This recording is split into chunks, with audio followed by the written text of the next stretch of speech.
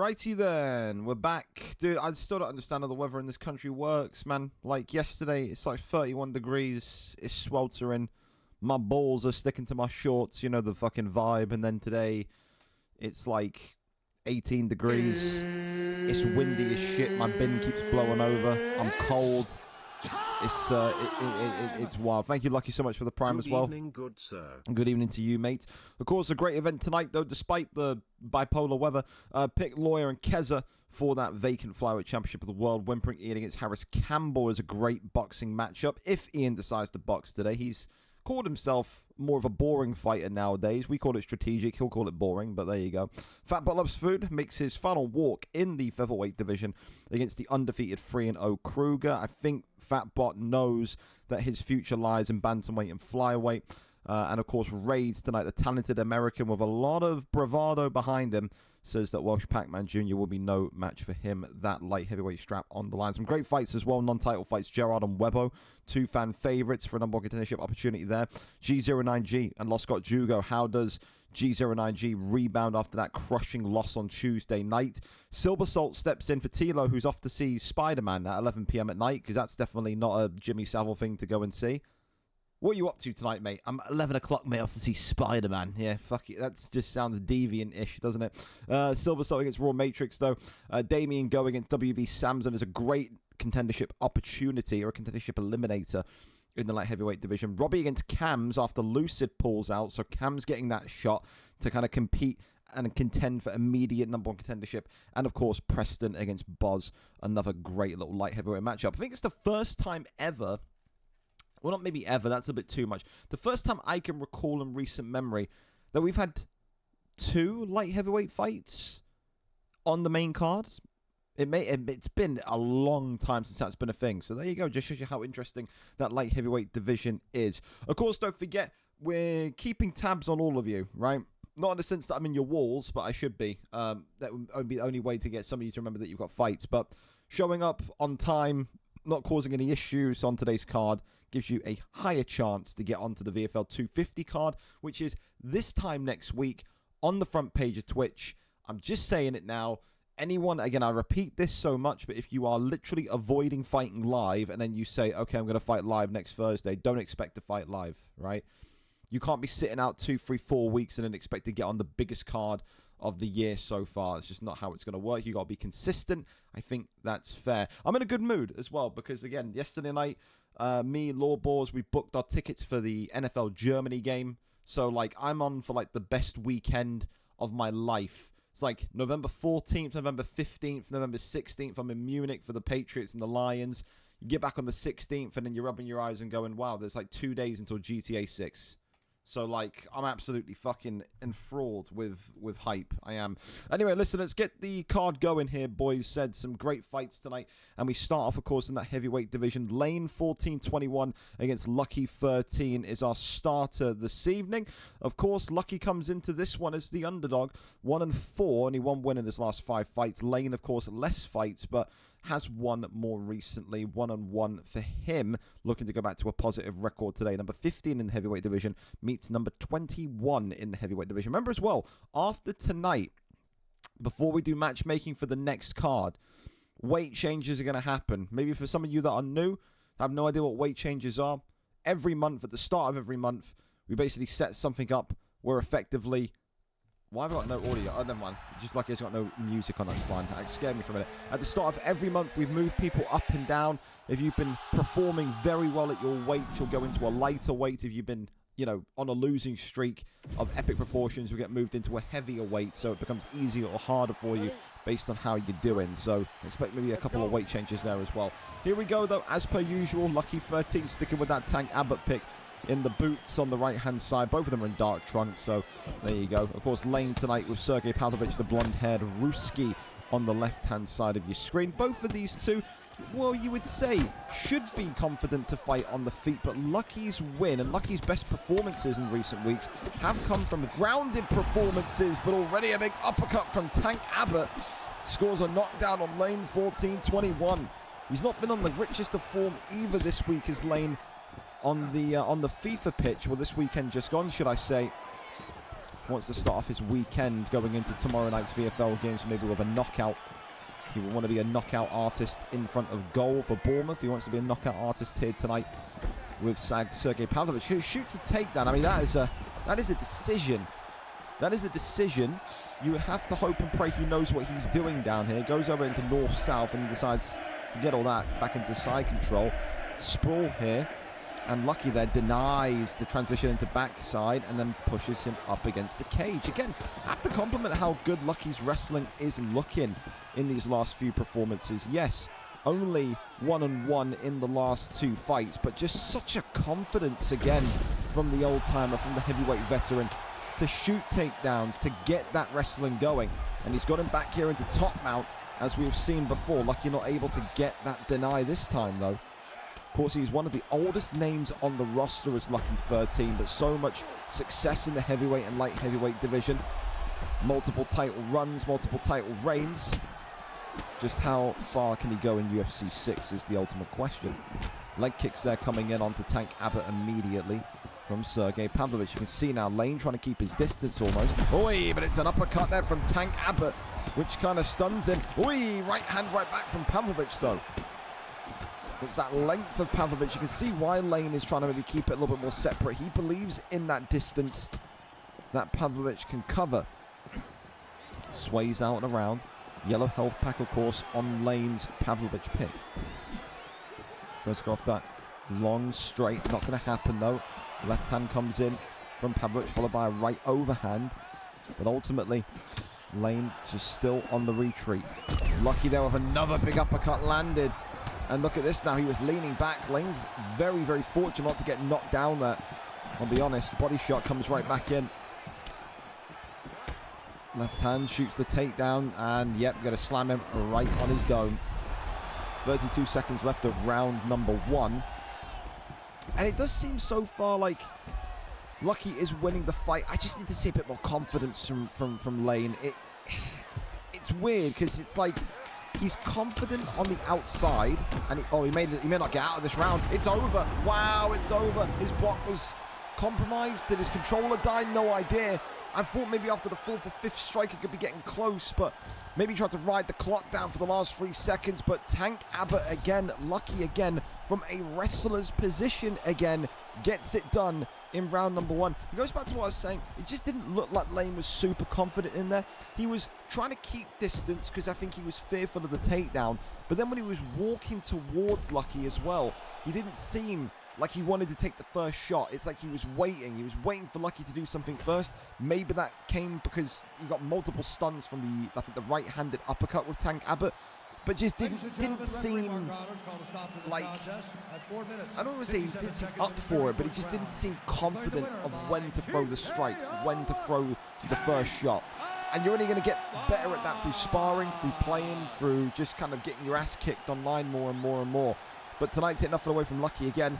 Really confident wrestling, man. I keep saying this. I keep saying it. When Lucky kind of has like something to grip onto, and I've seen it in UFC 4, UFC 5, UFC 6, used to be a guy that would go the distance into a decision with you and would prioritize that distance management. Now we've got wrestler Luckily we've got the evolution of Lucky that wants to wrestle, that wants to shoot the double leg, that wants to get you into those ground and pound positions. Gets the victory again tonight through backside position this time. Not top mount, but backside tonight. Congratulations to him. 2-4 and back to winning ways. 2-1 in his last 3 fights as well. So, yeah, it's looking like you may need to keep your eye out. Get that takedown defense ready and sharp if you take on Lucky in that heavyweight division.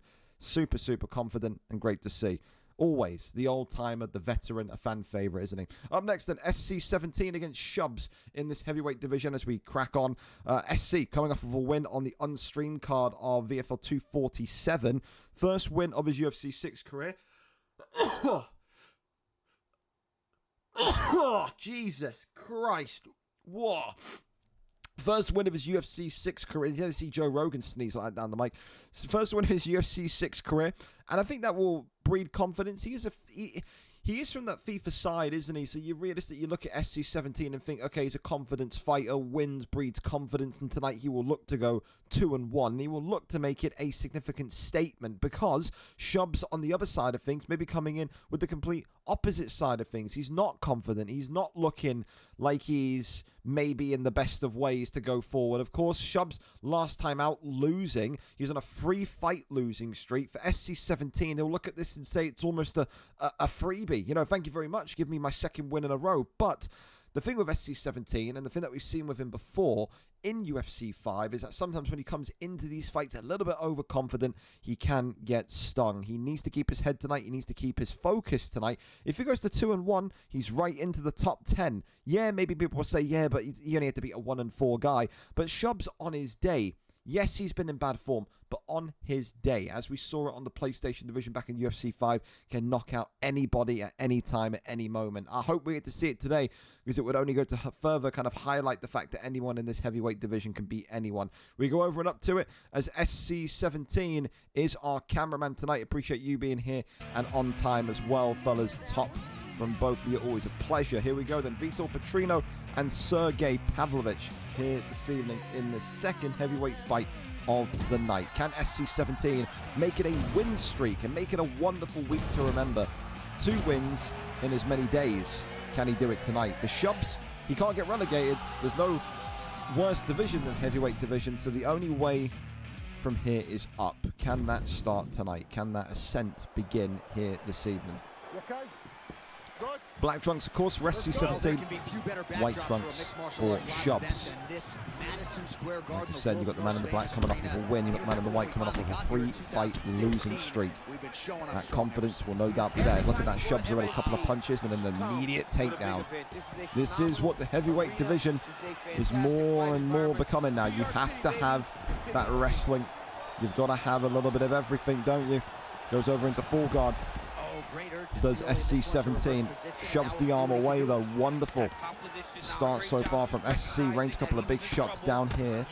As Vitor Petrino mixing body shots to headshots. Really, really smooth there from Shubs. Kind of with the half guard posture up, going from high to low, low to high. Goes in for a top mount transition. Fair enough from Sergey Pavlovich, but gets...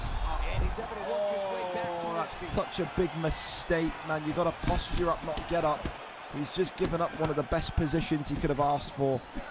Oh, he's going to be furious with that one, as Shubs. He will be. Another immediate takedown there from SC17. He gets that posture up and rains down a barrage of strikes once more, but takes the back again. If he gets top mount again, he cannot make that same mistake, man. No way. And he has got top mount again. Please don't get up again. There we go. Now he's got it correct. An elbow, though, swings it down. This is the thing. Maybe a little bit naivety there from Shubs. He's got to work the straights. He has to work the hooks from that top mount position. You can't just go straight for that bludgeoning elbow. It's that flip and rotation, though. There's SC17 and right back into a dominant position once more. Shubs is confident down here, yes. I mean, sorry, SC17 is confident down here, yes, but he's got to do a bit more damage. Half guard posture up is not a power position. It isn't. He needs to get into top mount, or he needs to find a way to kind of make this a little bit more difficult for Shubs, because right now, there's no real danger. Tries to go for the rear naked choke. In the end, gives up and goes into half guard as well. And Preston getting the SC17 getting the reversal there. And now rains down a couple of big strikes like this. Stack guard position. It's a wonderful position. This is where you get damage from. Look at this on Pavlovich now. Huge amounts of damage. So to get half guard posture up, you need those positions to get you fights over the line. Head kick was being teased there. Good left hand there though from Pavlovich. So these two young heavyweights trying to find a way to mastermind victory against one another here tonight. 4-punch combination. Uppercut there though from Petrino. Body shot was also coming in. SC17 looks really sharp here, man. He looks really good. He's pressuring, he's working the kickboxing, he's happy to shoot takedowns, he's happy to sit in half guard, he's happy to go into stack guard. said that win at VFL 247 woke him up, man. Knee on belly, could this be it? The answer is no. And we head into round number 2. Yeah, it's all positive for SC17. I think the only thing you can really say if you have to be critical is let's just get out of those half-guard positions and get more into danger positions. Side control, side saddle, backside, top mount, stack guard. We've got to be sitting in half guard and full guard for the entire fight and thinking, yeah, this is okay. I think for Shubs, he's not afraid of the takedown. You've seen him get back sitting a couple of times. Clearly, though, he is a striker first. His aim is to keep this on the feet and to make SC17 respect his boxing. I think that's the definite way that he comes out of this one with a little bit of pride. Big shots here coming in already, though, is the stun on Pavlovich. He's very much there. Shoots the takedown again, another land. Right back into posture, half guard we go. Works down these heavy shots to the midsection, pulls him back in. Goes for the stand-up position. I thought he was going to the backside there for a minute. All right, well, flow state enabled here from SC17, who clocks him and gets him down again. Back into stack guard we go. He could be in trouble. He steps over him and shoves here tonight. Is he in trouble? Herb D, Mark Goddard, whoever it is, step in. He's nearly bludgeoned to death. He was a sliver away from being knocked and finished, but ultimately back to his feet once again as Pavlovich is just marginally avoiding these uppercuts now. Huge shots from Pavlovich and Petrino. Boy, tell you what, he went low, he should have went high. I think even SC17 knew he was in trouble there. If Pavlovich shot a hook, a right-handed hook, that could have been a flash KO. Couple of big shots again. Whips with that third strike. Tries to go over into full guard and does get there nevertheless. Only thing Shubs needs is denies, man. If he just gets the basics of those denies, he's going to be really, really decent down here for the heavyweight level. Couple of shots again from half guard. He's liked this position a lot during the fight. Gets back up there for a power transition, the Shubs. And now we've got flow state once again. SC17 looking for that kill shot. Got to just keep him modest, as Shubs. He's defending and blocking himself well. His flow state there ends with no significant damage that time. Shoots another takedown and another land. I don't think Shubs has stopped one takedown here tonight. Takedown defense is nowhere to be seen. Goes for an arm triangle. Pavlovich's stamina is low, and this could be a submission locked in. Yes, it is. Drops around about 40% of that submission bar. Has him here now in backside. The posture up is here. SC17, is it going to be here in round number 2? Not quite. But Pavlovich now is in some serious trouble. Tripped and dropped again. Back sitting position. Over into backside. Posture up. More shots. Rolled this time though. SC17 with 12 seconds remaining, going to end this round on the bottom, but you'd have to say, you've got to say, it's 2 rounds to 0 to SC17 and Vitor Petrino, 2018 to the man in black. Pavlovich there. Shubs, you need to finish. You need to finish. You want to win this fight tonight? You got to knock him out. You got to tap him out, man. What have you got? You got to catch him. You can see at points as well, SC17 is overthrowing at times. He is catchable. Oi! Head kick right off the rip though. Oh, and drops him with the uppercut. And this one here could be it now. Round 3. Is it going to be nice and early? Yes, it is. 21 seconds in. Mark Goddard saves Vitor Petrino. SC17 was like a one-man wrecking machine in there tonight. He was a bulldozer. That was the most confident you've seen SC17 in UFC 6 so far. He moves to 2-1, and as I said, wins breeds confidence. He looked very, very dominant in there today. 2-1 for Shubs. The wait for a win once again continues. That heavyweight division may have a new star in its midst though. SC17 looked very good. I think the next step for SC17 now is just to get more confidence in those transitions. Get from half guard into top mount more often. I think the favoured position tonight was half guard posture up. It's not really a complaint. If it works, it works. But in maybe those tougher fights, contendership fights, you're not going to really get the most damage out of it. Great win tonight, though. 2 wins on the spin. He's looking dangerous. Congratulations to him tonight. A round 3 victory for SC17. Congratulations to him once again.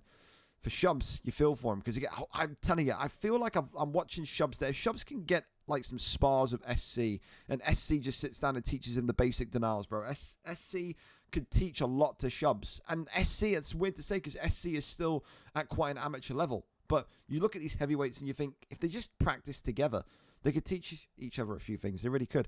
Up next, we go over to Murder D's and Stan the Demigod as we venture into the light heavyweight division. Murder, of course, on a 1-2 record, looking to avoid back-to-back losses and wants to go back to 2-2 here tonight. 2-2 record puts him right on the cusp of a top 10 entrant as well. So big things for him to play for. Same for Stan the Demigod, 1-1, 16th, just beneath, or just above, should I say, Murder. He too tonight is looking to go to 2-1. 2-1 absolutely puts him back in the top 10 of the light heavyweight division. I'm expecting a response from Stan tonight. I say this, and I always say this, I don't need to be polite to everyone. I'm a commentator first, and then a league owner, and then a pal. I don't know any of you enough to call you pals, I'll be honest. I say what I see, I speak what I see. The performance from Stan the Demigod on Tuesday, out of all the fights I've seen, UFC 6 and UFC 5, was his worst performance ever. The guy had no movement, he had no head movement, he had no footwork. He was walking in straight lines directly into damage. He needs to clap back today, because that's not the Stan the Demigod that I believe can win the light heavyweight title. I need to see the guy that came into the division, won his first fight, dominated his first fight. He needs to improve his footwork today. If he doesn't, Murder may well have his life. We go over and have a look and see who our cameraman's going to be here tonight as Murder, or no, Stan the Demigod, excuse me, is our cameraman. We're here, we're set, we're ready to go. Alonzo Manyfield against Khalil Roundtree Jr. The spotlight is on Mr. Stan, Mr. Spider-Mark. Show us how great you can be. Ready? That's the requirement. Good. Here we go. Let's go. Alonzo Manyfield, of course, in the black for Murder D's, whereas Spider-Mark, Stan the Demigod in white with Khalil Roundtree. And like I said, on Tuesday, he walked towards his opponent and just ate damage. Just nom nom nom nom nom nom nom, like fucking Pac-Man, man. He was eating damage, absolutely absorbing it. Today, with Khalil Roundtree, he's got speed, he's got power. He can do the exact same as to what happened to him on Tuesday. He can walk this guy down, and he can put a beat down on him. He can beat the brakes off of him. The big thing, though, about Murder is that he is a talented grappler. We saw that in his first fight in the light heavyweight division. If he shoots a takedown and he connects with that takedown, it could be dangerous. Eats a big right hand, though. Look at this for the uppercut already. Alonzo Manyfield reminding people he isn't just grappling, he's striking as well. And already, Stan the Demigod eats a couple of big shots that puts him in a dangerous position. Immediate takedown, but that's a fantastic deny. Absolutely world class there from Stan the Demigod. Right hands, look at that, the right and left hands from Alonzo Manyfield. Timed brilliantly here, working off that double jab, goes for the uppercut, still nothing. Head kick now comes from Khalil Roundtree. Body shot there comes in. Head kick once more. One back to the ribs. Left hand there just being worked. Like the way that Murder is working off this jab, but he's got to be very, very accepting and appreciative of Khalil Roundtree's power. When you get hit by the man in white, it's like getting a brick to the face. It ain't going to feel nice. Do like the way that Stan as well is working the body shots in. Even if they are kind of without sequence, those all add up in those later rounds. And you can see Murder doing the exact same thing there. Throwing one to the ribs. Oi! The uppercut there was nice though. Swing and a miss. Oi! Stan the Demigod's in big trouble again. He's just throwing a little bit recklessly, isn't he? He believes in Roundtree's power, but he's got to connect with those power shots.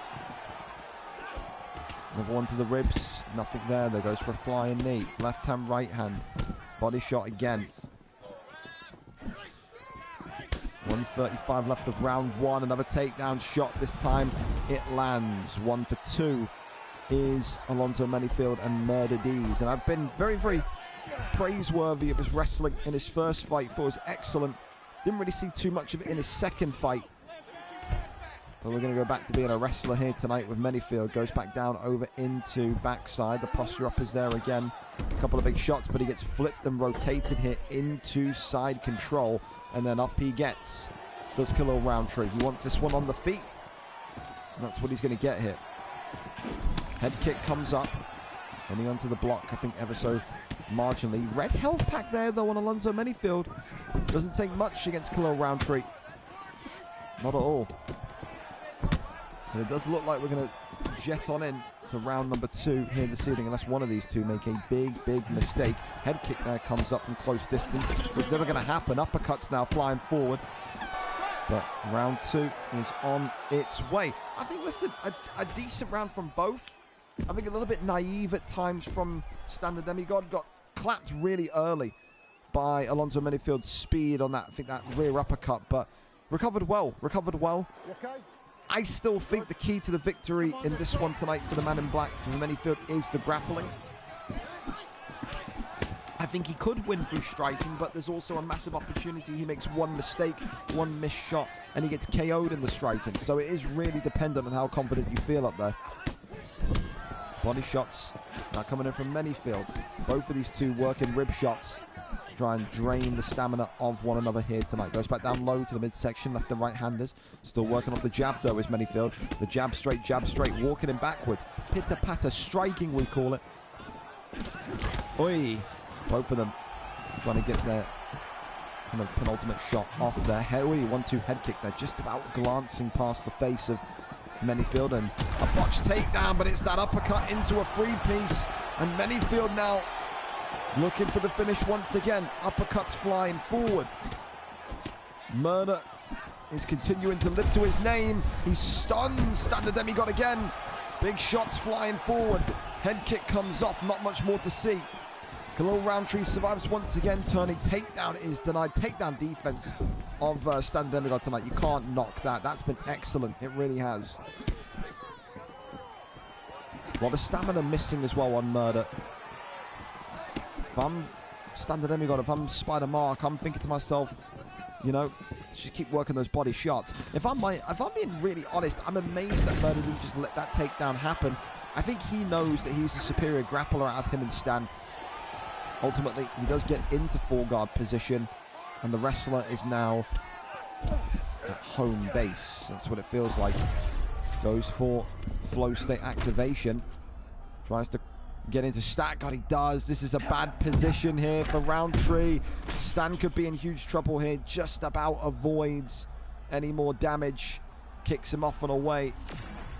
And now, with 1:50 to go, they are back on the feet once again. Khalil Roundtree still with his flow state as well. Maybe he activates before the end of this round, and there you go, right on time. Head kick there, stuns! Murder drops him as well. He expected those body shots, didn't he? Look at this now. It's a huge flurry from Khalil Roundtree. And that forces the takedown, the emergency panic shot of Murder. That is how strong Khalil Roundtree can be. Another body shot comes in. You can see as well, Murder got head kicked there because he was expecting those body shots to keep coming in. Murder is down to about 50% stamina here. He may not last the entirety of the third round. Another shot there back towards the midsection. Blocked up, but gets the knee off. It's the uppercuts of Manyfield against the body shots of Roundtree. A really good fight for the light heavyweight division, I tell you. Tightrope matchup. Body shot once more, but blocked up by Roundtree this time. Head kick comes up, blocked this time. We head to round 3. I think, listen, I like the fight, man. I like the fight. Do I still feel like Manyfield is winning? I do. I would still probably give Manyfield that round, to be honest. But it's a really, really promising sign. It's a really promising step now for Standard Demigod, for Spider Mark.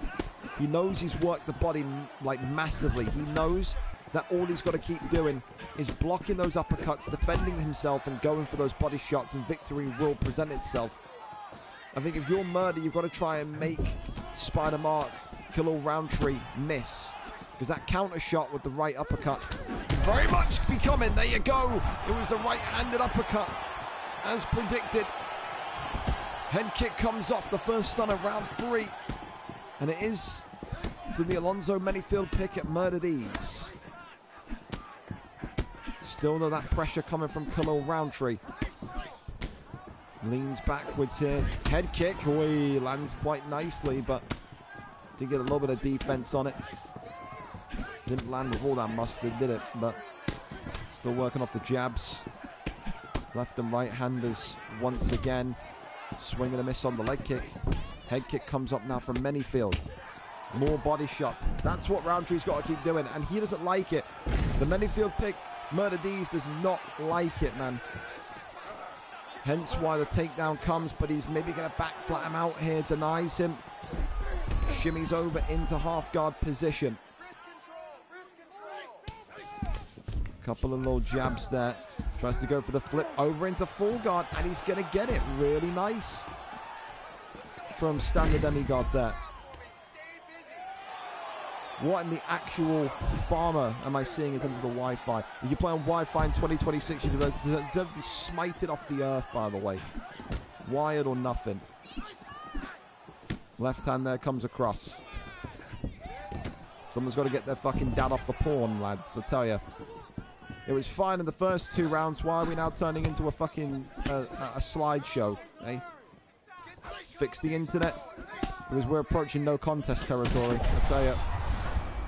Left hand comes forward. Body shot, uppercut. Still though, Khalil Roundtree keeps very much up and alive. Overhand. Body shot now comes in from Manyfield. Head kick comes up. He's trying to catch him. He's trying to make sure he can connect with either one of those body shots or head kicks. He's got 1:24 though, does Roundtree. Does he have enough time to still secure victory? Head kick. Left and right handers. Shoots the takedown. And the land gets there. Could end up being a decision to murder here tonight. It could. But it was a very, very back and forth fight. I think whoever loses this one tonight is going to feel maybe a little bit hard done by. Because it has been close. It has been decent. Gets back up to the feet. Against the cage. Nothing more. 20 seconds left of round number 3. Do we have a buzzer beater here? Big shots right back though. Manyfield now is in some distress. And these two now swinging and banging with 7 seconds remaining. Ultimately though, it goes the distance, and you think Alonzo Manyfield has probably won that fight. Standard demigod, that's an improved performance. We wanted to see an improvement. Whether he's won or lost tonight, I'm very, very more relieved that what we saw on Tuesday wasn't the norm. It's a good fight between two very promising fighters, but Lord knows who got this one over the line tonight. We listen in. And there you have it. Alonzo Manyfield gets it done. You would think on decision, you would think, if you're being generous, 29-28, but there's a large part of me that's maybe saying 30-27. But a decision tonight, though. There you go, 29-28, 29-28, and 30-27. So the majority giving it 29-28 with Roundtree getting the first round from 2 judges. Yeah, listen, it will feel disappointing for Stan because it's another loss, but again, I think after such a bad performance on Tuesday, the most important thing is just to kind of show people that that wasn't you. That was more like Stan tonight. It was a hard-fought contest, and it was a decision. I put it the wrong way around. Excuse me. It was a hard-fought fight. It was a hard-fought decision. You have to give it to Murder. I think the thing that got Murder out of trouble there as well was eventually landing those takedowns towards the end of the fight. Definitely slowed down the fight momentum. Definitely chopped the fight up into segments, and that helped. It did. Because, again, the body shots were working tremendously. The way that Stan tonight was working head to body, body to head, really, really improved from that Tuesday performance. So, yeah, both of you should be happy with that. But ultimately, only one man gets the name, in the win column tonight, and that is Murder D's. We keep on going as Adam Toy takes on Kai Sunex next. Adam Toy, 4-2, coming off of a loss last time out, of course. Kai Sunex, the man looking to go 3-1 tonight on a 2-fight win streak. Kai gets to take on the biggest and baddest boxer in the division, in my opinion. I said it on comms on Tuesday. I think Adam Toy's boxing is superior to anybody's in this division. But, and it's a big but, where he lies in terms of a trap is his wrestling defense, is his takedown defense. You get Adam Toy to the floor, it starts to get a little bit easier. Does Kai Cenat tonight turn into a jiu-jitsu artist? Does Kai Cenat tonight try and outstrike one of the biggest and baddest boxers in the heavyweight division? If he can do either, he goes to 3-1, and then you start to talk about maybe title contendership opportunities. Kai Cenat, our cameraman, here this evening, though, as Vitor Petrino takes on Sergey Pavlovich. Thank you as well to Reese 355555554 for the follow as well during that last fight. Appreciate it, man. Hope you're enjoying the fight so far. We're here all night tonight until around about 12 a.m. UK, 7 p.m. Eastern, every Thursday. God, we love it. Yes, we do. Vitor Petrino in the black trunks here tonight. Sergey Pavlovich in the red trunks. Kai Cenat in the red. Adam Toy in the black. Adam Toy, a former contender for the championship, fought on main cards multiple times. He is the favorite here this evening. Young Kai Cenat has got to find a way to navigate these tricky waters. With Sergey Pavlovich, the big question on my mind is, does Kai Cenat shoot a takedown? And if he does, what and when does it happen? Big uppercut there immediately comes forward. It would be more of a bragging rights victory, though, if he outboxes Adam tonight. It would certainly feel more rewarding maybe for Kai. But is it about feeling rewarded, or is it just about winning? That's where maybe the conversation starts. He's been talking a lot to the champion. Said he had a back and forth with Raid, saying that he's coming for the belt. You want to go for the belt, you got to beat guys like this. Big stun already off the rip for Adam Toy, though. Uppercut there, flies forward again. Adam Toy, left and right-handers.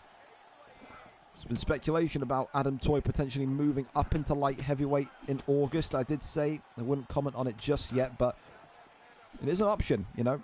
Depends where people go, who moves where, what happens all round, all over the place. But I look at the Adam Toy move to light heavyweight. I don't hate it. So even more maybe bragging rights tonight should Kai Cenat win. Does get a scratch there on Vitor Petrino of Adam Toy as well. Yellow health pack already. Goes for that uppercut, still nothing. Kai Cenat, though, is now getting pieced and sliced. Red health pack already on Sergey Pavlovich. Body shot there comes in, lands flush. Adam Toy so brilliant as well of just keeping that distance. I've said he's got some of the best boxing, some of the best footwork, and some of the best distance management in this heavyweight division. But here comes the kryptonite. Takedown shot, takedown landed. What can Adam Toy do down here? And what can Kai Cenat more importantly do down here? Because it's all well and good landing the takedown. Now you've got to be smart enough to transition and work your way into those dominant positions. Gets the deny, goes back into side control here. Adam Toy calm, though. He's been here before. He's not the first wrestler that he's faced. This Kai Cenat gets the deny there, right-handed side. And again, one more denied by Kai. And now gets right back up onto the feet. Left hand there, still coming forward. 50 seconds left of round number 1. The wound there on Adam Toy. I tell you what, good. Little evasive roll there to maybe go and get the elbow, but doesn't shut down Kai Cenat just yet. Left and right handers still. 20 seconds left of round number 1. Shoots another takedown, does Kai. Not going to lead to anything too dangerous with 10 seconds left, but maybe just reminding Adam that the takedown threat is there. We head to round 2. Listen, I think, again, very kind of standard, usual round number 1. I think very standard, usual round number 1. It's not really too much to pick apart there. Yeah, the boxing is good of Adam Toy. Kai Cenat as well. Getting some good respondent shots off also. But ultimately, again, Kai has got some takedowns in. But it's about what he does from those positions. Didn't really manage to kind of make the use of the takedown that he got towards the end of the round. Ultimately, though, every round starts on the feet. Kai Cenat gets another turning takedown and lands it into side control. Gets it done early this time as well. That one there is denied. Tries to crawl over. Not going to happen. Couple of hammer fists. That one there is resisted. Over into side saddle again. Elbows coming off. Now look at this. This is big. This is big from Kai Cenat. He's not defending himself. Look at the amount of damage that he's just got off on Adam Toy. What was happening there? Did Adam Toy's controller turn off? Was his block compromised? That was some... Look at the head health difference now that there was compared to what there is. That is a huge chunk of head health gone. Adam Toy shooting a takedown. Gets the land. Crucifix may be attempted, but not going to happen. Tries to cross over. Full guard. Kicks him off and away. Body shot there comes in. Right hand. Being sought after, though. Look at this from Vitor Petrino. Head kick tries to come up to defeat the block of Kai Cenat. Another turning takedown, another land. Yep, the takedowns are flooding in now. I think Kai knows how close he was with that side saddle position, so he wants to get right back there as quick as he humanly possibly can. Tries to go for a guillotine there to Sergey Pavlovich. Not going to happen. Adam Toy pushes him back up against the cage. Big shots here from Petrino against the cage and against Kai Cenat's Pavlovich. 1:45 left of round 2 and counting. Couple of double jabs. Adam Toy, uppercut left hand is nice. Kai's got to get out of there. Kai's got to really get out of there. He's starting to get pieced. And now he's starting to just chase shadows, man. He can't get a hit connected. Knocks him and drops him. Adam Toy's starting to feel it, though. You can see it.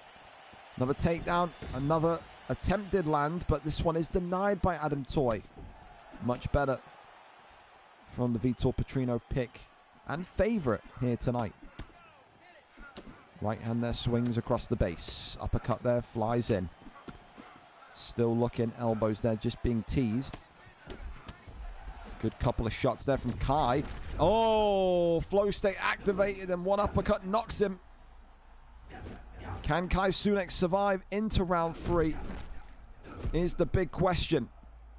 The answer is yes, he can. Round 2 in the books. You like it, though, for Adam Toy again. Feels like Groundhog Day, what we just saw there before. It doesn't feel like Kai Cenat is having a bad performance, like it didn't feel Standard Demigon was having a bad performance, but you still have to look at this and probably say that Kai Cenat needs a finish. Is it possible? Yes, but will he put himself in harm's way to get there? I wonder. And now flow state coming in from Sergey Pavlovich. Kai Cenat has to remember, flow state doesn't make you invincible. You get caught here, you're in some deep trouble. Good defense ultimately from Adam Toy. Doesn't really feel anything of that. Pavlovich flow state until now. Elbow, though, comes right back in. Kai Cenat now wobbly legs. And now gets dropped as well. Adam Toy was waiting and waiting for that elbow to appear, and it certainly did. Left hand, though, from Pavlovich now. Head kick comes off. Works off the double jab. Shoots the takedown. Reverse now by Kai Cenat. This fight's exploded into round 3. It has. Who's going to make the first mistake? Kai Cenat dropped again. Jumps in. Full guard. Could it be it? Could it be over? Adam Toy tonight. Not got it done just yet. It is still alive for both parties. Kai Cenat has got to get his back off the cage, though. Head kick comes off again. Left hand, uppercut as well being looked for. Definitely more of the confidence from Adam Toy. That uppercut was dangerous. Kai Cenat got caught with that one. He would have been out of that. Oh, he's been elbowed. Dear Lord. The knee on the belly. And the Scotsman not out just yet as Adam Toy goes into side control. Heads now into half guard. Posture up is here. Couple of shots. Kai Cenat trying to defend himself. Gets back to his feet. Kai cannot be popped again, man. He can't. One more big shot and it's over for him. As predicted, he goes too risky and he gets stopped, dropped and clocked with 1:49 on the clock in round number 3. Again, not a bad performance from Kai Cenat at all. He fought upwards. It was a much tougher fight than Steven was supposed to be. If he won that fight tonight, he would have probably been right up there for a title shot, whereas beating Steven would have maybe just advanced him to a title eliminator. So one step further than maybe what Kai should have been fighting tonight. But I thought he put up a good performance at points. I think he gave Adam Toy some trouble. Definitely not as easy as of a fight that maybe Adam Toy had predicted. Again, Adam Toy, you can talk about, you know, is he a potential light heavyweight in the month of August? I think he can be. I think maybe he will be. It's at that kind of 65-70%. Is he likely to kind of period? Because again, I just don't think anyone outboxes him in this division. And you got to think as well, the only 2 losses he's had in this division are either title fights or title contendership fights. The guy's a top-end fighter. There's not a bad loss whatsoever there from Kai Sunex today, but definitely a learning experience. Again, did he need to go as risky as what he did in the 3rd round? Maybe you can argue yes, maybe you can argue no, but ultimately it doesn't matter. He loses tonight in round number 3. Up next, we keep on going as What You Do takes on the Groovy Rooster here in the middleweight division. What You Do re-entering a UFC 5 favorite in these heavier divisions, light heavyweight, heavyweight, middleweight. He's been in all 3 of them.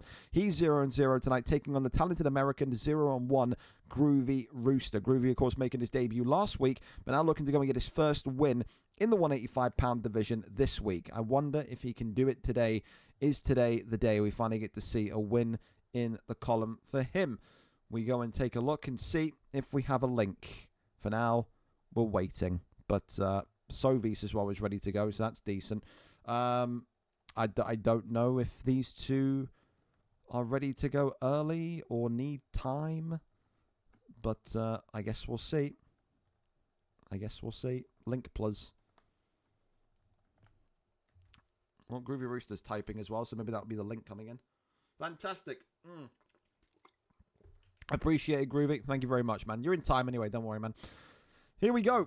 Ready and set. Joe Pyfer. And there's no way someone is willingly going to pick Edmund Shabazian. For the non-UFC fans in here, this is basically like the biggest fodder pick ever. This is like a plastic bag of shit right here in red. Right? There's no other way to describe Edmund Shabazian. It'd be terrible if you watch this stream. But yeah, thank you so much to Driscoll for the resub. Appreciate you, man. Here we go, though. Joe Pyfer and Edmund Shabazian. Then I guess, listen, if What You Do can get a win with Big Edmund, then maybe you got to put some respect on his name. He was a talented fighter in UFC 5, had a really good mixed base. He could box, he could wrestle. Groovy Rooster, of course, has only ever really seen in splurts in that kind of PlayStation division back in UFC 5. I think maybe he only had about 4 or 5 fights total in his career, but already looking more eager and keen with UFC 6 being released. Joe Pyfer today in the blue for the American, who will no doubt be aiming to use those heavy hands of Joe Pyfer to get the job done. What You Do, I don't know what he's going to do with Edmund Shabazian to get out alive. I mean, durability, strength, all of those key attributes, those key assets that you think lead you to win a fight are worse in Edmund Shabazian compared to Joe Pyfer. Maybe the wrestling will be slightly better. I don't even know what that. I don't know. Again, he should be working in fucking UPS or Target or I don't know, man. Fucking McDonald's, Edmund Shabazian. He's just not a fighter. He just isn't. I'm convinced that fucking Chatterfly could beat Edmund Shabazian in a fight. Dead ass. Dead ass. And fucking Chatterfly's like 5'3". You know? So, for now, Groovy Rooster on top with Joe Pyfer. Great little deny there, though, from the American. Crawls over into top mount, gets the position. Posture up is here. Rains down some bombs with Joe Pyfer. Edmund Shabazian, is he in trouble? Not quite just yet. Half guard position.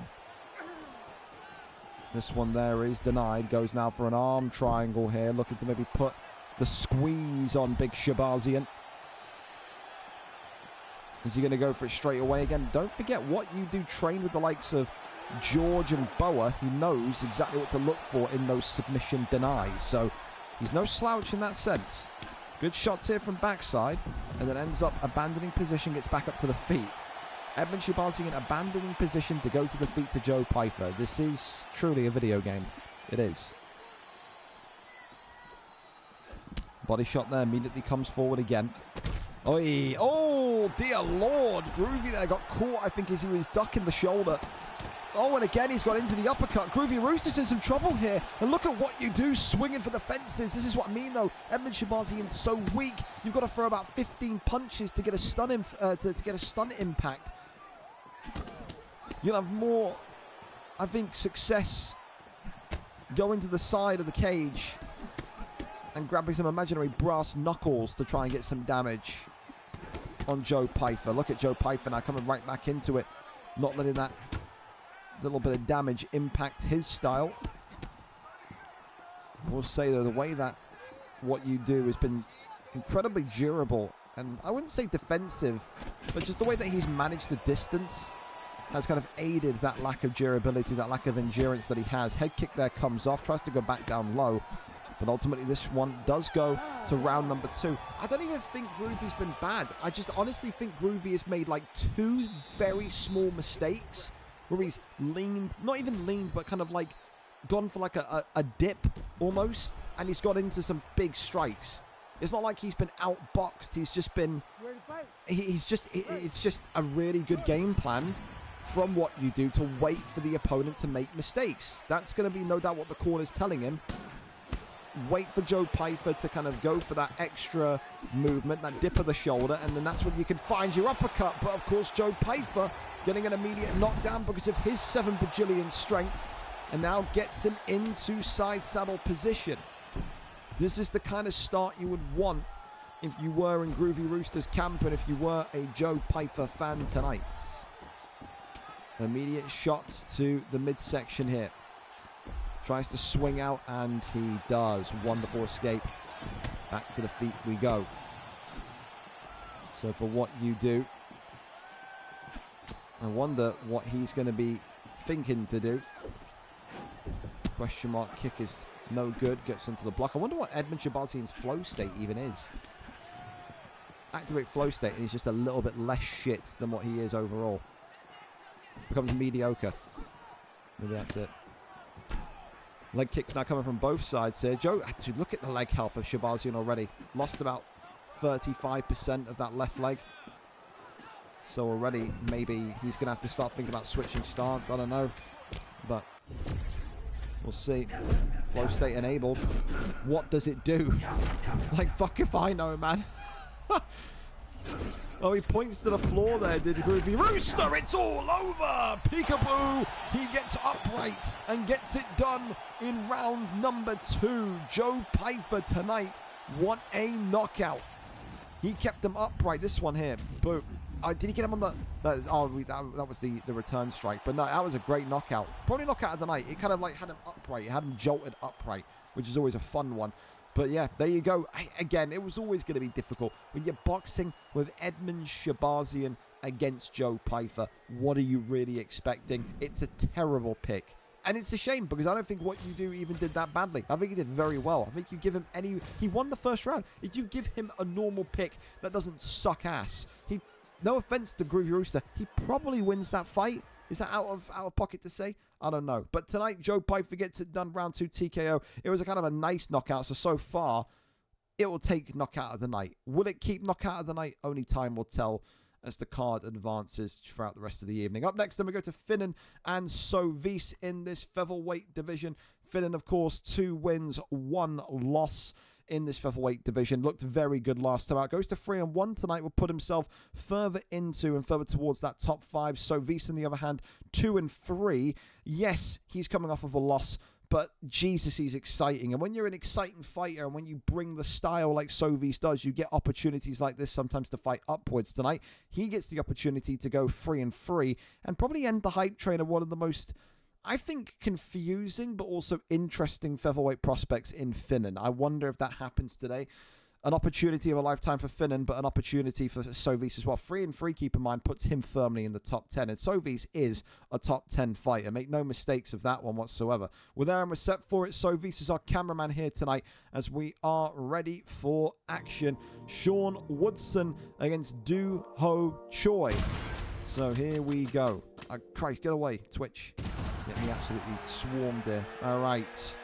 Again, this Do Ho Choi pick has been favoured by the featherweights at 4-star. Of course, there's no really a good 4-star featherweight, but again, when you're lower down on the card, you've got to expect that. That's what is the motivation to get your record up here, boys. Here we go then. Round number 1, Sean Woodson, the taller of the two, against Do Ho Choi, the shorter of the two. Of course, I don't think Sean Woodson is going to be the Asian bloke, so I think you can put 2 and 2 together, can't you? Sovis, of course, is the man coming off of a loss with Do Ho Choi, whereas Finnan is the guy fighting with all the confidence in the world after another stunning performance on Tuesday just gone. You can already see how elastic he's looking with Sean Woodson, but Sovis won't back down from a stand and bang challenge. And that there was nearly a nightmare start for Finnan. Again, if Finnan thinks he's the best boxer in this division, may need to maybe humble himself ever so slightly. He is good, but he does leave himself open for some dangerous counters at times. And Sovis is already showing that he has identified those exact holes. Strong start to the fight and a fast start to the fight. Absolutely positively. Tries to go back down low to the body. Nothing there so far, though. Body kick there swings in, but another one into the straight uppercut. Left hand is good, but I just think for Finnan, he's just got to, he has to try and find a way to keep creating that distance, work those teep kicks, do something to get Do Ho Choi out of your pocket, because that's where Sovis loves to be, man. He loves to be right in your face, aggressive in the pocket, striking like a madman. You know, that is absolutely what he loves to do. Body shot there works nicely as well. 1-2 down the center. Nothing going to land there, though. 2.5 minutes left of round 1 already. Feels like we've already seen so much here. And the body health and head health of both of these two already showing signs of being depleted. Look at the way that they're swinging here, man. I knew it was going to be a fast-paced fight. I just couldn't put my finger on who I would have as my prediction to win it. Left hand from Sean Woodson, though. Little fist pump there from Finnan. He is feeling it once again tonight. Snaps the head back. A little fist pump from Sovis. There you go. They're talking to each other in there. Yes, they are. Body shot was coming in from Woodson. Left hand, right hand, big straight down the center. 120. Oh, lower fist pump again. Dude, these taunts are going to get you in trouble, I tell you. Someone's going to get stuck in animation to get knocked the fuck out. I can feel it. Little teep kick.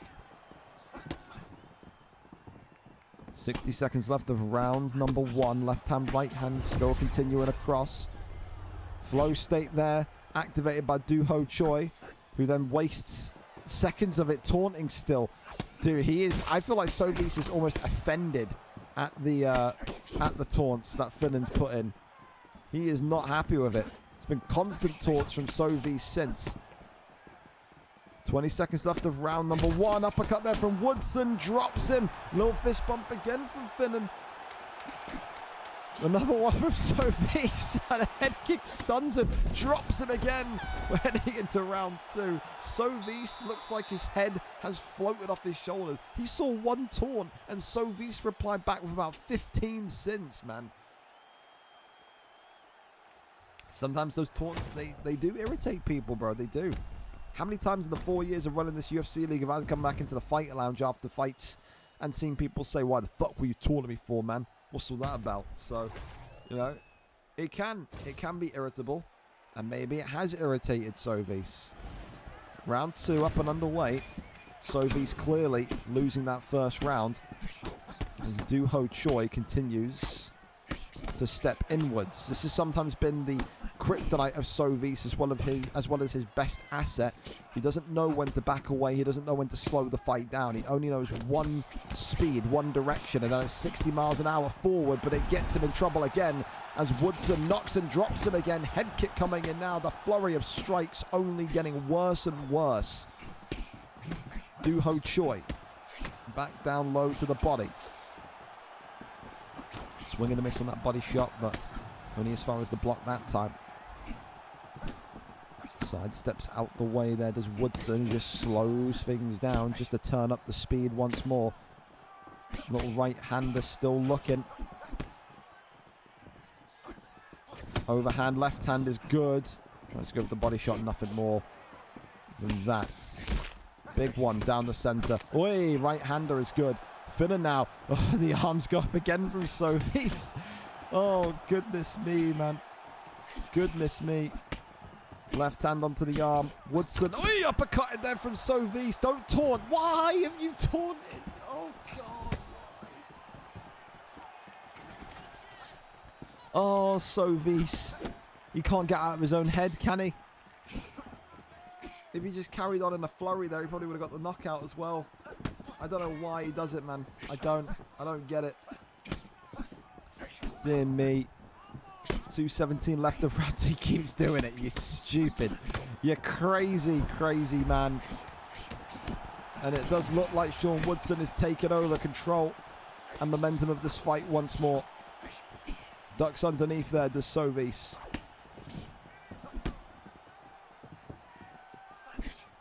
Left and right-handers, uppercut being looked for. Body shots galore. Head kick comes up. 1-2 down the center, right hand across from Woodson. Again, just really methodical from Finnan to kind of slow it down, to speed it up. It's what all the great kind of featherweight strikers of the past have done. Oi, uppercut there, knocks him. And once again, Sovis is on really bad kind of platforms here, because look at the stamina, look at the head health. Everything is bad. And Sovis tonight is flatlined. You'd have to ask yourself, when he had that golden opportunity off that sequence to go for an extra couple of shots and he shoved his arms up instead and got taken down, is that where he lost the fight? Was he completely, you know, head wobbled by the first taunt of Woodson tonight? I don't know. But it's a great fight. It's a fun fight. It's what you get from Sovis. You get entertainment. That's why he keeps getting booked, man. Whenever you want to see a fun fight, you see Sovis. That's the reaction, and that's the reality of things. But for Finnan as well, 3-on-1 now. The hype continues to grow for this guy. Sean Woodson's great, but I want to see what he can do now against some of those top 5 guys. That has got to be where he's headed to next, one of the top 5. Congratulations to him tonight. He beat the shit out of Do-Ho Choi. I mean, look at that. It looks like he's been hit by a snowmobile. I mean, that's a walloping he's given him. But for Sean Woodson, on the other hand, not a scratch on him. I just can't get over that. Sean Woodson taunted like maybe 3 times. And then Sovis proceeded to taunt over the course of the fight 25 times. It was just like, why, man? You put yourself in such a bad position with all of that. But, you know, maybe it's all part of the show. Maybe it's all part of why people love to watch him fight. I don't know. But it's what stops him being a champion in this division. That's all. Congratulations again tonight. Finnan gets it done. Round 2 victory. And extends the record to 3-1. Congratulations to him. All right, well, we keep on going as we go over to Scotland against America in this next one, as Trey Robertson takes on IGC Zeno. Trey Robertson, of course, 0-0. Zeno, of course, came back in last week, 0-1. Trey Robertson fought a long time ago in this UFC league. I don't know if it was UFC 5 or UFC 4, but you can see here through the history logs, it was a long time ago. VFL 159, his last fight, where he lost to Tormentus in nearly 100 cards, the 24th of October 2024. So an opportunity tonight to whack the gloves back on. Was a welterweight the last time we saw him. He's a light heavyweight now after nearly 2 years out. 0-0 against IGC Dino, who is 0-1. Of course, Dino, I still don't know how to pronounce his name, former protege of I think Dex Primacy, had a bit of a light heavyweight heavyweight run back, I think, in UFC 5 about a year or so ago. He's a good fighter on his day, but it's just inconsistency that plagues the American. We can go over and take a look and see who our cameraman is. And, of course, it is Dino, as per usual. Appreciate you, my man. Here we go, then. The Scot takes on the American, Khalil Roundtree, tonight against Jamal Hill. Black trunks, of course, for Trey Robertson, who maybe some people will say, well, he fought 2 years ago, but he was a welterweight. How much do you really forget? The American, though, in the purple trunks for Jamal Hill. Said the 24th of October 2024 is a long time ago. Trey is not exactly kind of come back on. He has been sparring. He has been working with people like Liam71 and Chatterfy as well. So he's got a good corner tonight. But just how much importance does a corner have when you're going up against a guy that's been maybe a little bit more warmer than you in previous times in terms of maybe competitive experience? That is the million-dollar question. Trey, of course, is a textbook kickboxer. You're not going to see Trey looking for any takedowns or wrestling. Khalil Roundtree is a perfect pick for him. Dino, of course, does have Jamal Hill, which does have the size and the length on him.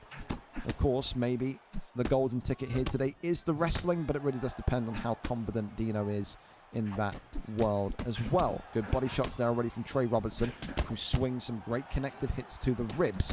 Already back down low, though, comes Dino, who is now just looking to try and survive this flurry. Trey Robertson getting warm very quickly here inside the opening 1 minute and 20 seconds.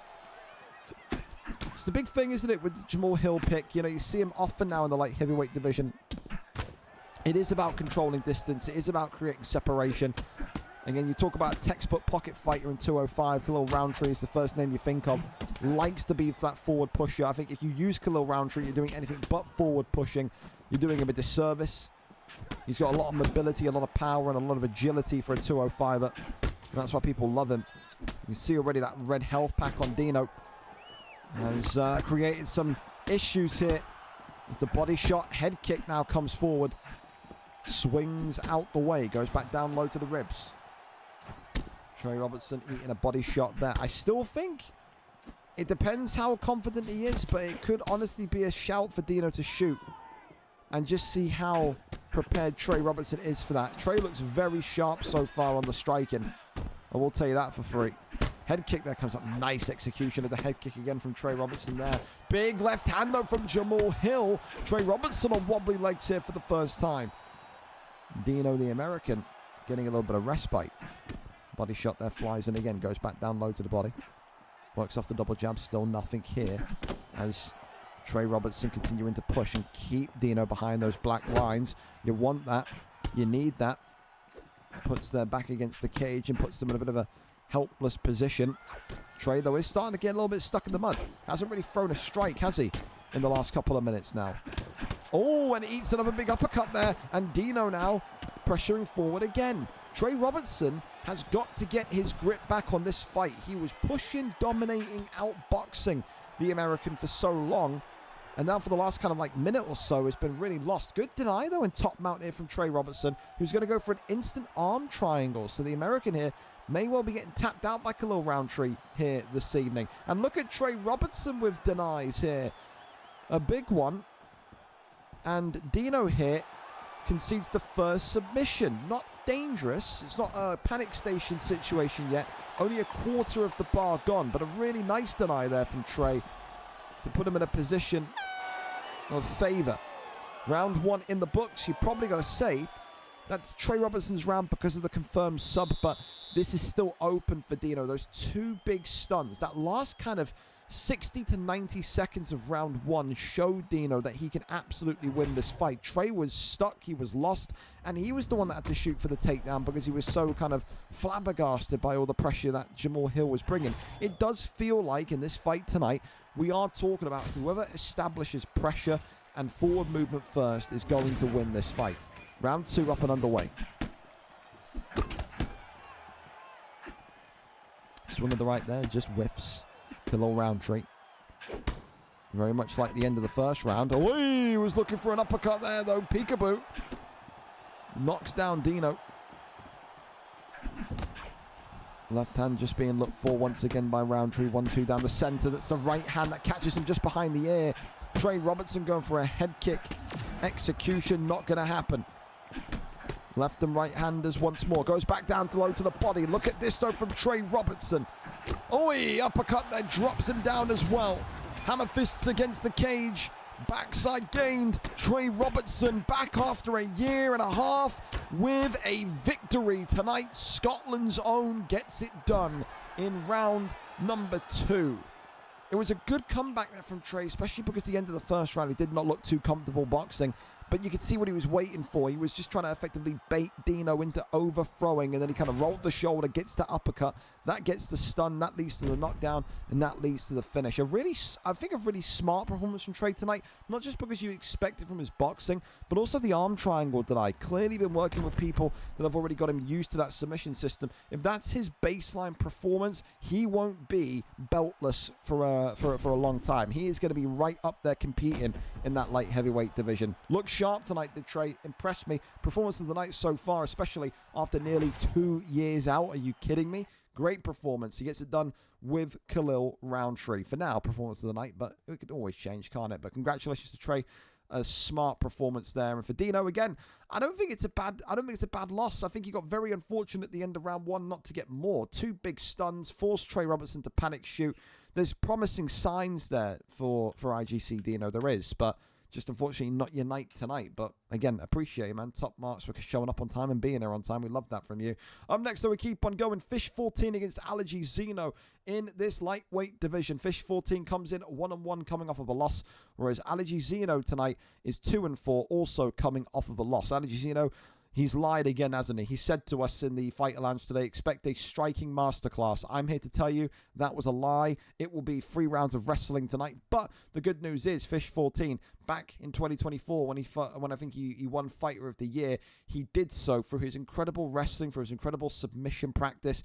Everything that is jiu-jitsu and ground-based he loves. So I wonder tonight if Allergy Zeno is going to have the stones to try it on him. 2-4, number 13 in the division, Allergy Zeno, against number 17 in the division, Fish 14, who is 1-1. One of these two tonight get back to winning ways. One of these two tonight avenge the loss that they took just recently. We go over and take a look and see what's going to happen here. And it's going to be Fish 14 as our cameraman here tonight. We're there, we're set, we're ready as Chase Hooper takes on Matt Frivola. So, a little bit of the same as per usual. Two really favoured and loved 4-star lightweights. But which one of these two bounce back with a win here tonight? Time to find out as we approach the end of our Fight Pass prelims. Again, so far, fellas, great in terms of timings, attendance. Love it from all of you. Here we go. Blue trunks for Chase Hooper and Fish 14, whereas Allergy Zeno in with the black trunks with Matt Frivola. So already a clear height disadvantage for Allergy Zeno. He's not a striker. We've criticized his striking. He wins fights through his wrestling, through his control, through his takedowns, and he's already stunned here. So trying to strike with Fish 14 has got to be off the menu already. He may get round 1 KO'd here. He's had to shoot. It was a panic shot because the pressure was coming. You have to take it with baby steps here. The striking isn't just going to magically, become the main weapon overnight. And Fish 14 reminded him of that. Already a fantastic start in the opening 60 accelerated seconds from Fish 14, who is not looking likely to let off it. Just the way that he throws combinations together. He is such a fun watch, this Fish 14. He's taken those kind of lessons that he learned from George and Boa back in his early days of fighting, and now combined that with such a fun style of boxing. He is a 1 in a million type fighter. Definite championship material should he find that form, but form difficult to find in the 155 division. 1-2 head kick. They're coming in from Chase Hooper again. Allergy continuing to just try and find that left hand from Matt Frivola. Gets clipped again with that uppercut though, and he's in trouble once more. Works off the jab, the uppercut flying forward once again.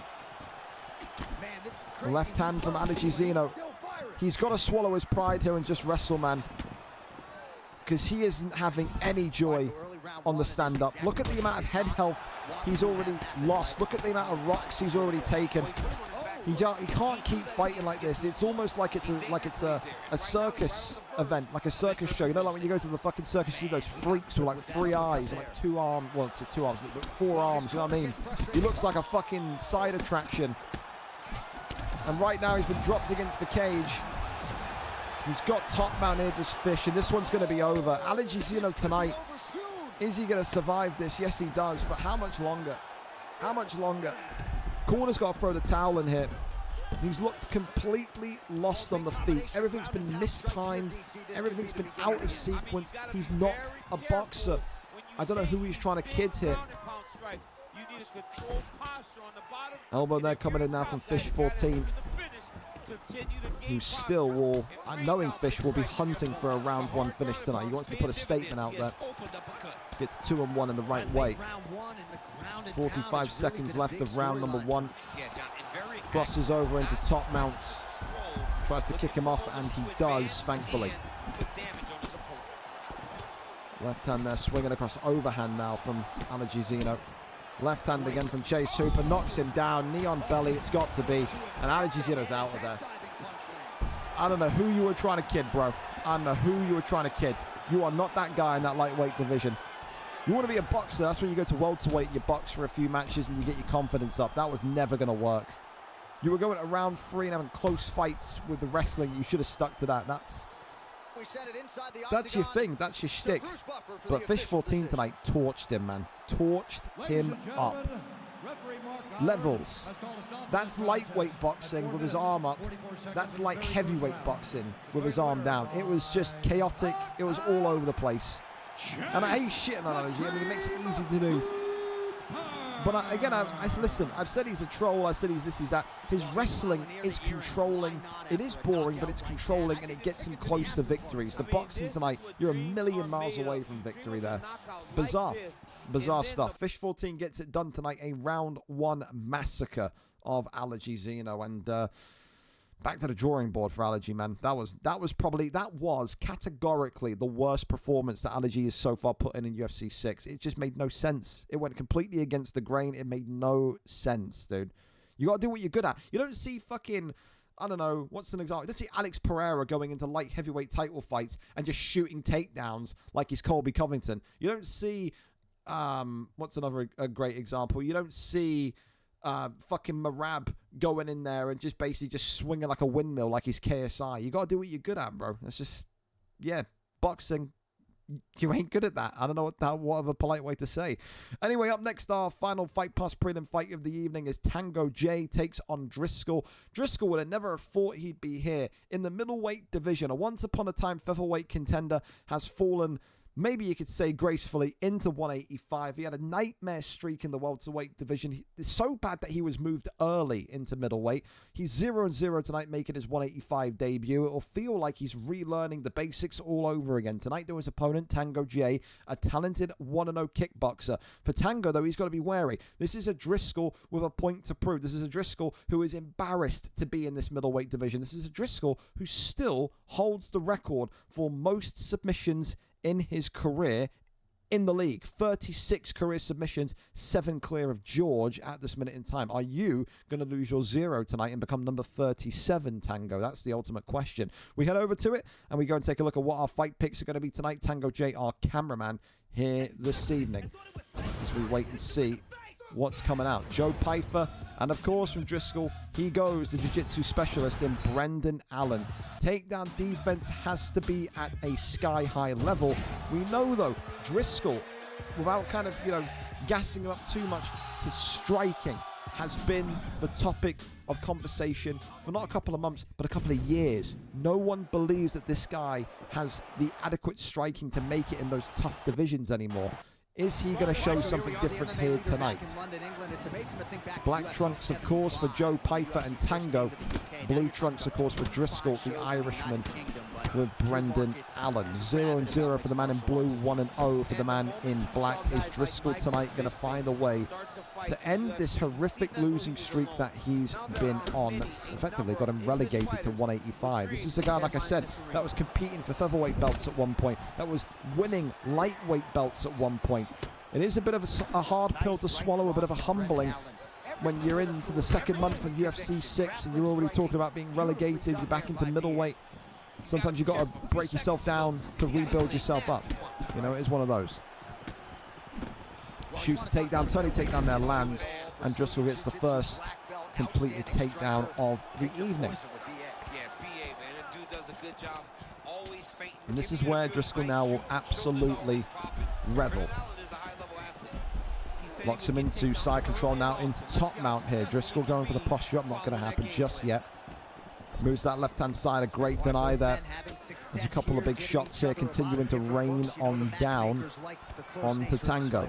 And this is the thing as well, Driscoll is expected to go into this division and compete quickly. This is a confidence trip for him after some bad form.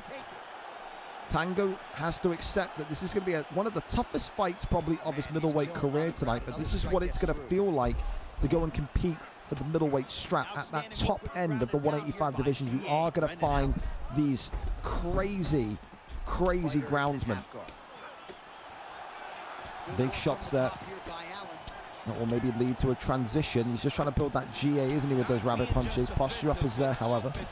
Works down a couple of strikes to the midsection, collapses back down.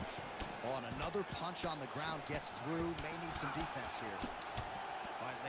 Still looking to get that transition. Goes for the arm triangle. Not going to happen. Works down a couple more shots to the body. Pulls him on in. Tries to go over into full guard and does so. Elbows. Cage butterfly is gained. See if you're on the other side, the offensive fighter, what are you trying to do? I've got to separate him, John. Manages to keep him down though in half guard position. Driscoll trying to translate himself over into top mount, but not going to have that happen. It's been good defense and fairness from Tango. Limited Driscoll to only a couple of dangerous positions. Back to the feet we go though. This is where you want to see Driscoll kind of open up a little bit more, evolve a bit more. Because I feel like, and I'm going to go on a bit of a rant here, when you see fighters like Driscoll get relegated into middleweight, this is where you kind of encourage them to say, all right, now get confident, improve your stand-up. I think Driscoll is so kind of, what's the word, obsessed with winning, that he wants to just win, doesn't want to improve the bad parts of his game, which is his striking, because that's the thing. Driscoll's in a very, very weird position where if all he wants to do is wrestle, if all he wants to do is go for ground strikes, ground, positions, ground control, yeah, he'll win in this division. Yeah, he may even win the championship in this division. He'll go back into welterweight. That boxing will not be developed, and then he'll be relegated right back. That's how yo-yo fighters are created. So, you have to work the boxing. You have to get a little bit confident in there to work your hands. This is the perfect situation and position you're in now to really kind of get your striking up to that same level as your jiu-jitsu. But of course, I'm not the one behind the controller. If he wins the championship and he's happy being a yo-yo fighter, that's phenomenal. Big stun there, though, from Brendan Allen. Tango now getting pieced on the feet from Driscoll. The Irishman may hear me from cage side and say, you know what? That guy with glasses has got a point. Points to the ground, though, does Tango J. And now a takedown immediately comes in from Driscoll. Gets the land, and into side control we go. And again, I preface this by saying you can go and handle your promotion, relegation, whatever way you want to do. I'm just saying, from my position, if I was on a losing streak, if I knew that my reputation was I'm a wrestler and I've got no boxing, I would work my middleweight spell with the aim of getting the boxing heightened. That's just me. You do it your own way. Backside here, gained. Right, rear naked choke is fine. It's not back sitting. Rear naked choke is fine. Looking to maybe try and take the tap here is Driscoll, making number 37. Tango here, though, is continuing to hand fight and just keep himself in a decent position, and did well to defend himself against the submission as well. However, Driscoll transitions into top man once again and now looks to just rain down some strikes here to remind Tango just how dominant he can be. Not much defense coming back from the opposition here on the ground. Shots here from the Irishman, goes to the right side. Half guard gained. Tango still hasn't conceded too much damage, I will say. You'd expect maybe a little bit more, but again, Driscoll doesn't really aim for TKOs down here. He aims for submissions. That's what the whole purpose of this is. Fakes the arm triangle into top mount. And it's a poor one from Driscoll, allows Tango back up to the feet. And again, as long as Joe Piper's on the feet, you've got a chance. That's the way that he'll be looking at this one. Piper's head health looking a bit precarious.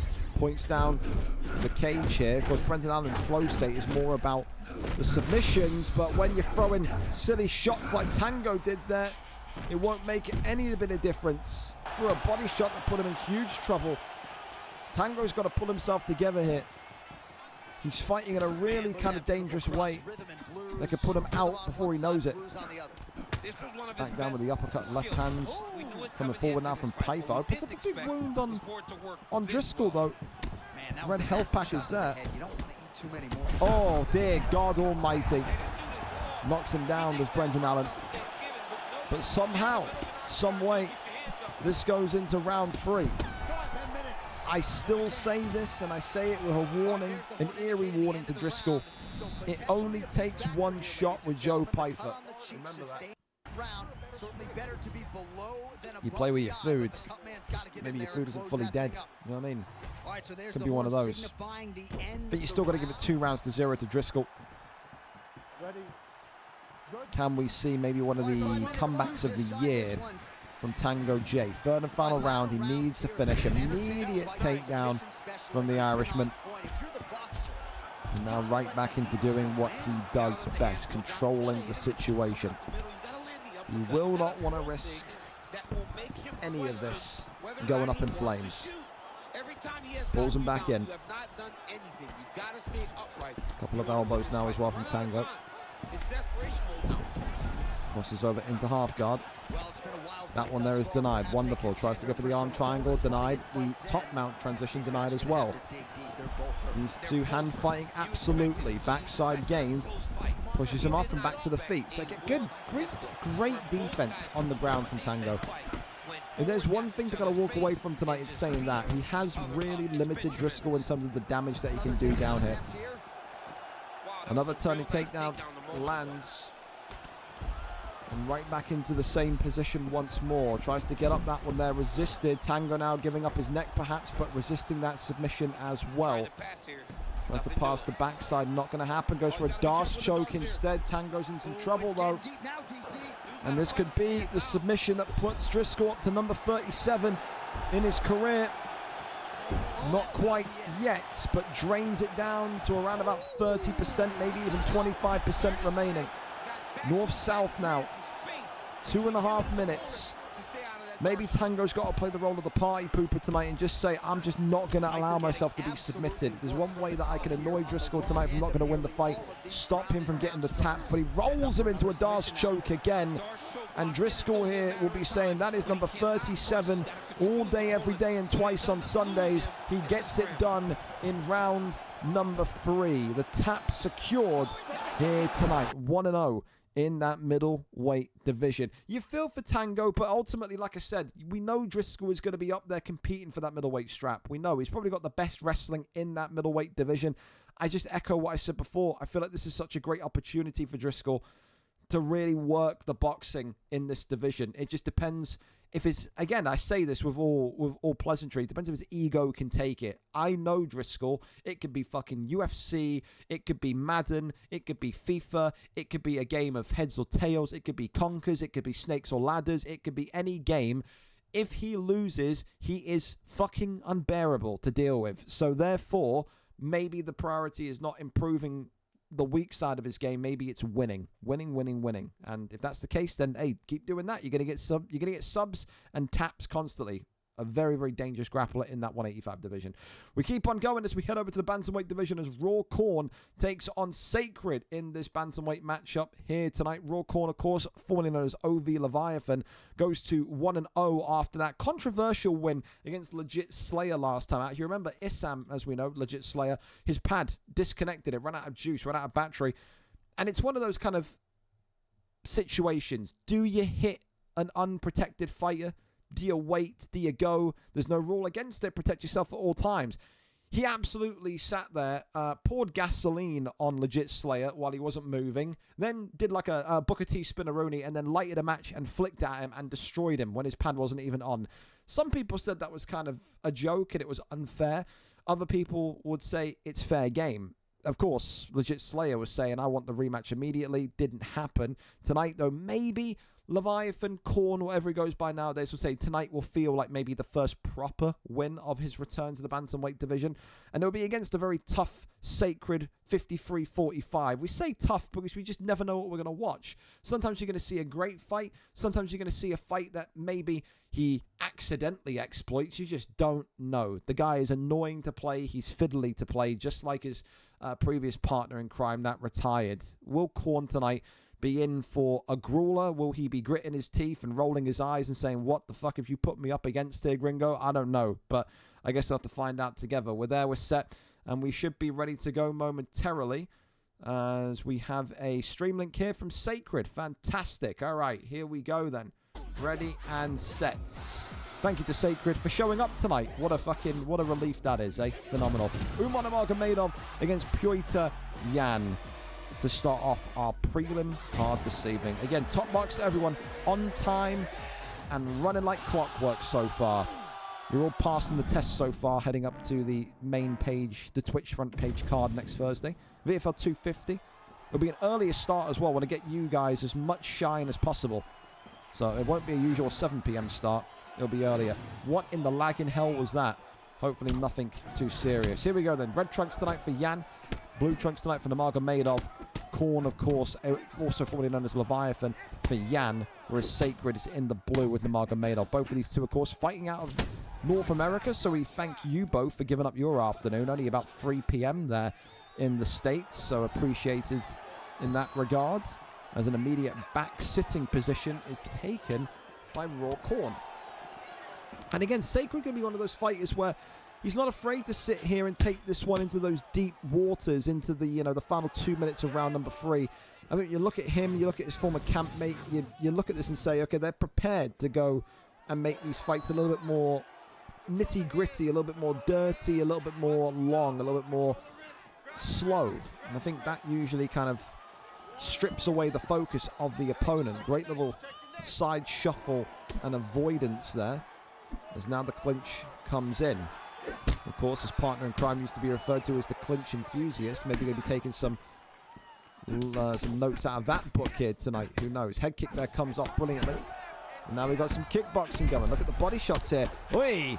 Lights Umar on fire, though. Of course, Leviathan back in his prime in VFL UFC was one of the greatest that we've seen in terms of his bantamweight and flyweight credentials. They are solidified. You can't sit there and say that this guy is a bum. Won the belts, defended the belt, done it all, worn the t-shirt. Pound for pound number 1 at one point in UFC 5 as well. Great to see him back, it really is. But again, we'll feel like maybe tonight is maybe the proper comeback compared to last time out against Issam. And I don't think he's going to be too much of a dick. I think he'll say eventually, once Legit Slayer gets back into winning ways, he'll probably grant Legit Slayer that rematch. From what I understand, he did apologise to Legit Slayer as well after the fight, but it doesn't really make sense to me. Why apologise if you're going to do it, Surely you just wouldn't do it. But to each their own. Maybe those comp wins are the most important. But hang on a minute here, because look at Sacred getting the hands going with Umar Nurmagomedov. And now we've got a flurry going. Left and right handers flying here. Oh, slipped the shoulder. So nice. Wow.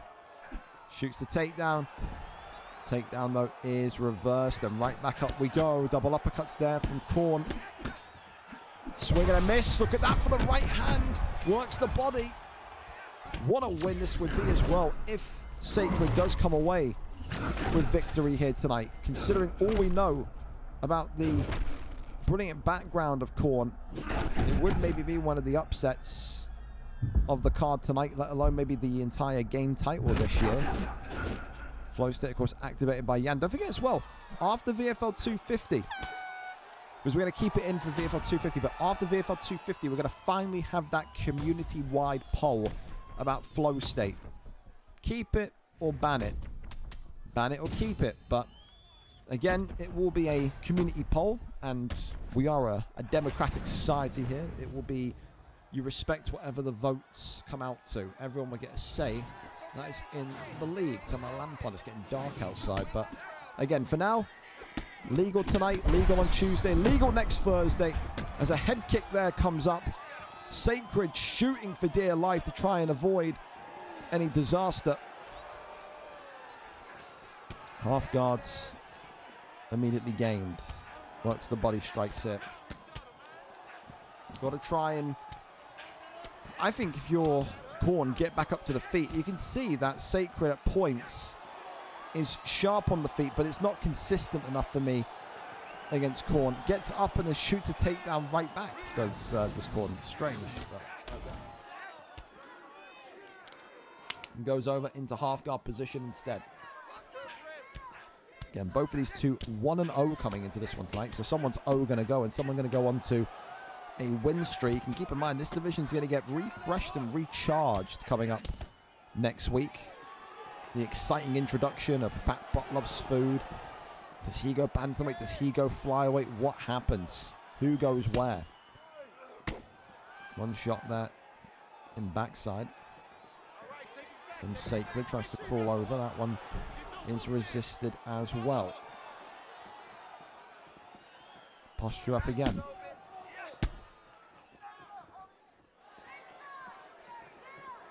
Another one, but again, this is where that slowness, where that kind of momentum killing type style comes in from Sacred. Try and just irritate your opponent ever so slightly. Backside over into sprawl. That one there is resisted. A couple of shots here to the midsection. Tries to get back up, and look at this, jumps to Gilly. And that's a big mistake there by Korn. And Leviathan, hang on a minute. Could he be? Will he be? Denies that one again. And another one. And the guillotine in. And the guillotine very much drops the stamina down to, or the submission bar down to around about 20%. So a really smart jump of the Gilly. There's now over 1 minute and 2 left of round number 2. We wait and see again. Big shots raining in.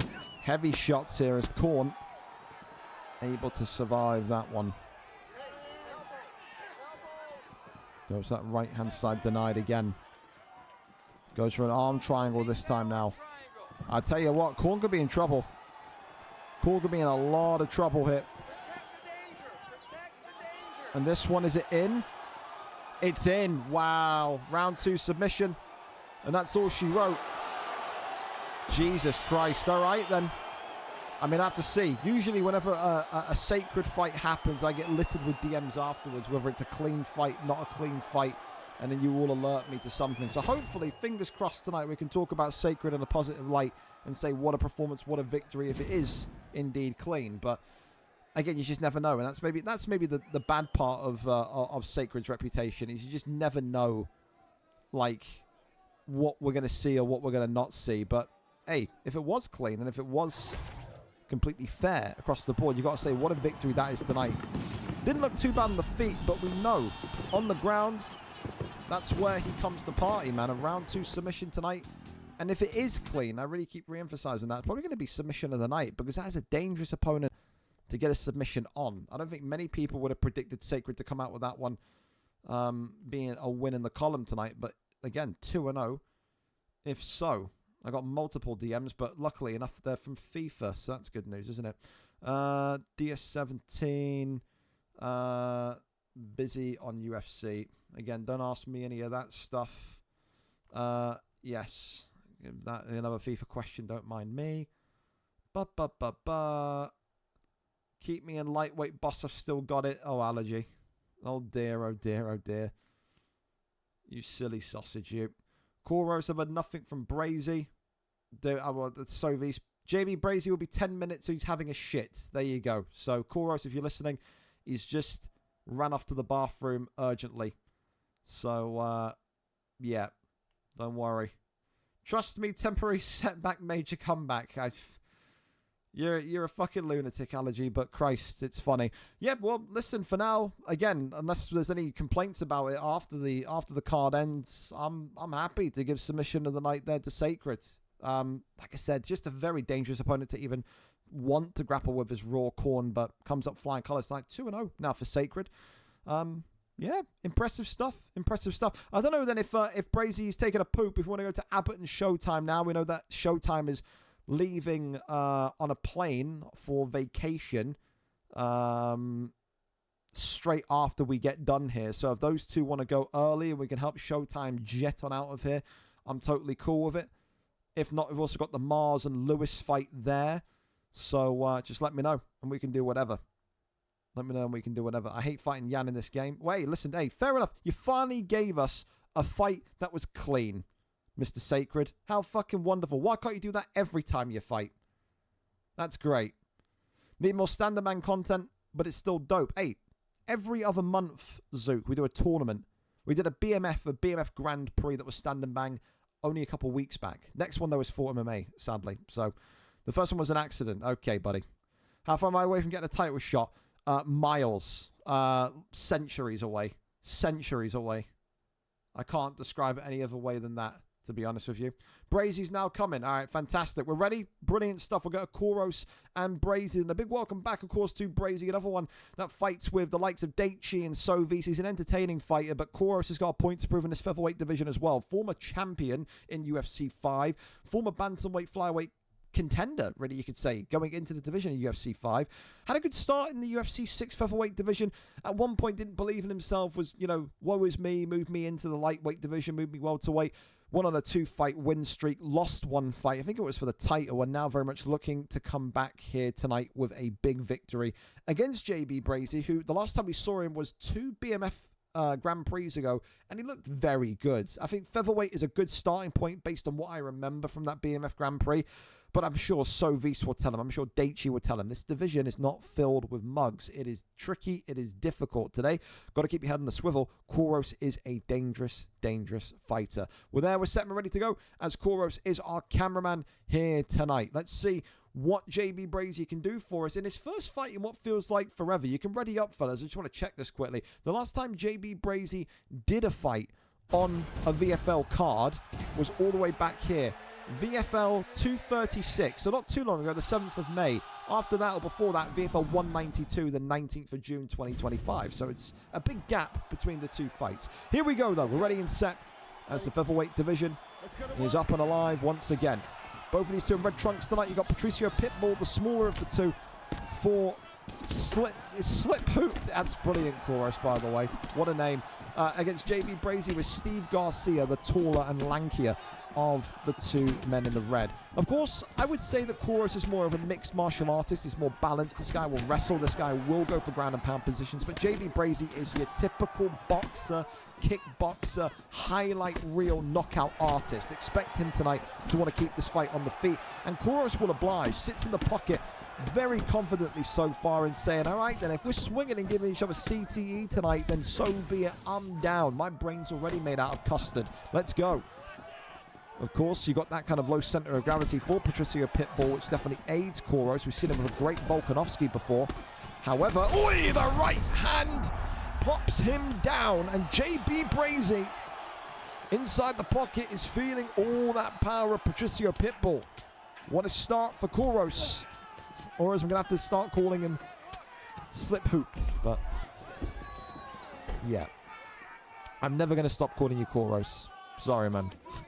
It's just not going to happen. Unless you change it back. So when I tried changing my game attack from Gringo about 5 years ago, there was no point. Everyone still called me Gringo. It's just never going to get away from you. Hey, listen, a submission here as an arm triangle comes in. Kouros are going to look for a tap here right off the rip. Can he sink this one in? The answer is yes, he can. Steve Garcia already losing around about 85% of that submission bar. And it doesn't open up the door. Maybe, Sovis or Daichi can kind of, highlight this for us afterwards. Did JB Brazy do that first Grand Prix and then take a lot of time off of comp?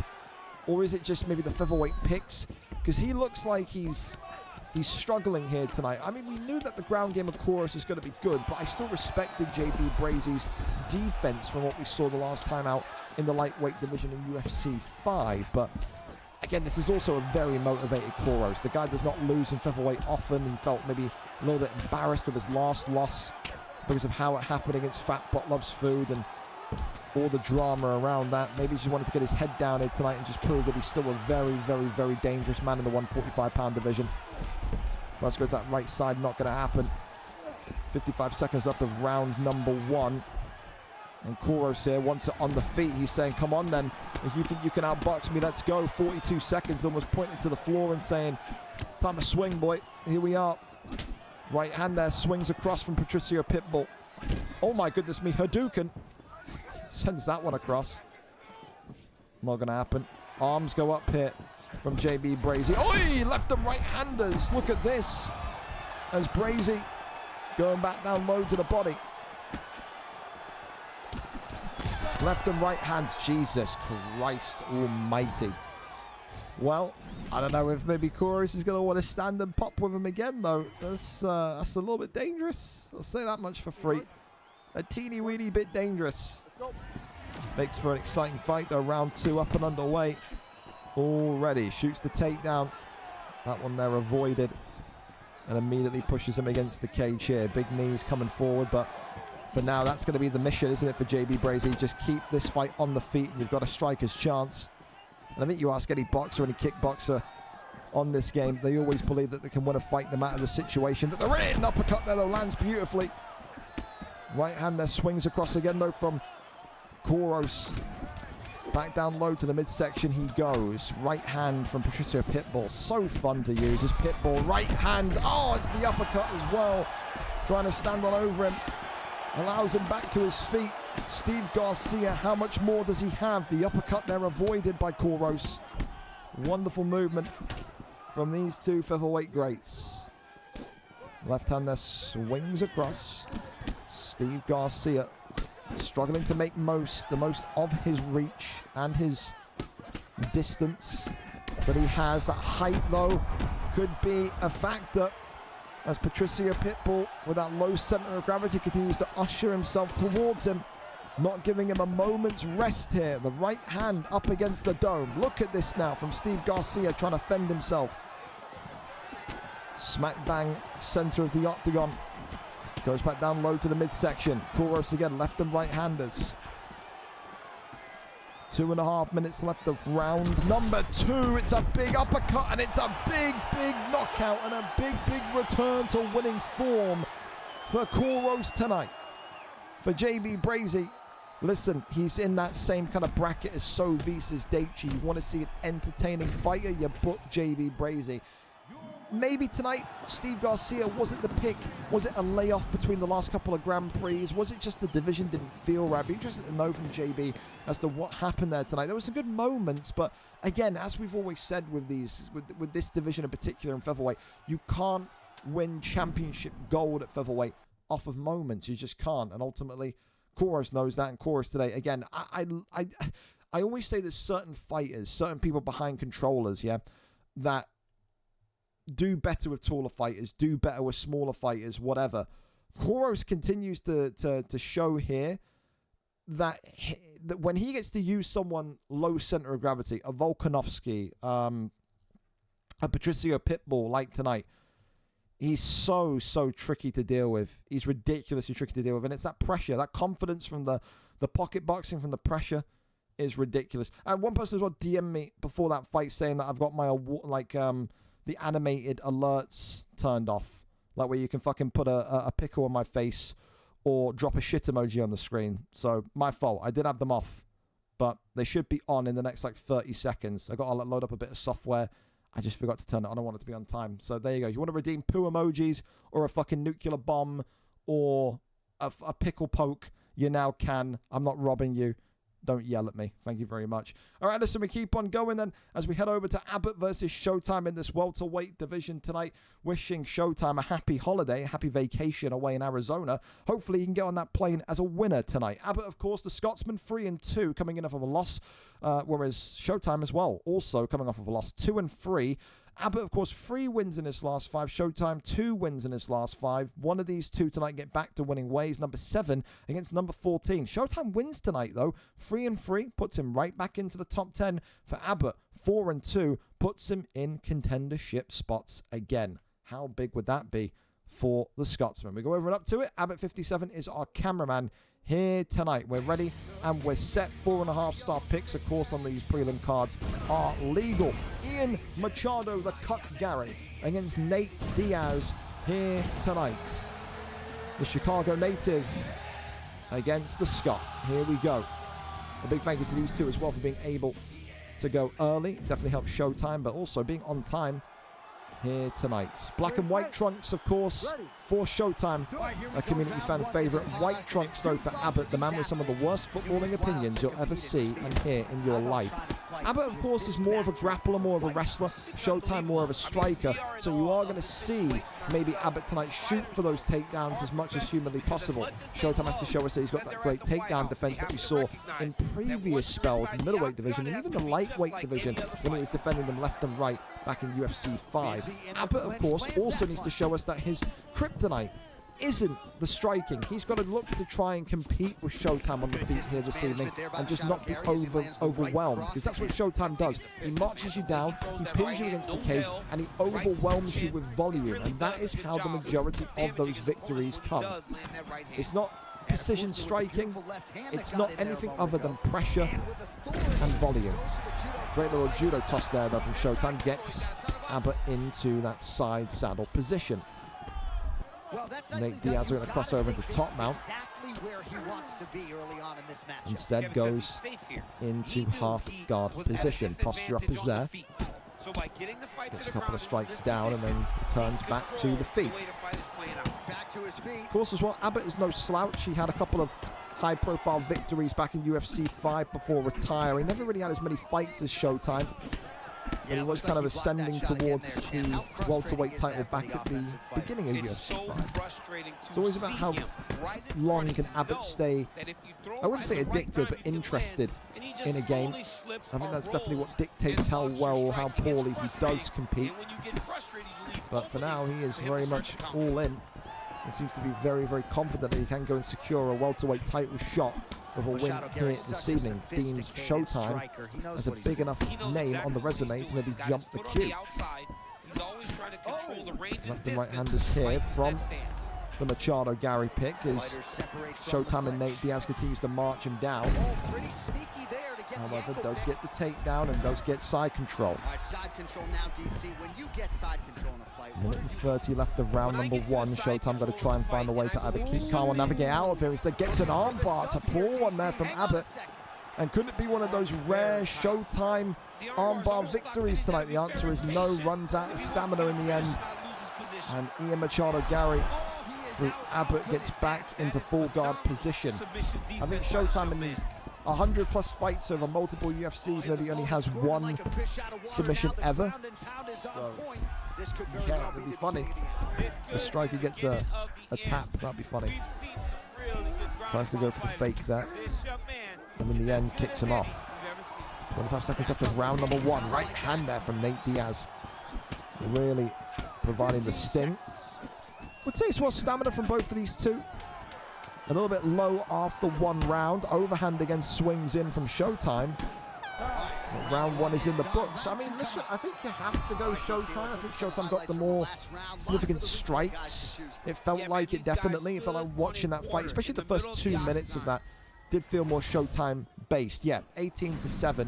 So definitely a case where if Abbott wants to wrestle tonight, that's a doable prospect.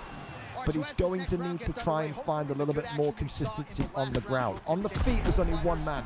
His counter-striking game is on point. There it is again. Really big counter-strike there from Showtime. Clinch work there. Get Showtime down into the stat guard position. And there's, again, you know, it's a testament to Showtime's character. You see there at the start of the round, you don't see Abbott bow and give respect to his opponents often. He's more kind of a trash-talky guy. But it's just too difficult to hate this guy, man. It's too difficult to hate Showtime. He's, I think, one of the most humble and nicest guys you'll see in the UFC community, and everyone always wants to see him do well. Remember the first ever time we saw Showtime win a title. Never seen an eruption like it. People were just absolutely going crazy. So happy for him. And again, difficult to fight a guy like that. Because I think, you know, when you lose, you're like, okay, well, I lost to Showtime. I can go to sleep happy tonight. But you have to want to beat him. You have to want to win for your own rise to the top of the division. Right hand, left hand again from Showtime. Continuing to just walk into the fire of Ian Machado Gary. Right hand, left hand swings by once more. Question mark kick comes up, nothing else. Head kick again. Nice job by the fighter here to continue to block the shots coming his way. You think he's trying to sort of fatigue his opponent here a little bit? He's kind of there. Not much more to see than that. Back down low, head kick comes up. Right hand, nothing else. Swings across there, does Gary. Goes back down low. Body shot. Overhand. Connects nicely. Oh, and another one. Diaz.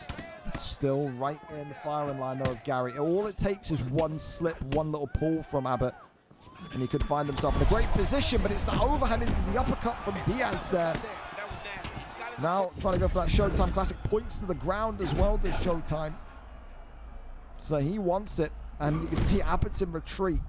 He says, let me get my suitcases and get out of here. Oh, he stuns him though, and Abbott here against the cage is out of there. Never ever doubt Showtime's cage pressure, especially with Nate Diaz. You have to peel off the cage, you have to get back to the center of the octagon, and if you don't, you find yourself in a bloody mess. And that's exactly what Abbott found himself in there tonight. The Showtime back to winning ways, back to a neutral record, back to 3-3, and back into the welterweight top 10. What a way to start your vacation week as he jets off to Arizona. Commiserations, of course, to Abbott. Maybe again tonight, he was a little bit too respectful. Maybe he needs to hate his opponent. Maybe tonight he found that difficult with how well truly respected Showtime is. But I thought he did okay. I just think, like I said, there needs to be more, I think, control. There needs to be more kind of positive movement on the ground from Abbott. You don't look at that matchup and say, yeah, Abbott's going to outstrike Showtime. So he needed to do more on the ground for me. And obviously Showtime's defense at points was great. His composure on the ground to kind of avoid, tricky situations where the submission could have come was great. And again, it was that combination that he kept throwing repeatedly with Nate Diaz. It was so quick. It was like an overhand left into an uppercut right, and it was just like one fluid motion for Diaz. That's why it's so fun to use Diaz. Anyway, we keep on going as we head over to CRZ Mars and Lewis 19. Really excited for this one. Mars coming off of a loss last time out. Lewis 19 coming off of a win, 1-1. Again, Lewis, again, much similar to Kouros, is looking to kind of really, really prove himself in this division. If he goes to 2-1 tonight against CRZ Mars, that will be seen as a real statement victory, especially considering people were lobbying for Lewis 19 to be in the featherweight division at the start of UFC 6. Lightweight didn't go well. Finds himself at 170, and now finds himself in a position where tonight he can get on a win streak, he can get to 2-1, and he can leapfrog Rupert into the top 10. Mars, though, he may be 3-3, but this guy is so close towards being championship material in 170. It is a scary 3-3. You don't want to load up the channel on a fight day and see that you're fighting CRZ Mars, especially coming off of a loss. It's like in football, when Man City lose a game and then they go and play Wolves and they beat them like 17-0. That's what Mars is going to be like tonight. He wants that win back. He wants to get back to winning ways. We go over and see who our cameraman's going to be tonight. It is Lewis, who is live for us, and it is Shavkat Rakhmonov tonight against Leon Rocky Edwards. All right, dude, a lot of Shavkat love again. We saw it in the last card, and Shavkat getting an appearance here today from Lewis 19. Let's see if Mars can bounce back or if Lewis can make it 2 wins in a row. This welterweight division is filled with killers, let me tell you that. Here we go then. Blue trunks, of course, for Lewis. I think. Is it Lewis in the blue? I think it is. Yeah, there you go. Black trunks, of course, for Leon and CRZ Mars. Again, we don't really... I mean, Lewis, I think, at one point had, like, the record, the most unstreamed fights in a row. So it's just great to see him back on camera, to be honest. Really, really talented fighter. Great kickboxer on his day, but CRZ Mars will say, I'm that little bit better. And when you have Leon Rocky Edwards, all that sharpness and all of that kind of precision, you can see exactly why he's comfortable in this matchup tonight. When you pick Shavkat, though, you can't just be thinking about striking. He is so balanced. He does feel a little bit heavier, a little bit kind of baggier, if you want to call it that. And you will need to work the jiu-jitsu. You will need to work the grappling tonight. That's not to say that Shavkat can't get knockouts. Look at the new welterweight champion of the world, DJ Penis, on Tuesday, got a huge victory against Evo through the knockout ability of Shavkat. Tonight, it is more about this. It's about who establishes momentum. It's about who gets control. It's about who dictates the pace of the fight first. A couple of rabbit punches here as the posture up now comes from Leon Edwards and gets right back to his feet once more. Left hand there comes across as Shavkat goes back to the body. Little leg tap comes in. You see the pulling of punches as well. Said Mars as well. You'd have to ask, maybe his camp over at Reform MMA, is he feeling a bit more pressure? If he loses here tonight, it'll be a 2-fight losing streak, and you start to feel like you're miles away from the division compared to when you were almost at the pinnacle of it. It is a very daunting prospect. You slip, and there's someone there, hot on your heels, ready to take your place and overtake you. So it makes the league so fun and competitive. Obviously, of course, he has that aspiration of getting into the lightweight division and continuing to prove himself. But right now, he's got to survive against Shavkat here. Lewis 19 with a really impressive flurry. And it is Mars that shoots the takedown out of a bit of desperation. Red health pack as well now opened up on Mars' Leon Edwards as well. So that damage firmly on target. And Lewis is not going to feel too perplexed or too nervous down here, is he? He's going to be feeling right at home. Tries to grab the arm, not going to happen. Tries to cross over into top mount, also not going to happen. Couple of body shots, a good deny there. Mars, so good. And now looks to go for an arm triangle. Now listen, he has got the slight stamina advantage on Lewis. Tries to go for it instantly, but ultimately out-transitioned by Shavkat. And now Lewis 19 is in dominant position here in full guard. Couple of body shots. Moving forward again, that's the end of round number 1. Definitely got a sense of Shavkat round. Got the stun and the significant strikes. Reminder as well, fellas, next Thursday, VFL 250, we're on the front page of Twitch. For some of you, it will be the most people you ever fight in front of. There will be an extended sign-up for VFL 250, and I will make that clear both at the end of this card, the end of Tuesday's card, and in the official sign-up sheet tonight. You'll have until Tuesday evening to sign up to VFL 250. The card for 250 is going to be released on Wednesday morning, one day before. So, yeah. Just makes it a little bit easier for me. Left hand there swings across as Leon Edwards here. Uppercut now lands sensationally well. Left hand, right hand. Nice from Lewis. Works off that little peekaboo punch. Left and right handers again. Leon continuing to just try and find a little bit of home base. That left-headed or left-sided kick is nice, but I think that's the only concern for me if I'm in Lewis's camp. A little bit of overthrow at points, and that has been what's got him in trouble before as well in the lightweight division. Has to just try and kind of select his shots a little bit better for me. It's rich coming from me. I don't compete in the welterweight division. If I was competing, I'd be competing in probably light heavyweights. How fucking ass I am. No offense to the light heavyweight roster, I'm with you, all right?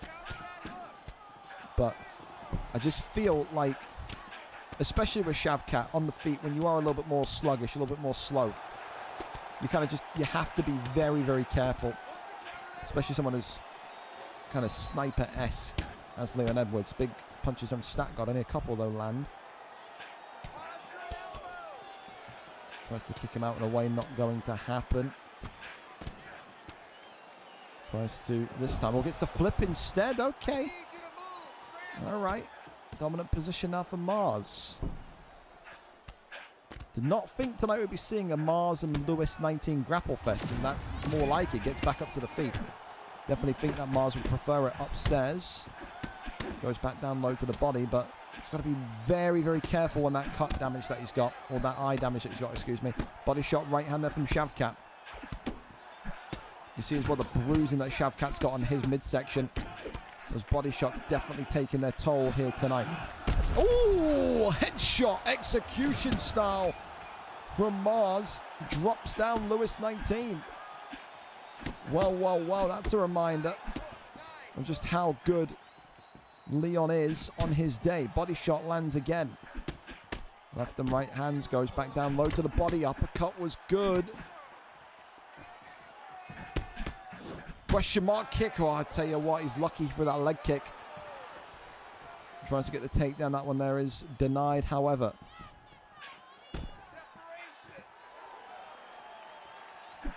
Left hand again. Still coming forward with the 1-2s.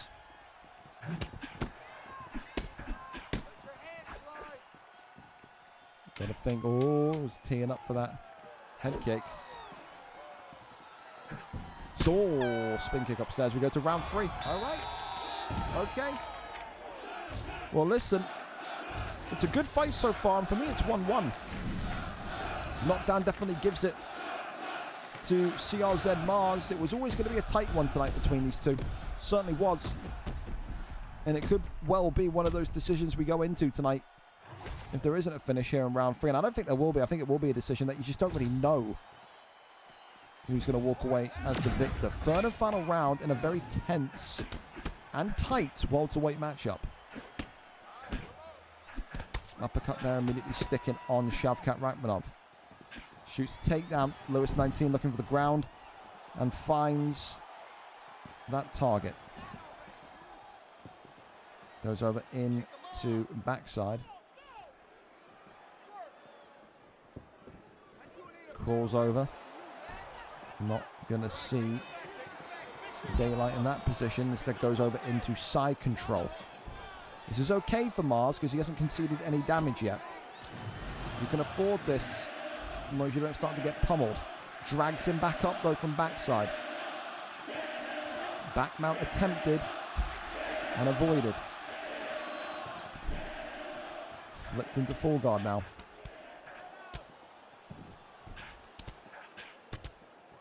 Couple of rabbit punches, tries to kick him off, not going to happen. The quicker that Leon can get to the feet, the better. Because as of right now, with 2 minutes of the round elapsed, you probably have to say that Shavkat is leading the way. However, look at this, a good rotation and reversal now for CRZ Mars, who finds his way into top mount. Hang on a minute. Not able to keep it though. That's a bit disappointing. Can he get the deny here? Yes, he can. Posture up. 1 or 2 shots. Goes back down. So both of these two liking their chances here tonight. Through the ground game. Attempted top mount transition again. Not going to happen. And in the end, Gibbs, I think again, when he was in that half guard position, he needed to stand up. I'll be honest with you. I really do. I really feel like once you go for those half-guard strikes, you're entering a world where Lewis can counter you, or Lewis can kind of block you and deny you. And ultimately now, Lewis has that dominant position again. 1 minute and 30 left of round 3. And these two continue to hand fight. Lewis on the cusp of going to 2-1 should he win. Mars on the cusp of being back in a contendership position if he wins. And Herb Dean stands us up. 1 minute and 8 seconds to throw down. Are we going to see a throwdown? Or are we going to see an immediate takedown? Time to find out. Left hand there immediately coming forward. Swing and a miss on Leon. Right hand uppercut there is nice.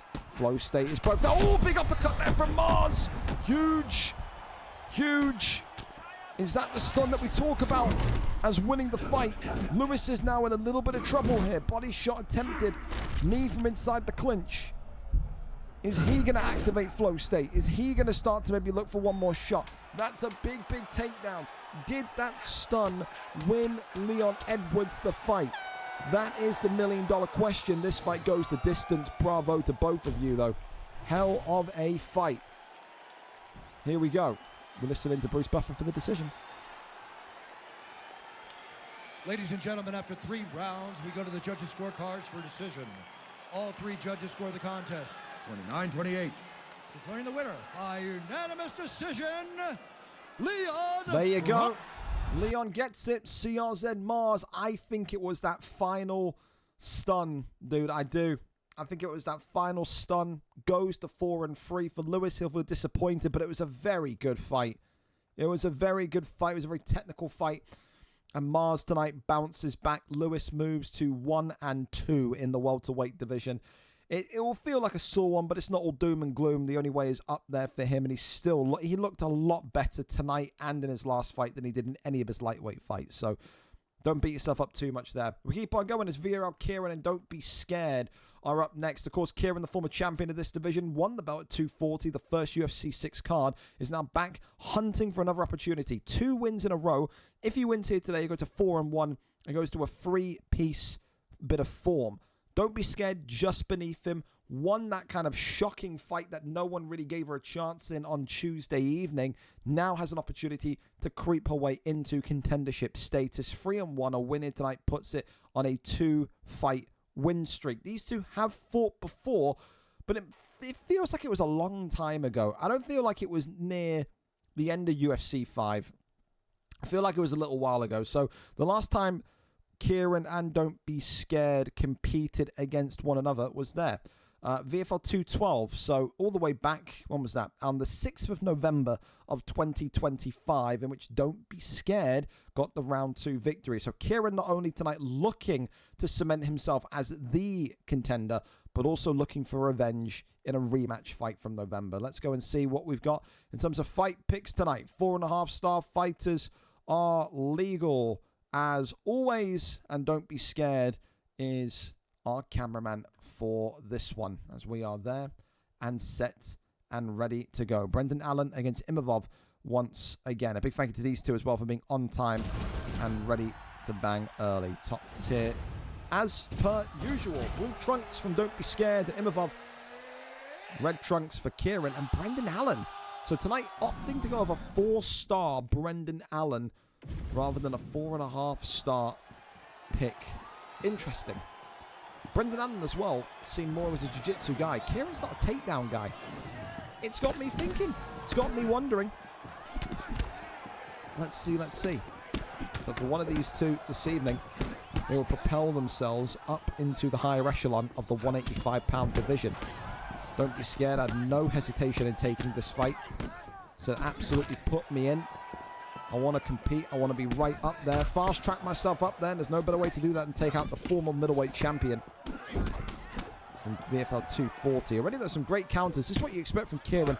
Counter shots, precision, accuracy. The uppercut continuing to just work from Brendan Allen. Really, really good start in the opening minute and 5 seconds from Kieran. Right hand there clips Kieran right back. Continues here. 1-2s down the center. Right hand across. Left hand is good. Goes back down low as well. Uppercut right hand. Lands suave. Definitely feels like it's a very tense start to the fight. Only 2 minutes in pretty much. And you're talking about maybe who makes the first directional mistake. Oh, and it may well be Don't Be Scared 209. How much longer can Don't Be Scared continue to just try and oh, box with Kieran. Well, back and forth we go. What a response from Imavov already. If Kieran thought it was going to be routine and one-dimensional, he has been proven wrong here so far. Great little retorts from Don't Be Scared, though. Continues to just try and find that left hand, which Kieran does once more. Body shot there, comes in, back down low to the right hand is nice as well. Really smooth there from Brendan Allen. Overhand comes in. Left hand brilliantly pieced. Left hand again opens up the wound on Don't Be Scared as well. Back down low to the ribs. Gotta think, if you are Kieran, you don't need to rush this. Head health is marginally better for Kieran, but dude, the way that these two are just swinging in the pocket, death is coming, man. Death is coming. Said it on Tuesday. The Grim Reaper's a cage side next to Bruce Buffer. Big shots to the body. Shoots the takedown with Kieran. Woo! That's the first sign that Kieran's not comfortable. When do you ever see Vero Kieran shoot a takedown?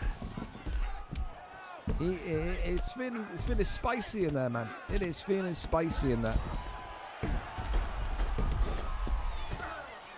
Posture up, back to the feet. 15 seconds after round 1. Oh, and there's one more stun still to come. Head kick comes up. So that there is the end of round 1. What a round. Oh, God, definitely up there for fight of the night so far. It is a minefield of opportunities, but it is one that you cannot put your finger on nor predict. They're both walking into each other's best shots. They're both accepting it. And they're both retorting in their own brilliant way. So, yeah. Let's see what happens in round 2. Someone admiring their own handiwork, watching all the replays. God damn you. Here we go, though. Round 2 up and underway.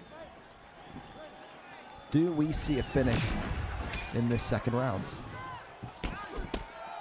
Wonder what the corners are saying to both of these two as well, man. Going to be a fly on the wall there. Left hand from Imavov already as the Danger comes from Brendan Allen. Got to get out of there. Just don't be scared. Got to live up to the name as well. Can't be scared when Brendan Allen's approaching. Got to kind of fight fire with fire if that's the way this fight's going to go. Kieran, though, kind of zipping in and out, though. Really nice. It's almost an identical start to his round one. Big shot there. Kieran nearly got counter elbowed, though. It's again where you're sat there gripping the table and thinking, I don't know who's going to come away with this one. This is one mistake away from being a nightmare for either of these two. Ducks the head kick. Oh my God, he didn't capitalize. Oh my God, he didn't capitalize. Big shots coming in now for Irvon. Don't be scared. Going to see flow state disappear though. Kieran still very much believing. Oh, it's an uppercut that drops him. Back down low to the body. Sways back round into the center of the octagon. Uppercut right back though. Kieran looking for knee on belly. Big shots coming in and Kieran gets revenge from November. What a fight. Anybody can beat anybody at 185. And VFL Kieran tonight did it with Brendan Pissin Allen. That there is why he's a former champion of this division. Not just in UFC 6, but in UFC 5 multiple times. Hell of a fight. Hell of a fight. Fight of the night. Not even close. Congratulations to Kieran tonight, though. Gets it done by round 2 TKO. And yeah, man, like, that's what Kieran does. That's why Kieran... It confused me as to why Brendan Allen. But then again, I should say this and say, well, you know, when he was the champion, he was using prime GSP and boxing with him. So the guy just doesn't follow what he's supposed to do, does he? He just does whatever the fuck he wants, which seemingly works. Thank you as well for the follow in that last fight, Sampo333. Appreciate you, man. As we keep on going, we head over to the light heavyweight division once again as Nintendo takes on Kano this evening. Nintendo, always a fun fighter to get on. 3-1, the former #1 contender tonight, looks to rebuild. Kano, of course, is a dangerous, dangerous opponent. 2-3, looking to go 3-3 on a 2-fight win streak tonight. Should he go to 3-3, he will be a top 5 ranked light heavyweight. This is a huge obstacle for Kano, and this is the type of fight where if you win tonight, you can start to say, yeah, I should be up there competing at least for contendership positions. Let's go over and see if Nintendo can fend him off or if Kano is going to get one of the biggest wins of his career to date. We are there, we are set, and we are... I can't accept you or anything, bro. You're going to have to bear with me. Okay, well, we're waiting on that one then, since Kano doesn't know how to operate his console. Isn't that fantastic? Kano is a little bit slow. Yeah, I think he was the same guy that before had issues in knowing how to get crossplay turned on or whatever. So if anyone from Pepe's camp or whatever knows how to get that guy into a lobby, that'd be fantastic. In the meantime, we do have Razor Riley, who looks like he's ready to go as well. So we go over to Razor Riley and King E. If they're down to go, let's go for it. Razor Riley then tonight coming in 3-2 against the former light heavyweight champion of the world, King E, who's had a bit of a whirlwind start to his VFL career at 205. Won a fight, got swooped in as an emergency replacement for the title, won the title, and then lost the title on his first defense. So both of these two coming off of losses, but for Razor Riley, an opportunity to get a victory against a former champion. So this is going to be huge for him. Same for King E. He feels like his journey at the top of this division is not over yet. Beat Razor Riley tonight, a top 5 ranked fighter. Then, well, it's maybe not an immediate title fight, but you're going to be right back in the conversation, aren't you? So, as well, the good news for these two tonight as well, both of them are American. So the ping should be absolutely peachy. That's going to be fantastic. Dominic Reyes against Jan Blauschwitz here tonight in the 205 division. Whenever you're ready, Riley, ready up, please. Why is he sitting and looking at... He probably doesn't even have the stream on, does he? Let's go and ping him. Ready up, come on. Ready up. Let's go. Here waiting. There we go. Fantastic. I have to go and tell him that. All right. Here we go then. Jan versus Domi Reyes. Who wins in this light heavyweight bonanza tonight? Blue trunks for Razor Riley. Red trunks for the former champion King E, 161. And again, the good thing for these two as well, both of them love to strike. So you've got two Americans fighting on favourable ping. They just like to let it all hang out loose. Of course, you got the height advantage and the reach advantage for Riley as well. And again, Riley's no sucker. You know, he knows that this is a big opportunity tonight. To go out there and beat a former champion would be a real statement to make. Of course, the King E knows that he's got a bullseye on his back. Everyone wants a piece of the former champ. Everyone looks at him as the obstacle, the stepping stone to get, you know, towards that strap that he once upon a time held. So he's got to be very, very careful in that sense as well. Left to right, look at that from Jan. Again, he hits like a truck as well. Don't forget about his very dangerous leg kicks also. So Jan Blauschwitz, don't know if it's maybe the case in this game, but definitely in UFC 5. Had some very brutal leg kicks. Already though, busted open by Dom Reyes. And you can see one leg kick landed, already taking about 10% of the right leg off in terms of health. So definitely the case still. And red health pack already on Jan though is crazy. Dom Reyes clearly sharper than kitchenware. King E just trying to find a way to maybe kind of keep himself in tune here. There's King E. Ducks underneath that one, swing and a miss on the body. Body shot right back though. And already Riley looking to switch legs, so not even want to risk it. Switches onto that lead left. Works off that double jab. Left hand comes across. Body shot there once more.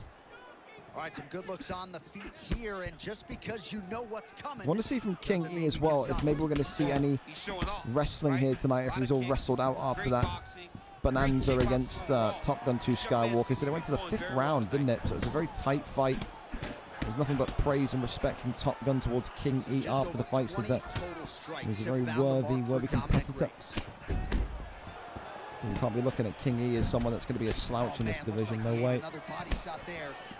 Leg kicks continue to come in through. Not as powerful though on that lead left of Dom.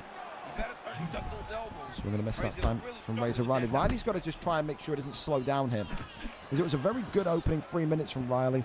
And now he's kind of doing that thing again where he's kind of pivoting around, he's hovering around and not really throwing anything that's landing. He's got to keep connecting, because right now he's just opening the door for King E to sit back, throw the body kick, throw the body kick, throw the body kick.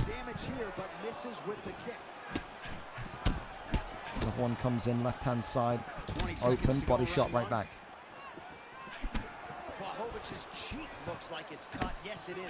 Another one into the midsection. Head kick that was being looked for. End of round 1. I just feel like Riley has had the, I call it Riley-nitis, so like Riley-anitis.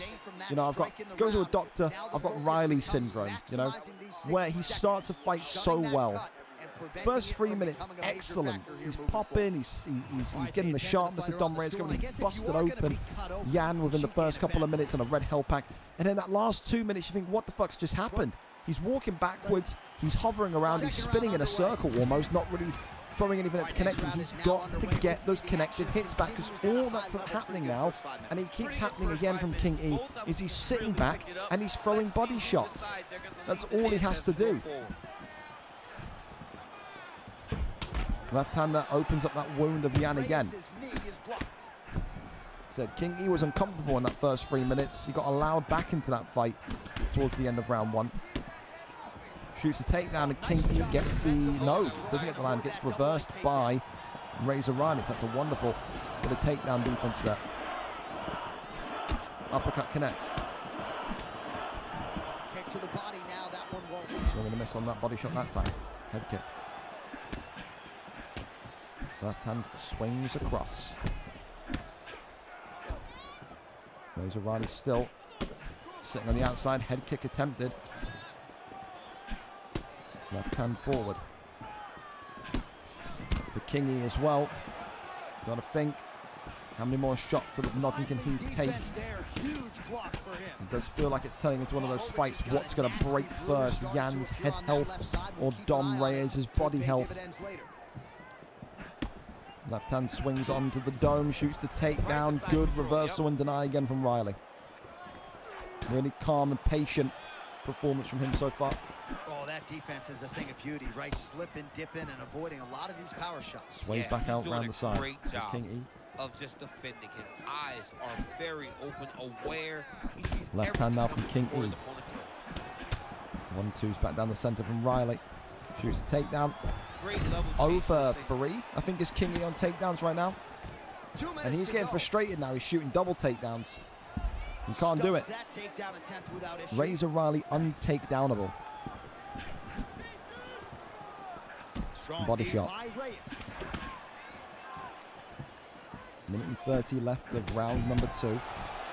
King E got to keep his composure, keep sacking shots to the body.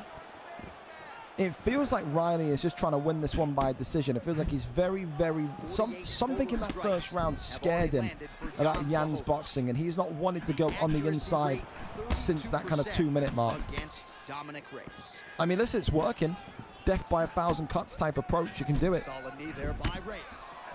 So he's really 1-2's starting to down the put together center some again. significant body shots here. These are going to take There's their a toll as third this strike fight also goes on. landed there that time. Body shot comes in. Razor Riley continuing to just absorb the damage on the body. 30 seconds Avoids to go. that one. Oh, good left and right from Jan. If I'm him, though, I'm thinking pull the shot and then, you know, body hooks rather than headshots. Oh, it's all over! King E! Oh, my God. Absolutely nothing. Jesus Christ, the former light heavyweight champion had shut Razor Riley down. Flash KO, good night, grab a pillow, grab a blanket. You're out of there. How the hell has that happened? Razor Riley misses the front kick, and then eats one right to the neck, and that shuts him down. Vicious. And maybe Razor Riley's got to feel a little bit annoyed at himself tonight, because again, he was so timid after that second minute of the first round, but holy hell, what a knockout, man. What a knockout. And in a fight, it's one that I feel like King E was losing too, dude. I do feel like he was losing that one, but ain't about how you start, it's about how you finish. King E tonight. Where we got knockout of the night so far? It's got to come off of Groovy Rooster. I'm sorry, Groovy. Wonderful knockout against what you do, but yeah, that's got to take it for me. That's up there. So, Jesus. Vicious, and a reminder as to how good Jan Blauschwitz is. Crazy. All right, well, we keep on going, and we see where we're off to now. Mate, got the visual glitch been like this for ages. I restarted loads too. Mate, hold the power button on your console for 30 seconds.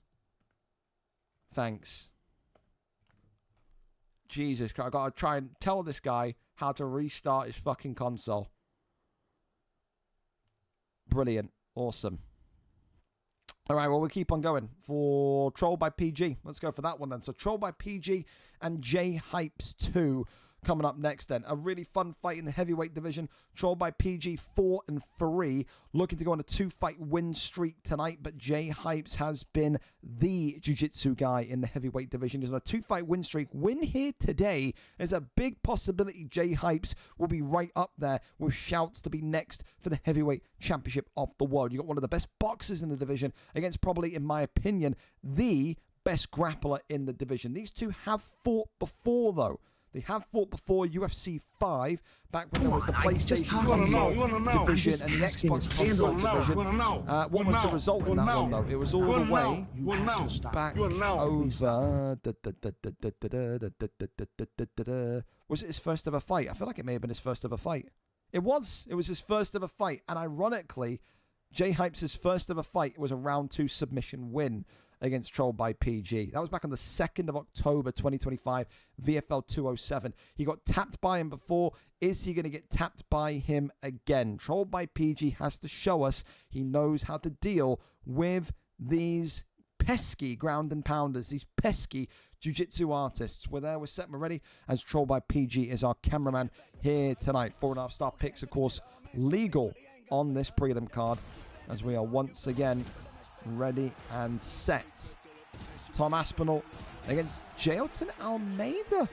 All right, okay. Like this. Again, it's the first time we get to see Jay Hypes on prelims, so 4.5-star picks. Usually we see him with Sergey Spivak, but Jelton Almeida tonight. Here we go then. I like the pick. It's just rare to see an Almeida pick. Here we go. Black Trunks tonight, controlled by PG. Looking to avenge that loss from VFL 207 against Jay Hypes. Jay Hypes, who is on a streak of victories, a streak of submission victories, is looking to make it 3 for 3. White Trunks for him. He is the favorite tonight. Trolled by PG in the black, though, is a dangerous puncher. Dangerous knockout artist on his day. Immediate double underhooks taken. This is what you've got to expect if your troll takes the back immediately. Look at this already. Putting him into position for the rear naked choke. And already the rear naked choke is in. Jesus, this guy is so vicious for a heavyweight.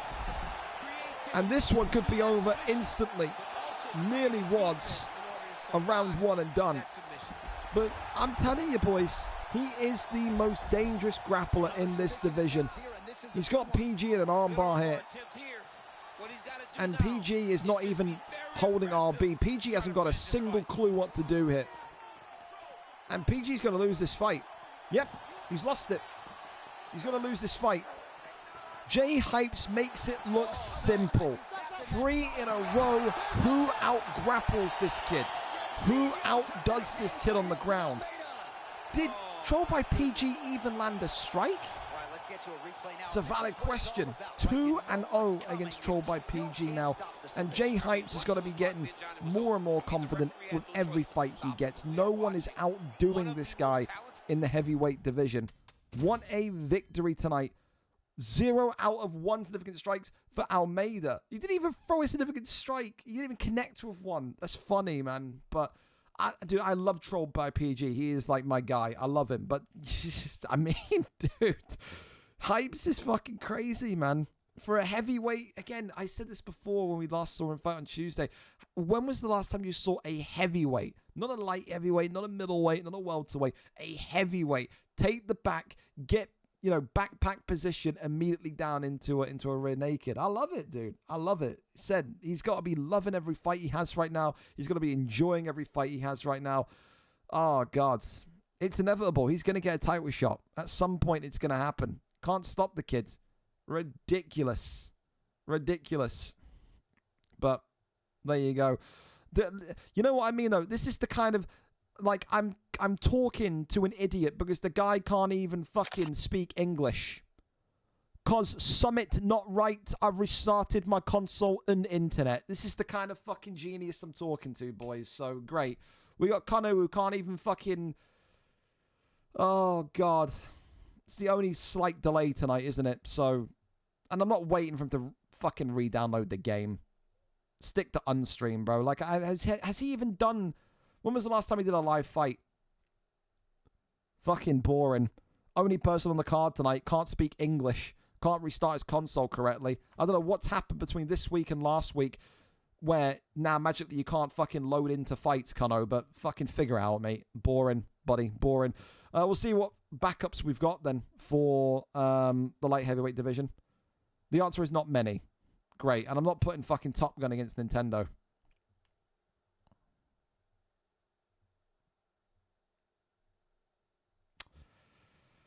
I don't even know you can ask. Preston's already fighting tonight. Samson's already fighting tonight. Rapids, Seal. Could try Seal. I don't think Seal's on this card. I don't mind it. We'll see if Seal's around. I will. Preston, why you spam me 5 messages, man? Probably won't be able to go early. That's fine. I'll go twice. I don't give a fuck about you wanting to fight twice. The answer is no. Seal, are you around? The good news is this is why we create a buffer of time. Because now we do have the ability to kind of flip shit around. I don't mind Seal. Seal will be a good fight. I think Jack R's unstreamed, isn't he? Pretty sure he is. No, he's not. I could ask Jack R. See if Jack R's around. White dots. Wait, you're around. See if he's down for it. The only issue in 2 cards... I mean, to be fair, you offered me that at the start of the week. I probably would have taken it, but... Christ above, man. Christ, though, I feel for Nintendo because, again, he's probably taken fucking time off work to get this fight done. You got fucking Kono fucking it around like this. Redonkulous.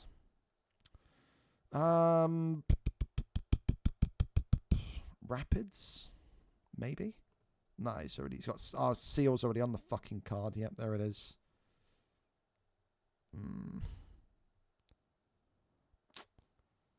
Well, he is coming off of a loss. You could give him someone coming off of a loss as well. Foreigninho's not here tonight. Mems. Has Mems fought Nintendo? Welcome to the mind of a matchmaker, boys. Come on in. Dicey.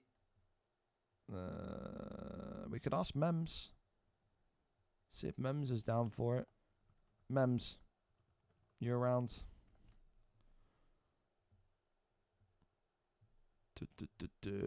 Trying to exhaust every possible angle here. I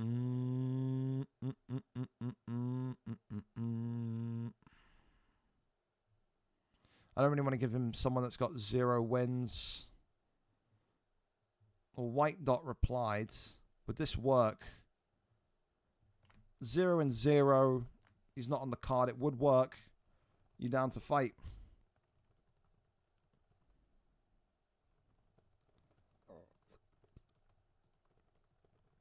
Let's see if he says yes. If this is doable, then this is a great save. I can't lie.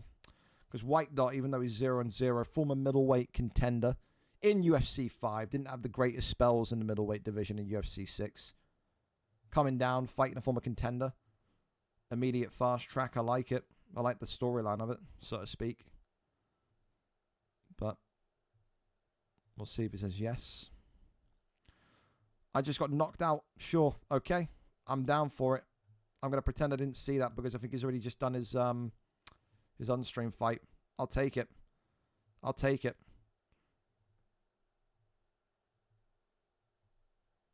Well, actually, hang on. If Rainey won... Hang on.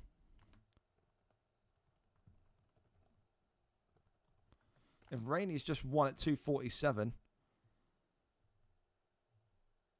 Let me see. If Rainey replies, I'll do Rainey.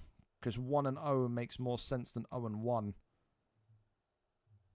But I don't know if he's fucking playing FIFA like a moron. Because there's people that still are playing 6 games of FIFA a night in the merry month of July. Just give me 2 seconds. White Dot, let me just check this. Again, but it's just joining us, don't worry. We are still on time. Dude, how does Rainey, like, do a fight and then 6 minutes later he's unreachable on fucking Uncord? That's crazy. You know what we'll do? We'll go over, first of all, to Sniper and Jack Frost since they're ready. Get these guys out of here. I guess they've got shit to do because they are ready. So let's go to that fight and then we'll double on back. Yeah? I think that's the best way to do it. We'll keep it, you know, on lobby sim forever. Here we go then. So Sniper and Jack Frost tonight. Another fun fight is this one. Sniper, of course, a fan favorite, 0-2 against Jack Frost, who is also 0-2. Someone's 0 has to go here this evening. Sniper, of course, former bantamweight flyweight contender. Jack Frost, of course, on the PlayStation side of things, is an excellent competitor. You saw him win that kind of middle division belt, didn't you, back before UFC 6 crossed over. But both of these two starting a little bit slow in UFC 6. Sniper says he's not really found the rhythm, the groove of UFC 6 just yet. Jack Frost says he hated the bantamweight division. Took a couple of weeks off, finds himself in flyweight now, and is looking very much like he wants to find a way to get a win tonight. But who is going to bring him that win? He's looking at Kai Kara France. He's looking at everybody around him. Of course, Joshua Van being hovered over by OV Sniper as well. Just in case they're not watching, I'm going to go and tell them that. Oh no, I think they know. I'll go and tell them anyway that we are definitely ready. So, yeah. Oh, I hear them ready enough. Ready when you are, by the way. I'll tell Jack Frost as well. Ready when you are. There we go. Okay, fantastic, brilliant. Thank you to you two as well for being able to go early. absolutely awesome. Here we go then. Joshua Van against KezzaLaa. Hey, that's a niche pick if you've ever seen it in the flyweight division.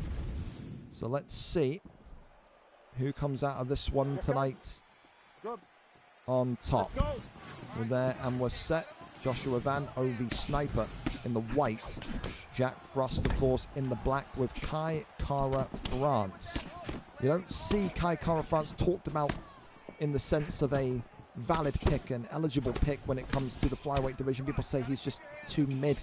There's people that are just better in those key areas than KezzaLaa. However, Jack Frost will say, I believe, in KezzaLaa's boxing, and that's how he will want to get it done tonight. OV Sniper shouldn't be expecting anything else other than a all-out brawl tonight. When you saw Jack Frost at his very peak, at his very best in PlayStation in UFC 5, he was knocking people out. He was sleeping people. That is going to be the exact aim and target from him here tonight. So, of course, when you think of Joshua Van, he hasn't had the greatest of records on VFL UFC cards. I think he's negative in his appearance when people have used him, and he could well be about to go negative once again. Big shot here from KezzaLaa already as Jack Frost is walking OV Sniper down. You can see maybe what OV Sniper meant when he said he wasn't exactly comfortable just yet with UFC 6. It's a very, very sloppy start that allows KezzaLaa to get the knockdown. Immediate shots here coming up again. Joshua Van, body shot, right hand, uppercut, left hand. Swing and a miss on the body shot as the head kick comes up. 2:33 left on the clock, and OV Sniper's already thinking of ways to try and maybe get a comeback victory here tonight. Dude, the way that Jack Frost is just pursuing him is ridiculous. He's got flow state activated as well, so his stamina is almost kind of paused whenever he's in sequence. So he's absolutely loving it right now. OV Sniper kind of said, listen, if this fight goes quickly tonight, you remember this. I don't want to be in this division anymore. Goes to 0-3. Difficult to make an argument to keep him in flyweight, but I still think he's got talent, man. I do. I think he's a great boxer on his day. I think we saw great moments from him in UFC 5, absolutely. Swing and a miss on that one. Tries to go for the elbow, but ultimately just out of range. Goes down that right hand, left hand uppercut there is smooth. Really nice. Getting the flurry activated. Those fists of fury, but it's a head kick from KezzaLaa. Right back round the other way. This is not a fight where you'd think you're watching two 0-2 fighters, man. Absolutely fast-paced. Pedal to the metal here. And both of these two wanted to get their first win in that talented and stacked flyweight division. Swings on rounds. Body shot comes in. Goes back down low. Ultimately, nothing more to see. Big knee there comes up, but takes the wind out the sails of Joshua Van there immediately. Swing and a miss. Oh, head kick there from Joshua Van. Nearly came through as well. Round one of the books. Great round. Hey, honestly, I'm telling you, you wouldn't think these two are 0-2. It's such a confidence crusher being in this division, though, man, because you can be such a good fighter like Sniper is, like Jack Frost is. You lose a fight, you lose two fights. You're not used to it. As one of these top-end guys, you're not used to it. And you start to question yourself. Am I really that good? Am I as shit hot as I think I am? Am I still able to win a belt? It's a shame that one of these two are going to go 0-3 tonight. The first round that we just saw, massive shame. Round two, up and underway. Uppercut there immediately coming in from KezzaLaa, who starts off with a lot of aggression. Once again, head kick there comes up. Uppercut there, clips in low. And look at this now from Joshua Van. Left and right still from KezzaLaa being sought after. Sniper eating a leg kick there. Uppercut now stuck on him from KezzaLaa. 1-2 down the center. Right-hander.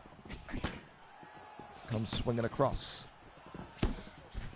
Leg kick swings in. Big shot there. Works off the jab. Uppercut. Oh, big uppercut there. KezzaLaa in some huge trouble. Goes back down low. Little teep kick. Spin kick. Swing and a miss. Body shot. Left hand. Still works down the center line here. Front kick, nothing more. Definitely starting to grow into the fight is OV Sniper. You can see that kind of marauding pressure, that closing down. Jack Frost not looking lost, so to speak, but definitely looking like he's come under a little bit of pressure now that he's got to fight back from. Left hand was just being sought after, not much more than an attempt. Shoots the takedown, tries to get the reversal, keeps him upright, keeps him modest. Swing and a miss on the body shot this time. Maybe it needs that breakup of a takedown. Maybe that gets Jack Frost back into this one. Oh, Kaikara France though. A couple of big shots that land and stuns OV Sniper. Dude, it's a really good fight. It's a really good fight. Oman swings by still. Joshua Van marauding forward himself. Attempted takedown, but then comes out of it. Lands a really razor sharp elbow that opens up a wound on Van. Kaikara France here though. Overhand works off that jab, goes back down to the leg kick. Look at the head health of Joshua Van though, man. That is less than 50%. That is ridiculous. Denies the takedown there, does Van. How many more shots upstairs can OV Sniper take? Same question for Kaikara France. His head health is not great, but Joshua Van is out of there. Kaikara France tonight. Jack Frost tonight. Off to the races in the flyweight division. What a fight. What a brilliant spectacle. Again, you would not think those two are 0-2. Kaikara France, though, a niche pick. A pick that came from up the sleeve of Jack Frost, and a really, really sharp performance. Shows us that he is still the boxer we remember him to be from UFC 5. Brilliant performance from him tonight, and a great way to get yourself off the mark in that flyweight division. And of course, for OV Sniper, he'll be disappointed, but I don't think he's as bad as what he says he is, dude. I don't. I think like there was an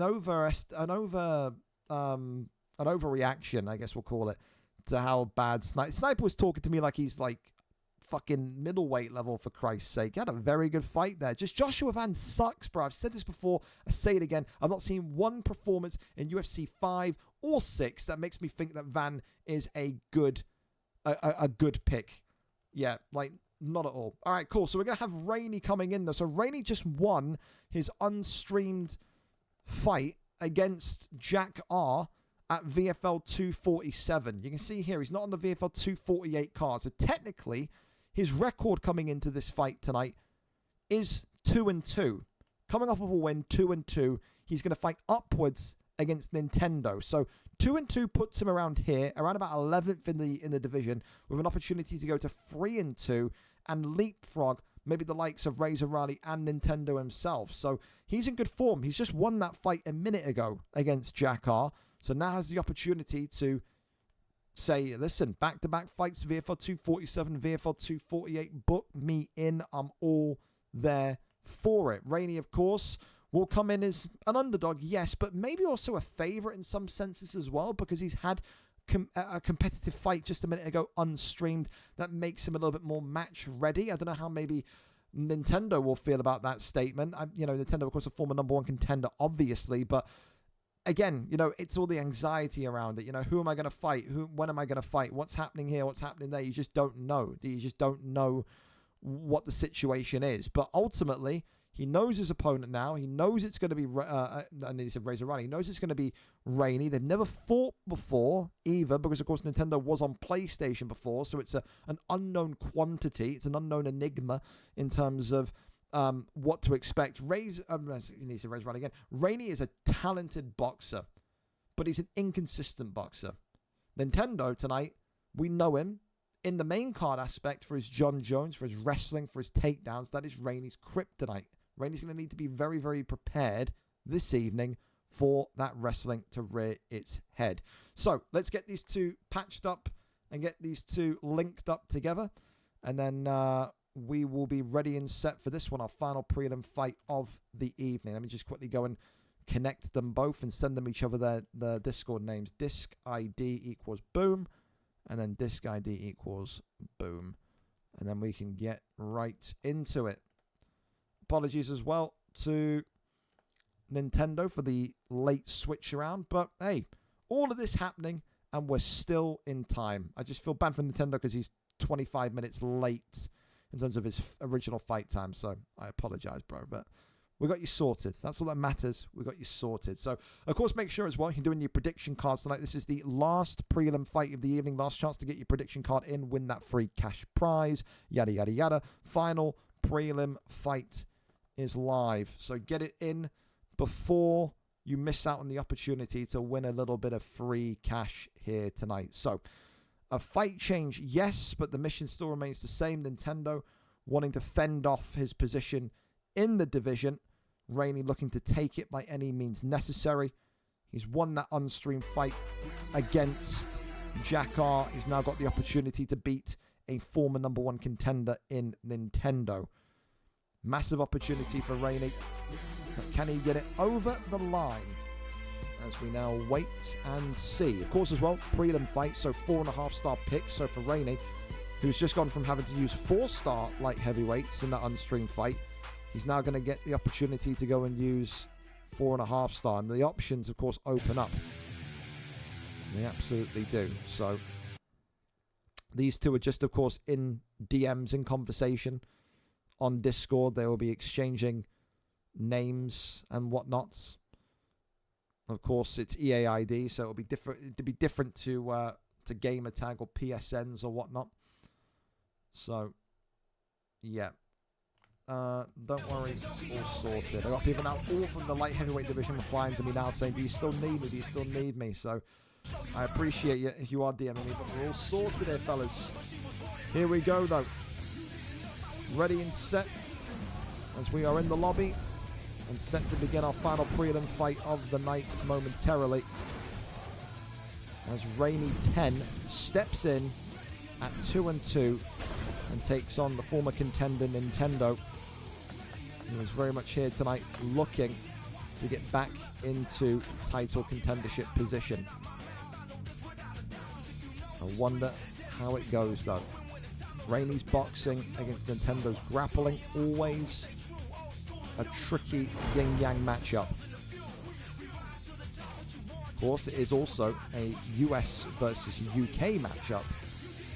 So that is the other side of the coin that maybe Rainey's going to have to be prepared for. 4.5-star picks legal. Let's see what comes out here. Tito Ortiz. I mean, that would be something. Can't see that being the case, though. Maybe it will be.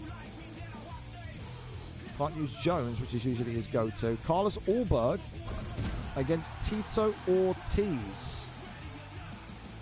All right, then. Here we go. The flame trunks for Nintendo. The grappler, the wrestler. Whereas those jet black trunks for Rainey, who is the kickboxer coming in tonight with an ambition, with the goal of taking a top 3 spot in this light heavyweight division. Up and underway. When does that first takedown come in is the question, though. Of course, you've got to be very light on your feet when it comes to competing against Carlos Ulberg. An immediate shot there. You can already see Nintendo's having fun in there, man. He's zipping and zooming around. He's swaying. He's kind of moving like he's in a dance concert, mate. He is absolutely not staying still to get that takedown. And immediately, again, these shots coming in. This is what Nintendo does. He gets you down. He annoys you. He wants to get you pissed off. He wants you to come out of the fight thinking, what kind of gypsy you put me up against? Never do this to me again. But ultimately as well, Nintendo, although he is good offensively, he's not great defensively when it comes to the ground game. He does give up positions quite easy. Immediate takedown there though, shot in and lands again. Another big couple of elbows as that one there is denied. Crawls over into top mount. Oh dear Jesus, this isn't good for Rainey. Oh, he drags him in place. This is not good for Rainey whatsoever. Big shots coming in. Nintendo could be looking to finish the fight here in round number 1. Will he? Yes, he does. Just like that. Nintendo again re-emphasizes the point that he is the best grappler in this 205 division. Tito Ortiz with a smash and grab job here tonight. You got to respect Rainey. Took the fight with short notice. Felt confident after that win against Jack Hart. But ultimately tonight, when you're going for that top 3 position, when you're going for that top end of the light heavyweight division, you've got to expect grappling. And that has been, for years, Rainey's downfall. Commiserations to him tonight. Congratulations to Nintendo. One and done. The American right back in contendership status. He's dangerous, man. Saw it with John Jones on the main card with him. See it with Tito Ortiz on the prelim card. Wrestling. The ultimate equalizer in those divisions, man. So there you go. Commiserations again. Listen, fellas, we're going to go over to our main card now as well. So we're going to get the ping out and then go from there. So we are early. I know Preston is saying he may not be able to fight early, so if Robbie and Cams are saying this and want to just get it out the way, or even DG and Samson, then yeah, like I said, whatever link is there first we'll go for. But get your prediction cards in. By the time the first fight starts on the main card, you will not be able to edit your predictor cards. You'll not be able to change your predictor cards, to submit your predictor cards. So this is dead on, as this trailer plays, your last opportunity to get your prediction cards in. Okay, main card is now live, and then we'll put the link there as well. But yeah, some great fights tonight, including that absolute scorcher of a main event between Picked Lawyer and Keza. And who knows, we may even have everyone's favorite cowboy in Top Gun 2 Skywalker joining us on comms tonight. He usually does when he's not on the fight cards. So we'll see if he ends up popping through as well. Grab a snack, grab a beverage. Main card trailer coming. We'll be back in 60 seconds. Don't go anywhere.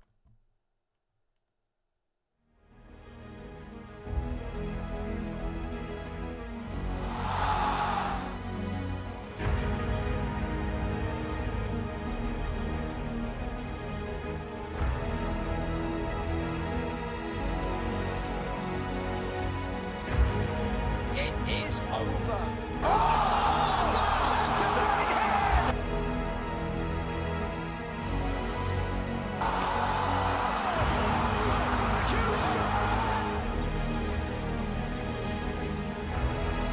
Oh my God. Leg beat up, man. That's the Poirier. Oh, big left for Poirier, now a right hand. Oh my God. An SLG Jokers has put the former middleweight champion to sleep. Light heavyweight champion. Oh, goodness. It's time.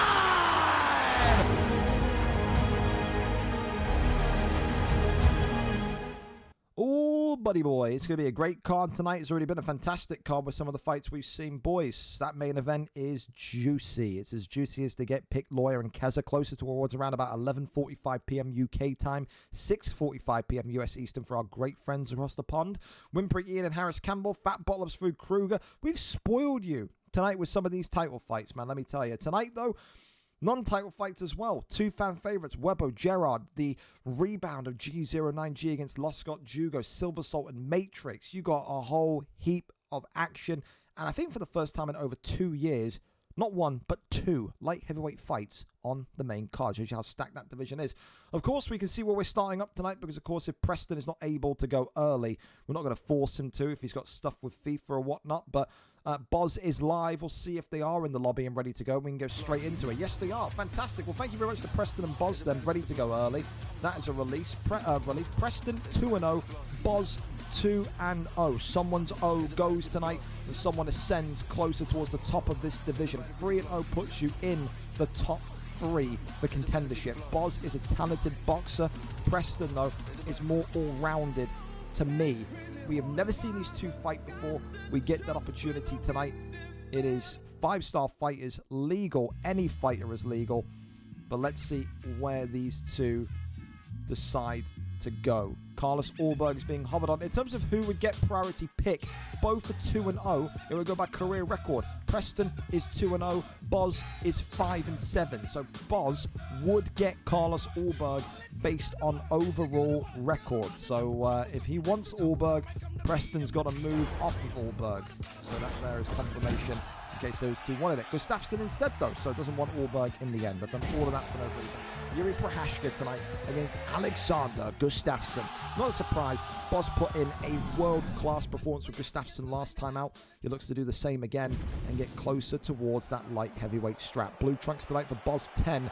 Red trunks tonight for Preston. Yuri Prohashka, Alex Gustafsson.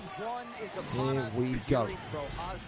Two predominant strikers, but if it requires tonight, Preston will look to maybe go low with some wrestling.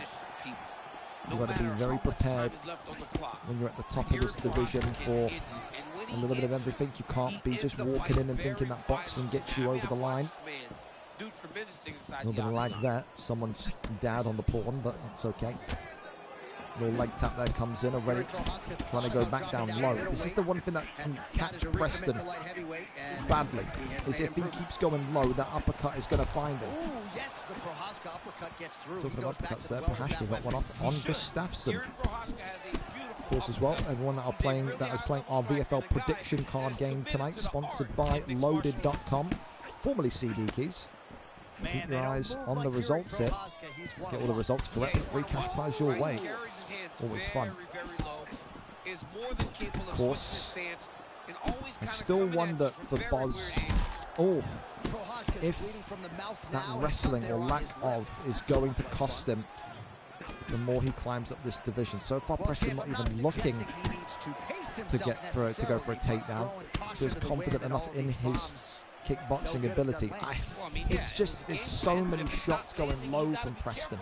It just feels like it's inevitable that an uppercut from Gustafsson is eventually going to work, and it's not like I've sat here for 4 years watching, but an uppercut right back from Prohashka now. Dear me. The fight explodes into action. Goes back down low to the rebs. Left hand, right hand is good. Boy, hunting for an uppercut, not going to happen though. Left hand again. Prohashka. Oh my goodness me. Left hand. Oh, the upper two. Both of these two are swinging uppercuts like they're criminals. I'm telling you. With intent. Little leg tap there comes off. Goes back down low. Gustafsson continuing to just try and weather the storm and work off that jab a little bit. Continues to pressure. With that much red, he's got a little red health pack. To have that much damage and still walk forward is crazy, but it's confidence, isn't it? Gets the knockdown. Preston right back up though. One of these two are going to go to sleep very, very soon. Oh, Jesus, yep. And there it is from Boz 10. Shoots the takedown. Finally, Preston blinks, and the takedown defense there is exceptional from Boz 10. Oh, and another big uppercut from Gustafsson against the cage. Flow state activated. Preston's got to get out of there and just survive the round, surely. It's a little jab. Boz. Oh, clips it. Knee on belly, and this one tonight, is it over? Yes, it is. Stop doubting this kid when it comes to one of the best strikers in the 205 division. His Gustafsson, again, has looked impeccable. Tonight, he sat in front of Preston, and he said, if we're boxing, let's go. I'm better. Tonight, knocked him out in one, and made it look simple. Made Preston look like an amateur tonight. Boz 10, formerly Yorkshireetto. Could he be next for the light heavyweight strap? Difficult to deny him. This kid's takedown defense, but his pressure boxing more so, is crazy good. Congratulations to him tonight. An impressive and dominant round one victory for Alexander Gustafsson. GG's to him. Commiserations to Preston as well. Goes to 2-1. It's not the end of the world. First loss on the record's going to sting in light heavyweight, but dude, when you're fighting like Boz is, I can't knock it, man. Can't knock it. The guy is crazy quick with his hands. He is. We keep on going as Cams and Robbie are ready and set to go next for our middleweight matchup here this evening. So, listen, this is an interesting one because originally it was supposed to be Lucid 27. Lucid 27 pulls out of this fight, says not able to fight tonight because I'm taking the wife to see Spider-Man. Happy wife, happy life. He's not the only person going to see Spider-Man at an obscenely late hour. Who goes to watch Spider-Man at 10 o'clock at night? What is the matter with you? That's some Jeffrey Epstein level movements. Spider-Man this late at the evening? Christ almighty. Anyway, listen, I digress. With that, an opportunity arises for Cams, who of course is on a free fight win streak, won on Tuesday, and now very much finds himself at the forefront of a contendership opportunity. One man's pullout is another man's treasure. Tonight, both of these two are on free fight win streaks, 3-0 versus 3-2. Robbie needs to fight a serious contender. He gets that in Cams. Cams needs to face a grappler and show us that he can survive that ground game, because the ground game at the top of this division is no joke. Cams wins here tonight, he would have passed that test to be on a 4-fight win streak. Robbie wins here tonight, he would have defeated a credible source, a credible rival, you could say, to the middleweight strap, and would be next. You win this fight, in layman's terms, you will fight for the belt next. It's that simple. We're there, we're set, and we are ready to go here tonight in this middleweight clash between Robbie and Cams. Let's see what the picks are going to be. Dricus du Plessis against none other than potentially Sean Strickland or Michael Venom Page for Cams. There you go, coming out of the MVP pick. All that fluidity, all that movement. It can be a wrestler's worst nightmare. Robbie, of course, sat on Dricus, but then hovers over to Khamzat Chimaev. It had to be, didn't it? It was always going to be Khamzat Chimaev. It is all on the line tonight. Who makes that move towards the top of the division? Both of them in black trunks. The white dude with the beard tonight, that's Chimaev for Robbie. And the black dude is Cams. Both of these two, are going to remind you, on 3-fight win streaks. A predominant wrestler against a predominant striker. Each of these two strengths are the other's kryptonite. Overhand into the first turning takedown, and the first bit of takedown defense on show here tonight. That is one hell of a way to kind of wag your finger at your opponent and say, none of that shit this early. Not happening. Of course, as well, the one thing that you've got to always respect of MVP is just how quickly he can throw strikes. He is one of the best sequence punchers in this game. We've seen people land 8 punch combinations before, but you can't get punch combinations going and flowing when you're on the bottom here underneath Khamzat Chimaev. Tries to cross over into top mount. That's not where you want to see Chimaev attempt to go. One trip into top mount can be enough. That's the case. We've seen it be the case before as well.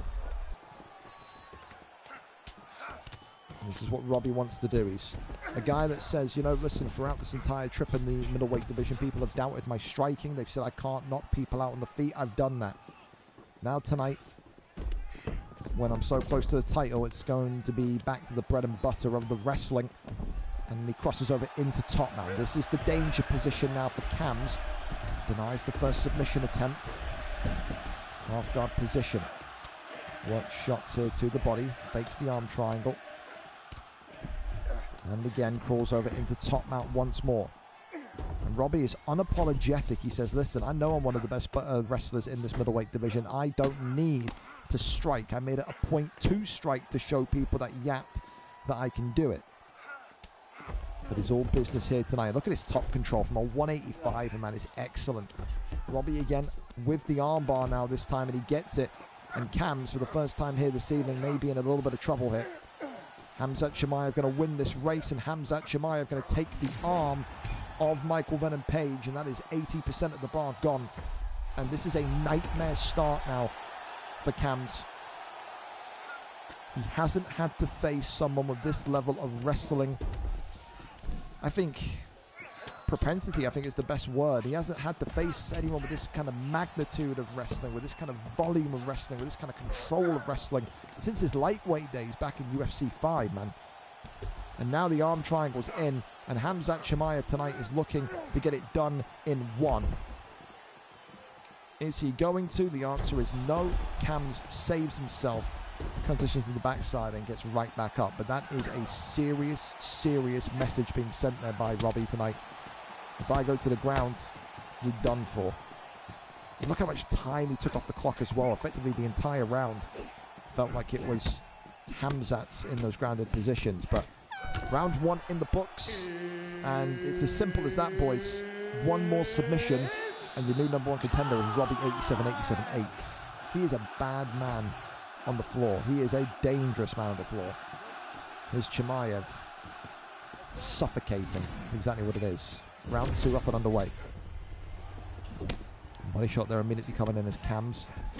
Trying to use maybe all of that slinky agility of MVP, but again the dumper now into side control. We go again. And immediately you're starting to think, what is Cams saying to himself, thinking to himself in his bedroom? Because this is the kind of performance that just kind of zaps all the morale, all the belief, everything out of you. Darce choke is in here, and Robbie may well get this done in the early portions of round number 2. He's going to.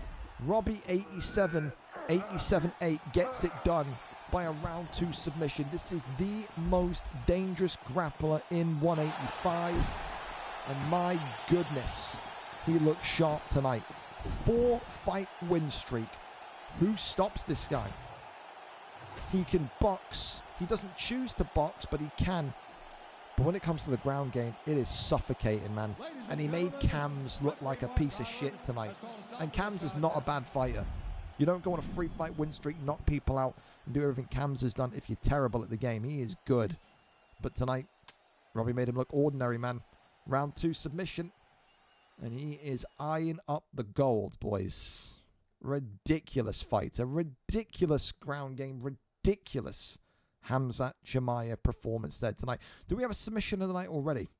Sacred. It's going to be difficult to beat Sacred because it was on Raw Corn. But just know, Robbie, if you're listening to this, very impressive. Has to be for the title next. No ifs, buts, maybes. Has to be. Christ. Thank you so much as well to Mills for the sub. Legit Slayer for the sub as well. Isam, appreciate you. And also OTFGM04 for the follow. Appreciate you. Give it submission of the night. Come on, I can't, bro. I can't. It's got to stay with Sacred. It has to. I'm sorry. Well, listen, we keep on. Boys, again, a really big thank you to everyone so far that is able to fight early and able to go on timer tonight. We are flying through this main card as DG and Samson are ready to go next. You thought maybe wrestling is not your thing, submissions are not your thing. Well, strap in. Roll up your sleeves, lean forward, because this is 2 of the best boxers in light heavyweight now, setting to do business. DG, former champion, 4-1 tonight, looking to go 3 in a row against WV Samson, who at one point in UFC 5 on the Xbox side of things in middleweight had not only the best takedown defense, but also the best boxing offense. Tonight, 2 boxers collide. They're going to meet smack bang in the middle of the octagon, and the big question is not who's going to win, but who's going to take the first back step. We go over and find out what the picks are going to be in this 205 divisional matchup here tonight. Damien Go is our cameraman. John Jones against Magomed Ankalaev. Is Samson a filthy wrestler now? Dear me, Samson. I know I've wanted to see the day. This is the type of guy that back in UFC 5, boys, when he was getting taken down, he would DM me afterwards, all angry and pissed off. Why are you giving me crotch sniffers, Gringo? Why are you giving someone that's trying to give me a testicle massage, Gringo? Maybe now he's one of them.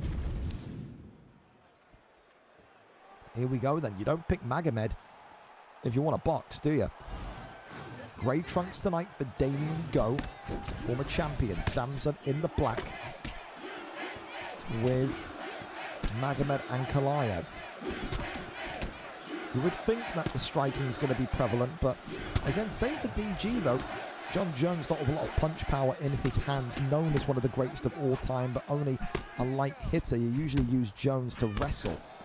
So maybe tonight we're picking 2 wrestlers with the ambition of striking, and maybe you pick Jones and maybe you pick Ankalaev to defend the takedown. Damien Go there shoots the takedown and lands it. So 1 takedown, 1 successful land for DG, the former champion, already here tonight. Look at that deny instantly. Goes for a arm triangle submission. A win here for WV Samson would put him right in the firing line for a title shot. To beat a former champion would be huge. Goes over into an armbar position here. And now very much has him locked up as Samson, though, not going to be able to keep position due to that lack of stamina. And again, when you are a new wrestler, like maybe Samson is, you get a little bit, you know, trigger happy. You get a little bit itchy too quickly. You don't really watch your stamina as much, and that can be maybe the downfall of his evening. Gets right back to the feet. If I'm Damien, I'm probably letting him take me down again and just camping denies, I'll be honest. But both of them having a little bit of an exchange so far, both on the feet and the ground. So open season as to where this fight goes. Left and right handers from Magomed Ankalaev. Continues to work off the jab straight, goes for the uppercut maybe, but ultimately guarded well, goes back down low to the rib cage here. Uppercut though lands from Magomed Ankalaev. Head kick drops him as WV Samson now is in the ascendancy. Left hand comes forward as the uppercut being looked for. Right back though, look at this from Damien Go. And another takedown following a stun. It's interesting, isn't it? Because you would think Damien Go, with so many knockouts in his career, would want to get the stun and then 1-2 head kick. Simple, basic, but he wants to keep it. Down here tonight goes for the guillotine. Can he keep him locked in? Yes, he can. And that guillotine is in and drains 95%, if not more, of that submission bar. Trying to go for an immediate armbar, but Magomed Ankalaev here is in huge, huge trouble. One more submission required. Damien Go tonight bringing more to his game than just boxing, but he gets rolled into a Kimura here. Samson trying to go for an immediate submission, not going to happen, and ultimately Jones pushes him back into full guard, goes for a triangle choke, not going to happen. Postures out of that one. Samson's got to get up. I don't know why he's throwing strikes, but ultimately the round and the clock running out saves him. Huge, huge submission though landed for Damien Go, and like I said, you can see Samson. I applaud it. I love it. You're a boxer first, you're learning wrestling, you're more comfortable grappling, it evolves your game. But you can see, as I said, he's still new to it, he's still raw to it, so he is rushing on the ground. He is moving so quickly that his stamina is effectively dropping, and effectively all the John Jones pick has to do is just wait for Samson to do one transition too many, one move too many, and he will catch him with a submission. This is a really difficult fight now, in my opinion, for Samson to go and win with Ankalaev. Damien Go is in the driving seat right now. Round number 2, up and underway here tonight. Light heavyweight contendership on the line, as you'd expect between two fighters of this quality. Right back down low to the ribs. There's the uppercut, left hand from John Jones. That lack of punch power tonight not going to be a problem whatsoever. Left hand swings across here. Jones working body shots, gets that knee up from inside the clinch. Front kick comes forward, back down low to the midsection. Again, swing onto the legs. Will teep kick that. 1-2, left hand, right hand, but still all very polite. I think that's the best way you can describe this fight so far. It's been very polite. You have a go, now I'll have a go.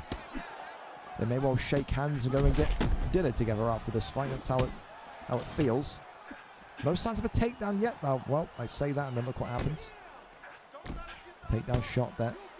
Minute and 40 into round number 2. Big knees coming in from WV Samson as well. You can see though he is trailing in terms of that stamina.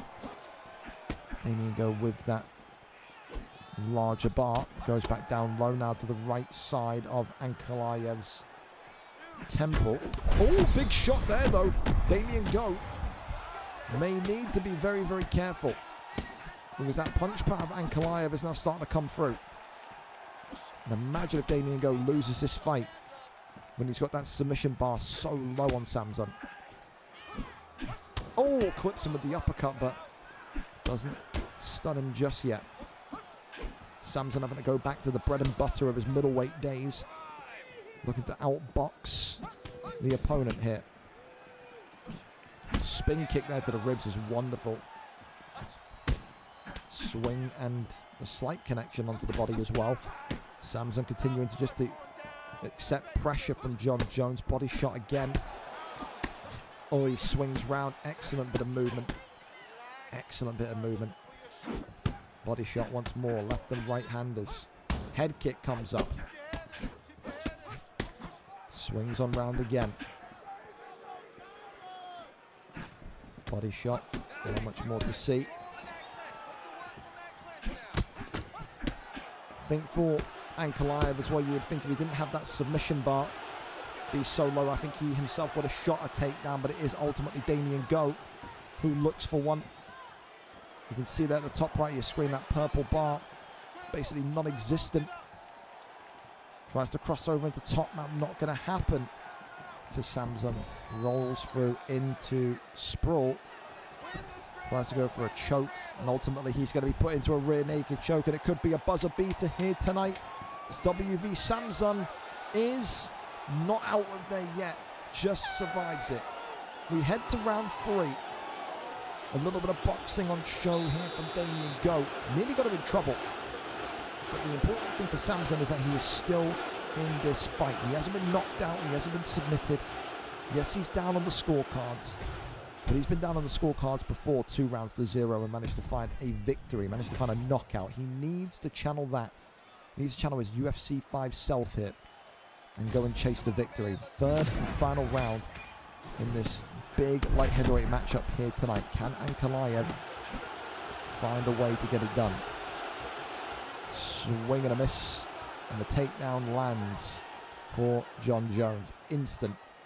You can see now DG is not wanting to risk any part of it, man. He isn't. Couple of big shots, but ultimately nothing too severe. In posture up half guard, goes for Kimura again. Does Samson. No dice though. Pushes him back into full guard, and then pops right back up to the feet. Head kick there comes up. Samson, oh, he was nearly kind of touched by that right hand of Jones. Goes back down low, up high. Head kick is good. 1-2 down the centre. Got to think as well for Jones, there's got to be a reason why DG wants it on the feet when he's got the submission bar so low. He's flow stated as well. Head kick. Oh, he gets clipped with the right hand, shoots the takedown, and then gets the land. Dude, I'm telling you, right now, DG is playing with fire.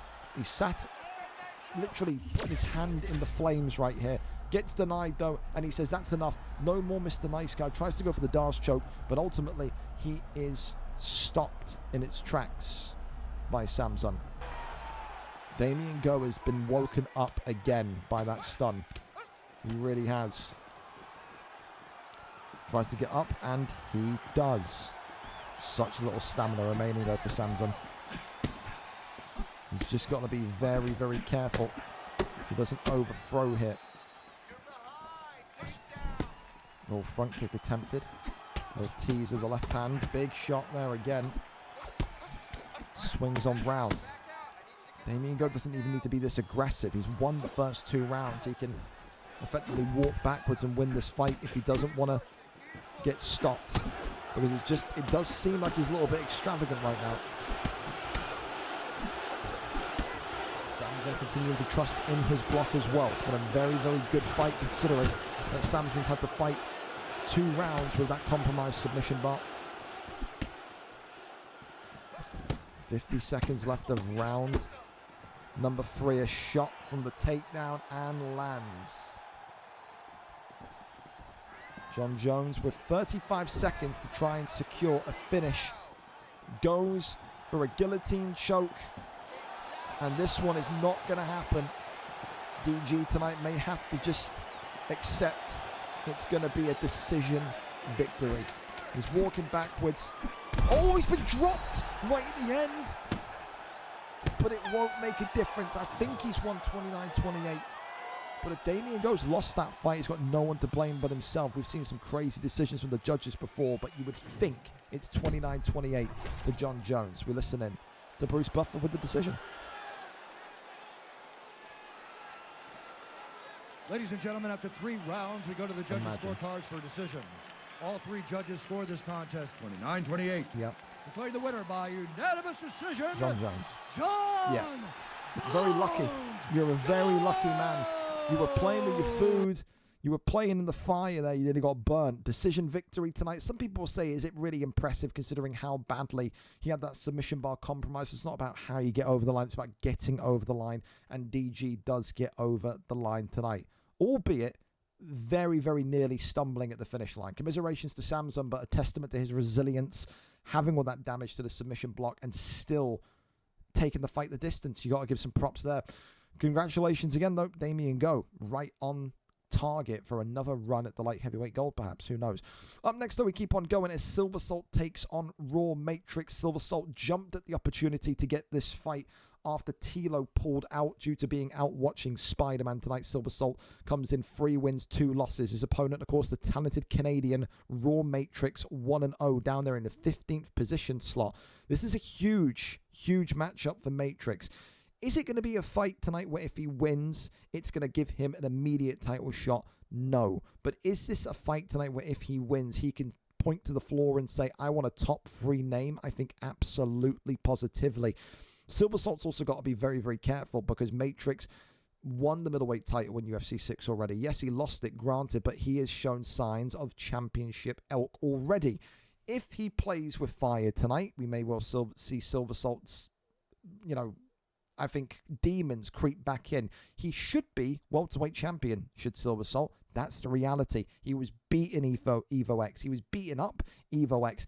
3 seconds left of the 4th round a couple of cards ago. Throws this wild strike, gets head kicked, knocked out, and loses the opportunity at becoming the 170 champ tonight. He's got to be professional. He's got to be on job, and he's got to win this fight and go to a 2-fight win streak. Can he do it? Or does Raw Matrix have something special lined up for us? We go over and up to it. Welterweight divisional matchup is ready and set for us. We're there, we're set, and we're good to go. As Sean Brady looks a little bit different, but there you go. Nothing as of yet as well. Maybe, again, like I said, we're going to have Top Gun joining us at some point tonight once he's back from work, but no promises. I hope he is. We love him, but we can't make the guy speed home from traffic and get in an accident, can we? Here we go, though. It is a huge, huge opportunity for both of these two white trunks tonight for the talented Canadian Raw Matrix, who comes in with Leon Rocky Edwards. Silver Salt coming in, though, with GSP. The one thing you keep on saying about this GSP pick in this division of welterweight is that he has got a chin made out of sandpaper. You do not pick this guy if you want to box. You get cracked early. You're effectively playing catch-up the whole fight, but the Superman punch from GSP immediately puts Leon Edwards down on his ass. That is such a weird Superman punch as well. Betting it's any airtime, does he? But already a huge knockdown for Silver Salt, who, again, is fighting with a little bit of, oh my God. Dude, if he got flashed there, I would have laughed so hard. But he is fighting with a little bit of, a chip on his shoulder because he should be welterweight champion. He watched DJ Penis on the last card beat Evo, and he did the Leonardo DiCaprio point and click and said, that should be me. And it should be. He was winning that fight. He threw that fight away. He has to show tonight in a high-stakes matchup like this that he can be professional, that he can get the job done rather than throw it all down the toilet. Of course, when you think about Raw Matrix on the other side, though, definitely one of his toughest fights so far since the turn of UFC 6. He's been middleweight champion. He had an excellent run in that division. Of course, ultimately losing the strap to the now champion Playboy Vinny, who he knows is not going to be a middleweight fighter come the turn of August. And I think definitely, he came out of that Playboy Vinny fight very, very humble, very kind of accepting that he had lessons to kind of go away and learn, and effectively comes into this welterweight division off to a winning start, 1-0, and already on the main card because the win was so impressive. So, not a fighter that you can look at and kind of roll your eyes and say, well, he's not good enough. He absolutely is on his day. One of the best Canadian fighters in the league's history.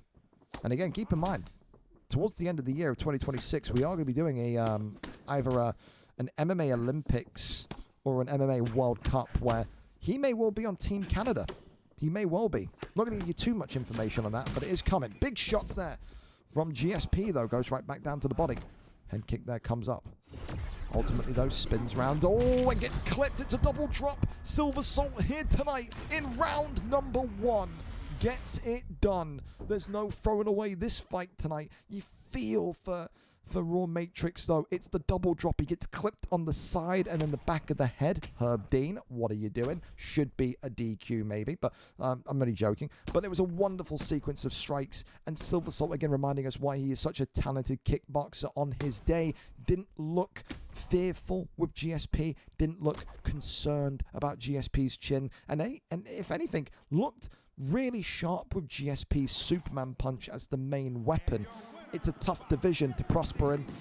Silver Salt's been in this division. He's been up in the top echelon of this division. This is not a bad loss. This is a guy that is fighting to be in the lightweight division, whereas Matrix has only just arrived at 170. These two will meet again. I just think right now maybe the experience is that little bit in favor of Silver Salt. Commiserations tonight to Matrix, though. But what a dominant statement to make by the former contender. And I think he wants to put... I think the thing that Silver Salt wants to do more than anything is to put up results, not just performances, but results that make him undeniable to go for the belt again as quick as humanly possible. A round 1 KO against one of the best and most highly rated prospects in the division definitely does that. Definitely puts him in that position. So congratulations to him again. Commiserations to Raw Matrix again. TP Feng, thank you for the sub. Feng, when are we going to see you back? No, I'm not saying this in a rude way. Don't take any offense to this. I just don't know how to say it in a non-comedic way. Has that silly bitch girlfriend of yours spilt any more water on the Xbox, Feng? Or have you put her in check? Don't put any fluid around my fucking Xbox, please. Thanks. That's what you should be telling her. But appreciate you for the sub, man. Top man. Hopefully see you back sooner rather than later. We keep on going as we wait and see. I've got loads of DMs. You want to put me for the belt next, you'll have a new champion, Gringo, says Finnan. Damien, go. I have a question from Backside. Is rear naked banned also? No, it is not. It's a great question. Rear naked choke is completely legal. Don't you worry, buddy. Don't you worry. All right, well, listen, we head over to our next fight as G09G looks to follow in his brother's footsteps and get a win on this card tonight. It was a really disappointing one. And listen, he got a lot of shit. He got a lot of shit on Tuesday when he lost to Reese 786. There were people jumping down this kid's throat. People forget that he is such a good boxer, such a good fighter in this lightweight division. G09G tonight, though, has to play the role of gatekeeper. He's trying to keep his position in this division alive. He's 3-1, but the man coming up to fight him, Loscott Jugo, has come into this division with such a splash, such an arrival that it's difficult to kind of look past him as a potential future contender. Both of them are 3-1, 4 meets 5.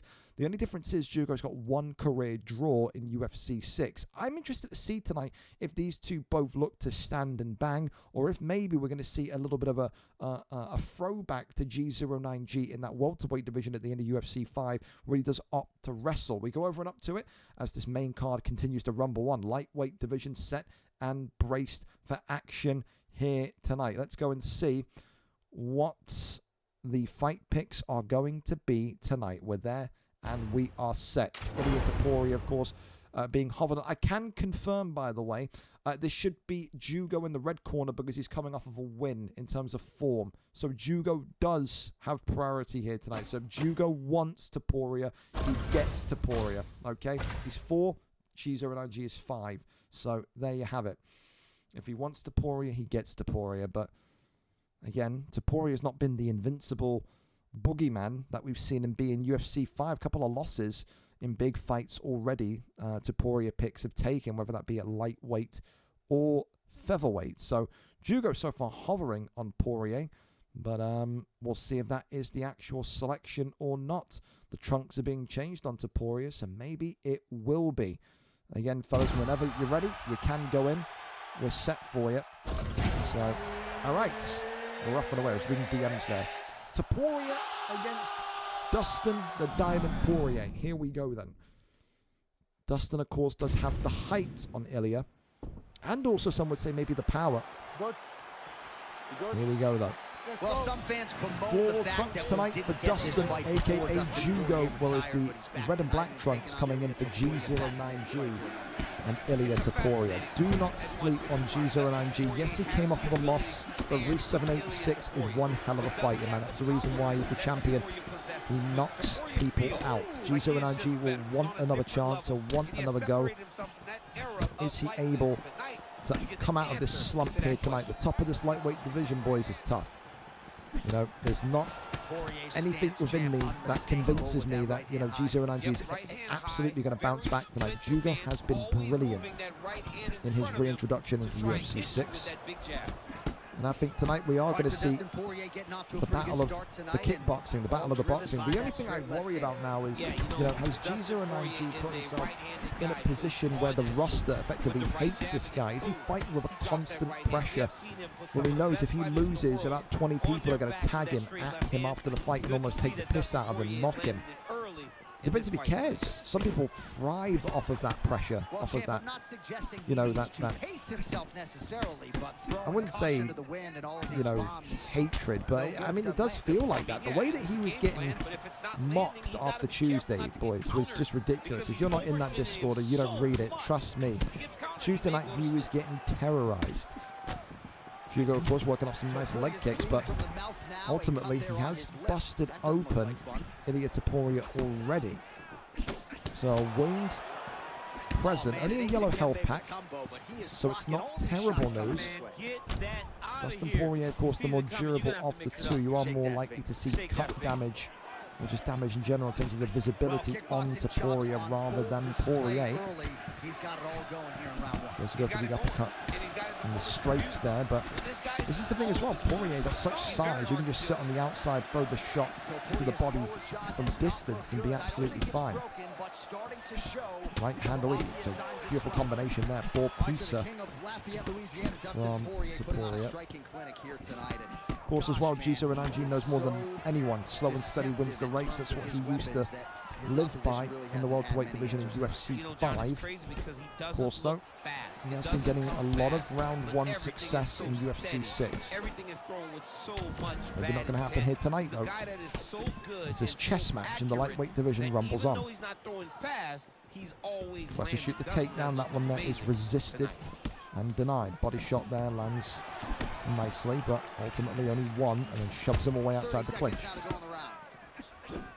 Still continuing forward here is Topuria, not phased by the early damage caused by Dustin. Body shot flies in again, clinch into the elbow, but ultimately round 1 is going to come to an end. A very, very fun fight so far in the lightweight division. Both of these two feeling like they're fighting a reflection of one another. It's a very identical fight style. There's a lot of pressure from both. There's a lot of want to hunt for the knockout from both. There's respect there as well being paid, but only one way. An attempted glove touch and a little bow there as well. So there is respect absolutely there from these two tonight. Round 2 up and underway. Topuria. I would feel like G0 is probably being told and probably feels like he needs a strong start for this round. You've got to win that respect back from Judo here tonight. Go forward, take his soul nice and quickly. Put Poirier in a position where he's got to run backwards, retreat almost. Man, that punch was a beautiful thing. Uppercut just being looked for, right hand comes across, goes back down low to the body. Uppercut now being sold through. Body shot again, that's the thing, man. Judo's got that constant activation of the body shot. I love it. Poirier though, he's taking his head health, he's getting his head health taken a lot here. Head health advantage very much into Poirier's favour. Leg kick there flies in. Works off that jab straight. Back down low to the body. Really good level change again from G0 Definitely more accurate, definitely more connective, but that's a big knockdown from Judo. I was going to say all positive so far from the Ilia Topuria pick, but that's how quickly fights in this 155 division can change. First knockdown of the entire fight, and Judo now has dominant position. All right, wants right back up there. He says, if we're doing this tonight, let's box, man. Then the minute he shoots a takedown, so maybe not. Maybe trolled him a little bit there. It's the flip and rotation into a Kimura. Here's Jugo. Now look at that, reversing him and gets him into side control. Okay. Showing us tonight, both of these two, that they can do it all. They can wrestle, they can box, they can do it all. Goes and jumps to Gilly, Dustin Poirier classic. And tonight, G09G, is he going to be a victim of a Dustin Poirier guillotine? The answer is no. He pops out of that.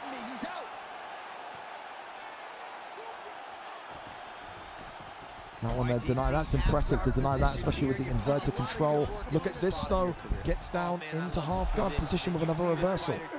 And Poirier back into side control.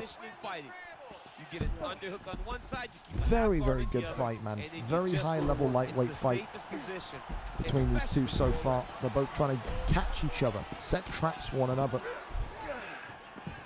I was just expecting Dustin to jump the Gilly again there, I can't lie. 15 seconds left of round number 2. Body shot comes in, left and right handers once more. Nice counter shot there. I know you appreciate counter strikes. To Poirier and G09G though, feeling it. The body shots have zapped that stamina down. We head into the third and final round. The knockdown was big for Jugo, but I think what's even more huge for Jugo is the fact that he has been adding that fuel to the fire of the body shots repeatedly throughout the entire fight.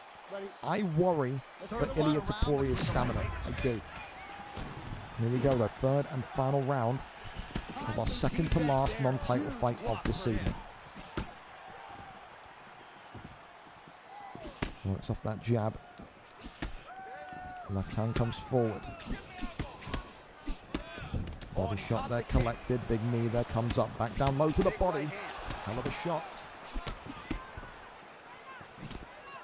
Little body uppercut there as well. Big, big uppercut. Gotta think, if you are Topuria, do you need to start pushing the boat out more? Is there a possibility where he is 1-1 and he's going to need to be the aggressor? Is there a possibility where he's 0-2 in the first 2 rounds and he has to go and get the finish? Big stun there. Kind of almost watches Dustin Poirier bubble and wobble. Heavy body kick lands. Oh, and the elbow so crisp from Jugo. Head kick there. He survives it, does Topuria. How is he still on his feet? That is crazy. Uppercut clips him. G09G. Flow state activated. Shoots the takedown, does Jugo. Topuria rolls through. And now, flow state activated from Jugo. And it is G09G who's got to get out of that. Back down low, tries to go high. Body shot again. Oh, the uppercut clips him and drops him. Huge, jumps in. Collapses back down. Is that the knockdown that we're going to talk about that wins the fight for Jugo tonight? Back to the feet they go. With a miss on that left hand from Poirier. That's with the clinch, not going to happen. Uppercut now from G09G. Poirier dropped, knee on belly, and Dustin Poirier is out of there. Jugo tonight loses to the former #1 contender. You got to question though. I'm thinking that, I'm looking at, I'm replaying the final 30 seconds in my head there. When Jugo gets the knockdown with Poirier, why is he immediately getting back up? Wouldn't you just want to keep position? Because you've effectively scored a knockdown. You've effectively done well. It depends on the scorecards, really. But I think that was really, really a big mistake from Jugo. 19-19. Show round 3. You can hear me, Jugo? Dude, he would have won. He would have won round 3. It was a huge mistake after getting that knockdown to then stand back up. He would have been in a prime position to win that round. That's a big mistake from Jugo. I mean, yeah, you got 3 stuns to 2 stuns, but that 1 stun happened right at the end. So you take that 1 off from G09G. They were 1-1 for knockdowns, 2-2 for stuns. He would have been leading on significant strikes because there were significant strikes that led up to it. if you take away that ending sequence that leads to the knockout, G09G is less on significant strikes, equal on stuns, less on total strikes. I think Jugo would have won the fight. I do. It's one of those. It's contentious. You could say there's reasons for, reasons against, but I think that's a massive slip tonight. Take nothing away from G09G, though, continuing to prove why he is one of the top boys in that lightweight division. Jugo will feel devastated. I think rightfully so. He was so close, but don't sleep on G09G, man. And again, it just shows you, it highlights how good Reese 786 is to knock out G09G in one round. And he's able to do that in a comeback type victory against Jugo is wild, man. So props to him. Commiserations to Jugo. A great fighter still is Jugo, but that's not the last we see of him. I still feel like Jugo's going to be champion in that division. I do. Love the way that he started his UFC 6. We go over then to our final non-title fight of the evening, fellas. It is Gerard against Weber. You want to talk about two fan favorites? Look no further. Gerard, of course, the pride of Ireland tonight, 4-2, coming in on a win last time out. 3 wins in 5. Webo, though, needs to be a top contender. And tonight, he has the opportunity to not only beat someone in the top 3, but extend his win streak to 4 in a row. The number 8 ranked dirtiest player in the game. Is he going to wrestle? Is he going to box tonight? Takes on one of the most prolific strikers and one of the biggest upset artists in the featherweight division. People didn't give Gerard a chance against the likes of Rakib. No one gave him a chance against any of those big names. Tonight, Gerard will say, I've got one more in me, and I've got a bullet for Weber ready and set. Of course, you win here, whether you're Weber, whether you're Gerard, it has to be featherweight gold next for you. We go over and up to it. Our final non-title fight of the evening, ready and set for action. Weber is our cameraman here tonight. 5-star picks legal.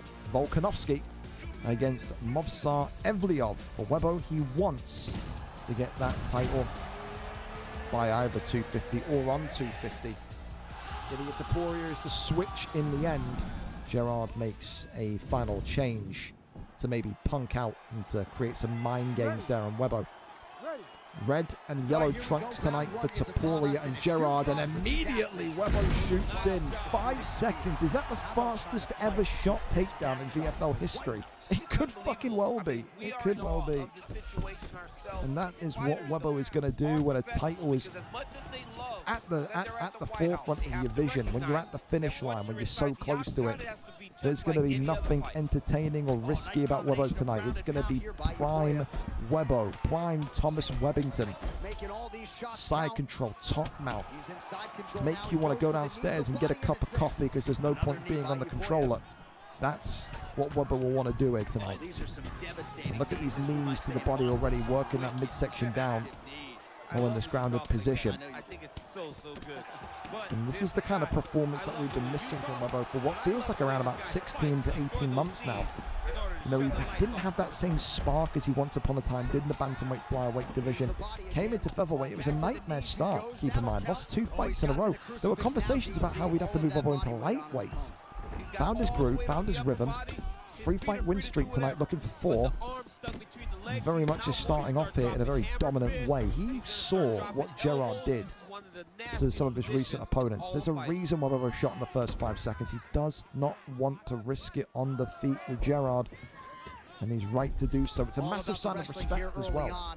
You know, when you're shooting that quickly and you not even want to engage, you don't even want to engage with your opponent, that tells the opponent, okay, he respects my wrestling a lot. I mean my boxing a lot. Of course, Weber happy to kind of sit here in side control. He's got one of the nastiest side controls in VFL history, man. He will keep you here for hours on end. He's worked the elbows now to bust him open. He's working the knees as well to get that body health down. And those body knees, I've said this before, people in side control that can hold it well like Weber can need to use these knees more often. Look at how much of a gap of health is being taken already. And you feel for Gerard because he's a great fighter, but he's not being able to show any of his skills tonight. Absolutely none. Crucifix hit as the elbows coming in. This is what the top of the featherweight division looks like. You often call it the gateway, the doorway to bantamweight flyweight. This version of Webbo is what bantamweight flyweight Webbo is all about, man. He has dominated here tonight. And the side control into the crucifix, and Webbo here nearly getting it done in one. But ultimately, he's left Gerard in a bloody mess here. Look at how busted open Topuria is. This is disturbing. And this one is all over. That there is prime Webbo. And that there is performance of the night Webbo. He looks back to his absolute best. 4 in a row, and he didn't even give Gerard a chance to show anything. Where has that been for the last 18 months? Where has that been in the first 2 fights of featherweight? That there is the scary version of Webbo, man. That's the version of Webbo that no one wants to load up against. 0 out of 0 significant strikes. 4:43 control time. Repulsive. And that's what Webbo does, man. Killer. Congratulations tonight. Gets it done. Round 1 TKO performance of the night as well with Movsar Ev. I'll know who that is, but that, like I said, that is exactly what Webbo is, man. And I can't... Gerard is going to be furious. Gerard's going to be back in that fighter lounge calling him every name under the sun. Can't even blame him because from what you watch Webbo fight like, you just don't expect that to be the fight. You expect Webbo to kind of almost fuck around at points now to try and box. Then he nearly gets knocked out and you open up a door of opportunity. There was no fucking around tonight. It was straight to it. It was right on it. And Webbo proves why he's one of the most dangerous featherweights in the business. 4-fight win streak now. It has to be the gold next. Hell of a performance. Thank you as well to Soprano Pictures 123 for the follow as well. Appreciate you.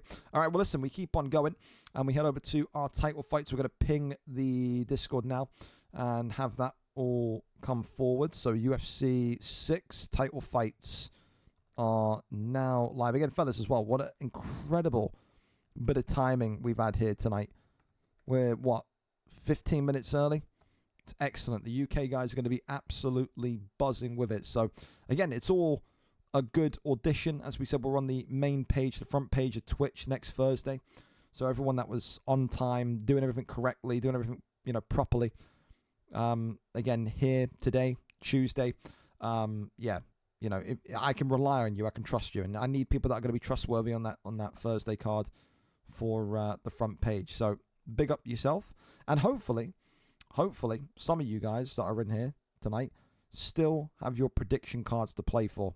Hopefully, anyway. Listen, we talk about our first title fight of the night then, as it's Raids against Welsh Pac-Man. Raids, of course, the American champion, coming in as a perfect 4-0, looking for his first title defense. He's been very, very cocky, very, very confident about his status as the champion. He doesn't feel like anyone in this division can get anywhere close to him. He says his wrestling is off the charts, his boxing is off the charts, and he says tonight, afterwards, he doesn't want to stay in this division anymore. He wants a move up. I wonder if Welsh Pac-Man can make him eat his words. Welsh Pac-Man, of course, hailing from Wales, obviously. 4-1, 4 wins in his last 5, and on a 2-fight win streak. Never fought for VFL gold before. It's his first ever VFL title shot in history. Not UFC 5, not UFC 4. His first ever. Tonight, can this balanced fighter, who we don't get to see fight live often, trouble the American, defeat the American, and maybe humble the American? We go over and up to it. Our first title fight of 4, ready and set for action here this evening. Pac-Man there and set for us as John Bones Jones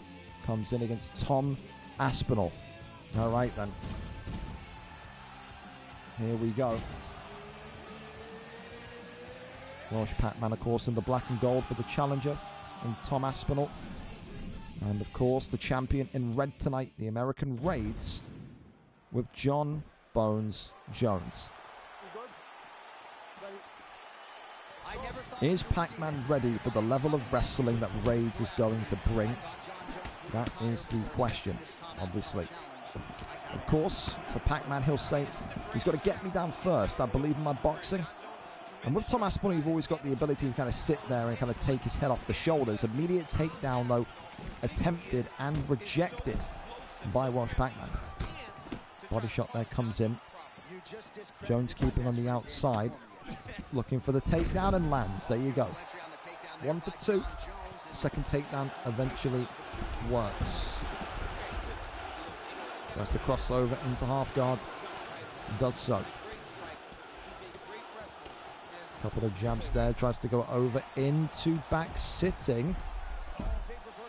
Tom Aspinall does have some decent jiu-jitsu as well, so gonna go for the armbar as well. Wow, that's a big mistake by Raids. So Welsh Pac-Man here, immediately abandoning position and going back into back sitting, but that's a warning sign. That's got to send a little bit of a signal, a little bit of a message to Raids tonight. Maybe it's not going to be as easy as what you thought, especially if you're going to be as rusty as that. Should under no circumstance be allowing the armbar to come forward there. Ultimately though, listen, nothing comes from it. It's all positive, it's fine. Takedown lands, side control here now for the champion with John Jones. Attempts to crawl over into top man, not going to happen. Finds sprawl, goes over into backside, excuse me. Tips over now into side control. Not going to happen. As crucifix is denied, and then another attempted sprawl out is denied also. This is what we're talking about. We're talking about Raids as wrestling, though. It's the denies, it's the control at this heavyweight level. Looking really sharp here, denies that transition as well. Looking to go for the armbar here. Welsh Pac-Man could be in trouble. The arm's given up. And he's not had to face a wrestler like this so far. Welsh Pac-Man tonight going to be denied. And Raid's going to take the arm, takes 50% of that submission bar down. This is why he's so confident. He feels like he is a level above the competition in this division when it comes to his wrestling. And who can blame him when he's looking as sharp as this tonight? A couple of strikes here. There's this one yoinked back into position. Goes for the arm again, and Welsh Pac-Man just resisting. He's keeping alive. He's not giving up just yet, Welsh Pac-Man. Instead, goes for an arm triangle. And is it going to be a one and done here tonight? He denies him, and Welsh Pac-Man in round number 1. Is he out of there? Our survey says yes, he is. Is he going to tap? Yes, he does. He was waiting. He was playing with him at the end there. Denied him once, denied him twice. Realistically, it's the same bug as last year, isn't it? Where, like, the horn going should end the animation, but he got it in before the round ended, and therefore it counts. So we'll call it 4:58 of round number 1. But again, man, the jury is still out on Raids' boxing, but you can't deny he is so good with the jiu-jitsu, so good, and it's another dominant performance from the champion, and he makes one of the best boxers in the division look like a chump, man. It makes him look like an amateur. And again, you know, when you're riding that level of confidence, it's easy to kind of say, well, you know, he's only doing it in heavyweight. The skills that he's showing in there tonight, they're going to translate over to middleweight, welterweight, wherever he wants to go. And that's the thing, you know, it's an open floor now for what Raids wants to do. He messaged before and he pushed before, said, I don't want to be in the heavyweight division in August. I think that's abundantly clear he's not going to be. Come VFL 249, he will be in a new division. But the options are on the table. You know, he can decide now where it's going to be. If he says welter, light, middle, he can do whatever he wants. The world is his oyster. Congratulations tonight, and still heavyweight champion of the world, hailing all the way from the United States of America, Raids. Congratulations to him. A dominant performance indeed. We are now miles ahead, so hopefully there's no issues here as we keep on going. And we do have another stream link here as Fat Bot Loves Food and Kruger are ready to go. Surprised when I match made this that these two have never fought before back in their PlayStation days in UFC 5, but they have not. Tonight, the 4-0 Fat Bot Loves Food hand-picked Kruger. I went to Kruger and I said to him ahead of this card, Webo or Kruger, who do you want? He says, give me the undefeated guy. He deserves it. He's not lost a fight. Let me take his 0 before I depart into bantamweight and flyweight. So tonight, 4-0 for the champion meets 3-0 for the challenger. Can Kruger once again remind us why he was one of the most feared and dominant champions in VFL PlayStation history? He's got to take out a guy riding form, riding confidence tonight in Fat Bot Loves Food. But if there's any man that can do it, it would be Kruger. We're there, we're set, we're ready to go for this featherweight title matchup here tonight. Alexander Volkanovski against Max Holloway. Let's see exactly who gets this one done. When you think about the way that Fat Bot has been fighting, you would feel like it's impossible here that he loses tonight, but never ever sleep on Kruger and that brilliant style of his with all that nimbleness and all that accuracy that Max Holloway provides. Height versus pocket presence is going to be the story of this fight. Champion tonight, Fat Bot Loves Food in the green with Max Holloway, challenger Kruger in the red with... Did I just say Max Holloway? Alexander Volkanovski, excuse me, in the green for Fat Bot Loves Food. Red trench for the challenger for Max Holloway and Kruger. Sometimes I get so sucked into the intro I lose my train of thought. It's alright, I'm retarded, it's fine.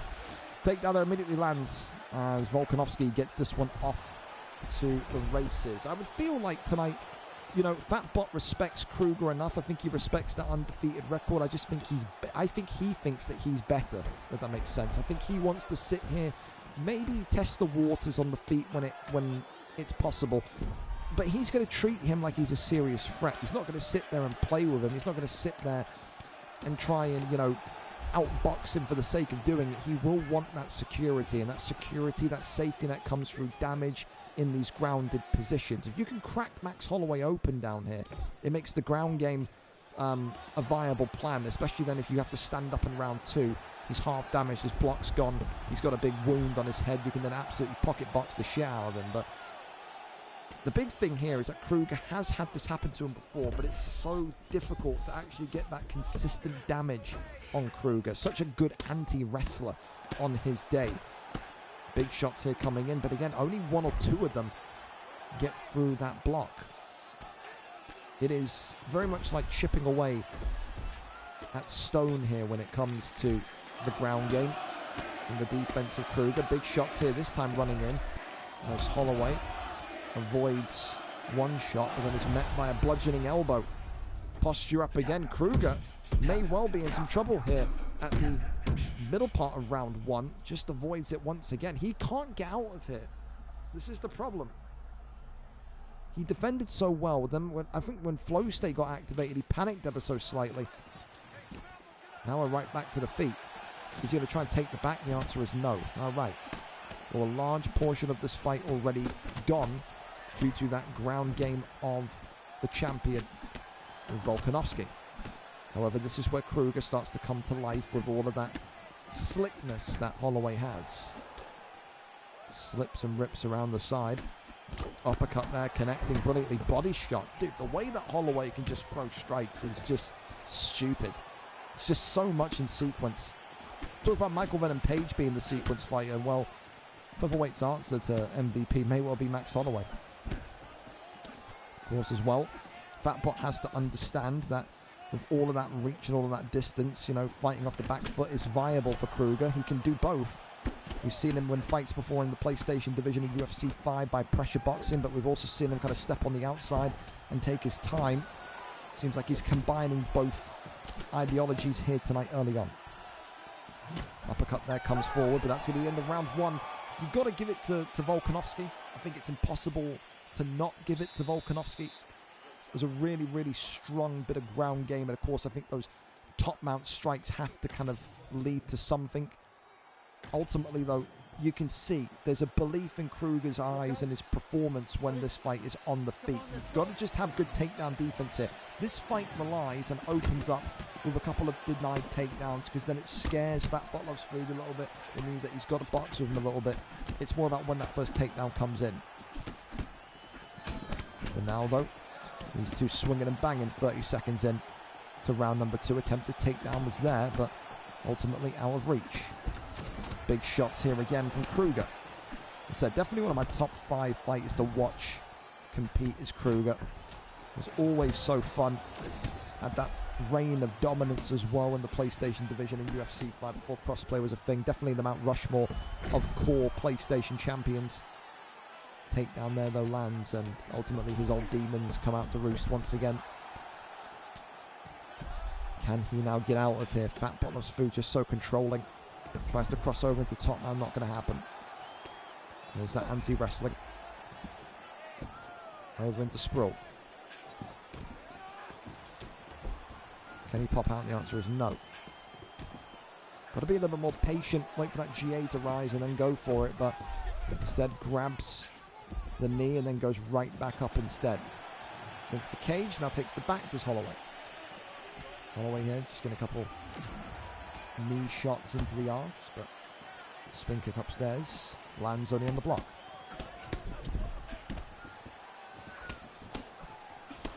Right hand comes across, body shot there is nice. Right hand goes back down low. Swings around, head kick, body shot. Fat Botlov's food starting to come into his own now as well, with that pocket presence that we know Volkanovski is so renowned for.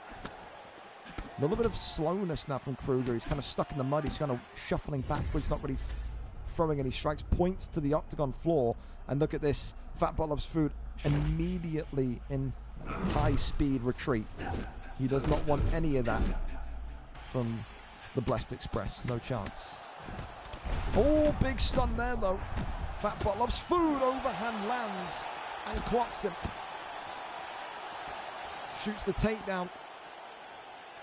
Reverses him, shuffles him back round. Body shot. Oh, and the uppercut now knocks and drops him. Tries to go for the jump. UFC not going to give him it. But Kruger right now, dude, look at the way that the stamina has been kind of targeted here. On both, in fairness, I think still ever so slightly you can say that Volkanovski's got that stamina advantage, but this is where like that first kind of shift of momentum happens, and where that first kind of indicator that Fat Botlov's food is bantamweight ready appears, man. From the kind of minute 32-minute mark of this round to here, it's been all Volkanovski. Hell of a round from the champion. Kruger has got to start moving and moving quickly.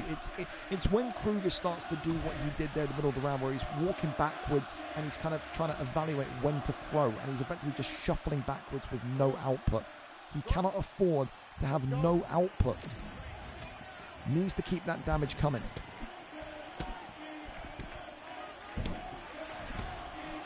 Right hand just continuing to work. Body shot there lands brilliantly. He just, oh, body shot there. Fat Botlov's food in trouble, shoots the takedown. And again, it's been very silent, very deadly, like carbon monoxide poisoning, eh? The way that he's just been consistently socking the shot to the body, socking the shot to the body. He's invested in the body, and finally that investment has paid off. But ultimately, the takedown defense has let him down. If he denied that takedown, I think we could have had a new champion right there and then. Gets right back to the feet, though. Kruger not done just yet. A couple of body shots there, but jump up, head kick. Still pressuring the Volkanovski selection. The champion's in trouble again. Fat Botlov's food is down. Kruger reminding us just how good he can be. He said he didn't have a good round 2. He's having an exceptional round 3. Head kick upstairs. Fat Bot has got to get some control back himself now. Oh, the right hand, the body shots, the sequence work. It's like a symphony of violence from the challenger here tonight. Kruger, body shot comes in, flying knee. Fat Bot is absolutely shooting takedowns out of sheer panic. He's pointing to the floor. And look at that again, Fat Bot is running away, but this is going to be it here. Max Blessed Holloway, Kruger, champion of the featherweight division, not quite yet. Fat Bot is shelling up here. He needs a little bit of something, and that something comes in the form of a takedown. He needs to end this round and get that recovery ASAP. What a turnaround for Kruger in this third round here. You would think after that second round, especially that last kind of 60 seconds, there was no way Kruger was going to be able to muster this, but wow, he's just one of the greatest of all time, man. He just is. Fat Bot loves food, trying to go low himself. Look at the stamina that's left on Fat Bot. There's barely anything. And there's still 2 rounds to go. Drops him again. Looks for knee on belly. And Kruger now, is he going to get it? No. The way that Fat Bot loves food has managed to survive in this fight as well at times is ridiculous. Couple of shots. And I don't think there's going to be any rush here from Kruger. 10 seconds of round 3. And he doesn't even want to get up here, this fat bot. It goes to championship rounds. But my oh my, how the momentum pendulum swings. That's a tongue twister. Dear Lord. I said, man, I would have never ever thought in my wildest dreams after that second round that Kruger would have a hope in hell. Never doubt this guy. Never doubt this guy. Round number 4 of a possible 5. Swing and a miss. It's an already big stun. And Fat Bot loves food. Double dropped here. It's got to be now. Put the belt round his waist, Dana White. Kruger gets it done. One of the greatest PlayStation champions of all time for a reason. 22 seconds into round number 4 ends the unbeaten streak of Fat Bot Loves Food. If Fat Bot Loves Food was ready for bantamweight flyweight, sure as shit Kruger is. What a performance from the multi-time PlayStation champion tonight. He made it look so easy. Although, in fairness, the first 2 rounds were not his best.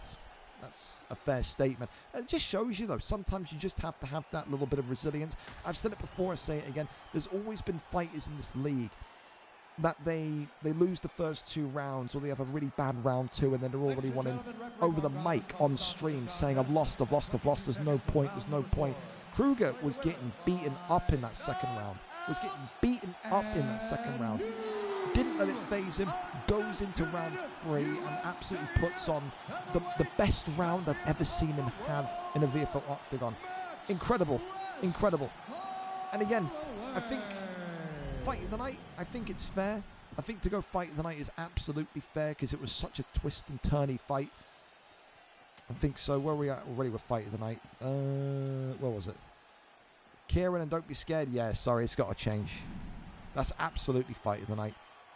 Just wild. Because again, it was so comfortable for Fat Bot Loves Food in that second round.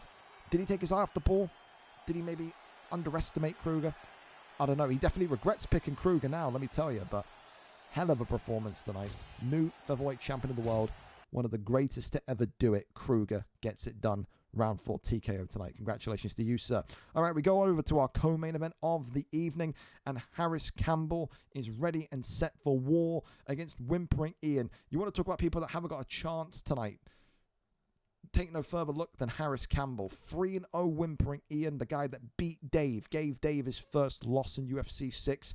And now tonight he goes up against Harris Campbell, who is 2-1 as a boxer. Supposed to be Final Block. Final Block couldn't make it tonight because of a work shift thing where he wasn't going to be able to stay up late until 11 o'clock. So we had to kind of swap that round. He is still very much one of the favourites for that bantamweight belt. But could Harris Campbell shock the world tonight? We know Ian's wrestling is disgusting. But Harris Campbell, if Ian underestimates him, if Ian tries to box with Harris Campbell, he could get surprised in a nasty way. 3-0 champion Whimpering Ian against the number 7 ranked Harris Campbell, 2-1 for the VFL Bantamweight Championship of the World. Harris is our streamer here tonight. Let's see what the picks are going to be. Divashili against Dominic Cruz. For Whimpering Ian, it's the same as last week, a Dominic Cruz pick, but maybe he'll be saying this time tonight it's a Dominic Cruz pick controlled by someone of a lesser level. Harris is going to need to be ready for the wrestling. When you see Divashili, that's when you start to maybe shake at the knees a little bit.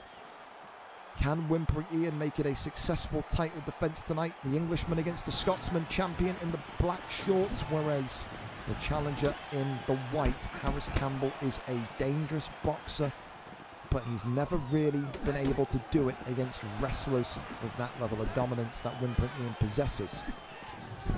Ian, of course, will be looking at this division and saying, I've got an opportunity here to break that old PlayStation record of mine. Of course, he was the most decorated PlayStation champion in VFL history in UFC 5, 9 title defences. He was an unbeatable quantity at certain points in that UFC 5 countdown to UFC 6. Of course, Harris Campbell will have decent takedown defense. No doubt he's watched the tape from last week and saw exactly what Dave was having to face. Maybe it is as simple tonight as understanding, deny the takedown, work the boxing, and achieve one of the most unpredictable and unlikely outcomes in history, become bantamweight champion of this division. Takedown there though does land from Merab, as now the elbows and so forth start to come out in abundance. That one there is denied. Couple of knees here to the midsection, goes over into sprawl. Shots here to the ribs, that one there is denied, right back round against the cage, and luckily enough Harris Campbell does find a way up. You have to wonder what maybe Harris Campbell's corner is telling them tonight. Is it a case of we need to keep him pressured against the cage? Because I think Ian, in all of his PlayStation performances as well as his UFC 6 performances, always showed me that he likes the pressure. He likes to be the guy that's kind of being pushed backwards. Makes him fight even harder.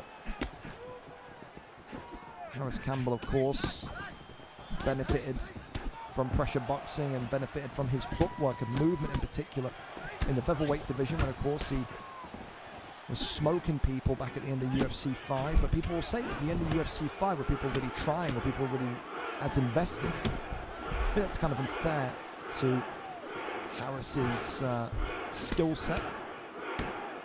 I wouldn't have put him in this one tonight if I didn't think there was a chance that he could win this one. And he is getting some good shots off here on Wimper and Ian nice and quickly already. Left and right hand stuff from Dominic Cruz, but you would have to maybe say, if he wants to go with purebred boxing tonight, was Cruz the best option? Prime Cody Garbrandt perhaps, maybe, I don't know. Uppercut there was nice, look at that though. One right back again from the Rab, but it's these wild and wonderful animations that Dominic Cruz has that makes him such an attractive prospect for people in this bantamweight division. Fake takedown into the right hand, ultimately though denied instantly.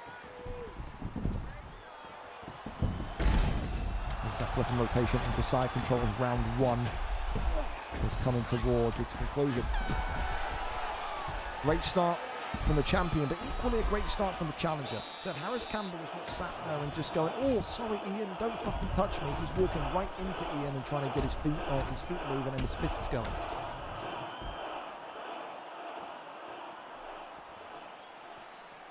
Round number 2, up and underway. Expect a fast start every single round. Immediate takedown shot there by Ian. Big knees coming in. Shoots another takedown, that one there stopped. Head kick upstairs. Now Merab in flow state, head kick cracks him and then immediately gets him down, but again, great takedown defense from the Scotsman Harris Campbell tonight. I don't think we've seen Ian land consistent takedowns yet, have we? Excellent.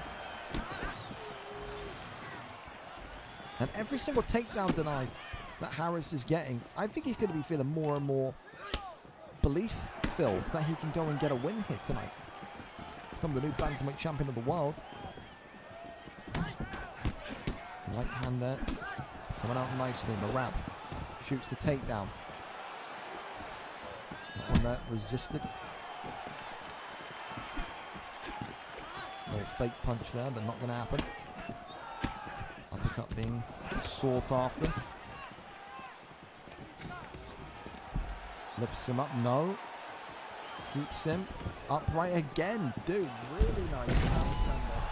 And now Harris Campbell has dominant position and gets up. Ian's struggling here, dude. I will say though, the only thing that I'm a little bit concerned about is Harris Campbell's stamina. Stamina advantage is narrowly with Merab. We know Merab's got a hell of a gas tank in real life, but maybe this is all part of the plan. Can't knock his takedown defense though, man. It's been excellent. Finally though, gets him down. Talk about the takedown defense, and then the first time I do, boom. Inside saddle we are. Backside. Into back mount. A patience that we have not seen in some time when it comes to bantamweight title fights. Ultimately, though, gets over into top now.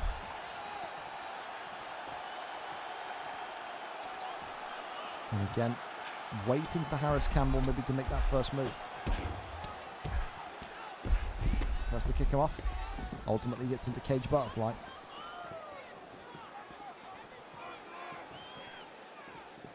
And both of these two still very much in a stalemate, not wanting to concede position, not wanting to be the first one to make a move, but ultimately gets back up. Right back though we go, as Harris Campbell denies that one as well. Right hand is nice from Marab, uppercut now being looked for. Got to try and peel himself away from the cage, but ultimately 10 seconds remaining, so not too much damage to be done. It's the stamina again. We're talking about a 5-round fight, and you're looking at Harris Campbell right now being at 50% stamina. Maybe this was all a big game to Whimpering Ian tonight. Take down the stamina, work it down, make it look so a little closer than what it should be in order to kind of get him out of there before the championship rounds. Harris Campbell now cannot throw the sequences that he wants. He can't throw the punches in bunches that he wants because he is so depleted. Round 3 of a potential 5-round fight here. Champion, of course, as we say, was joining us in the black. Challenger in the white, and flow state activated, takedown attempted, good deny though, and look at Dominic Cruz coming right back the other way. Swing and a miss on that one. Both of these two swinging with a little bit of fury though. Knees to the belly, and then of course the head shoots another takedown, and in the end gets the takedown, half guard.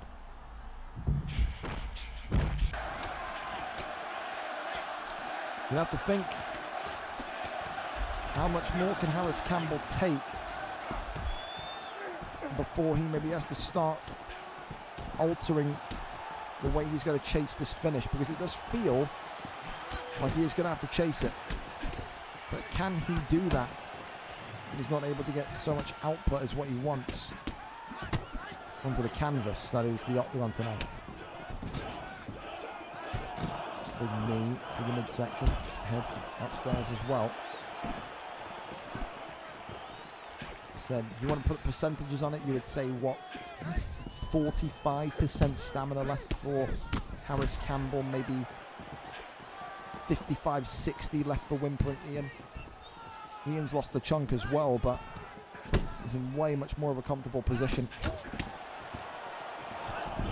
Front kick attempted by Harris, spinning back elbow.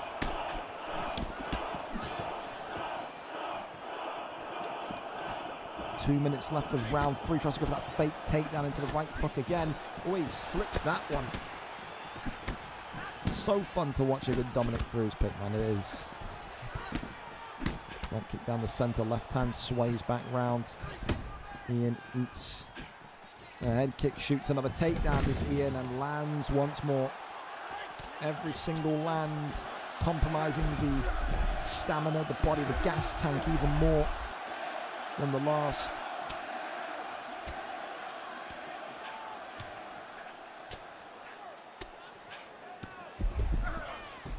Keeps him locked in, no.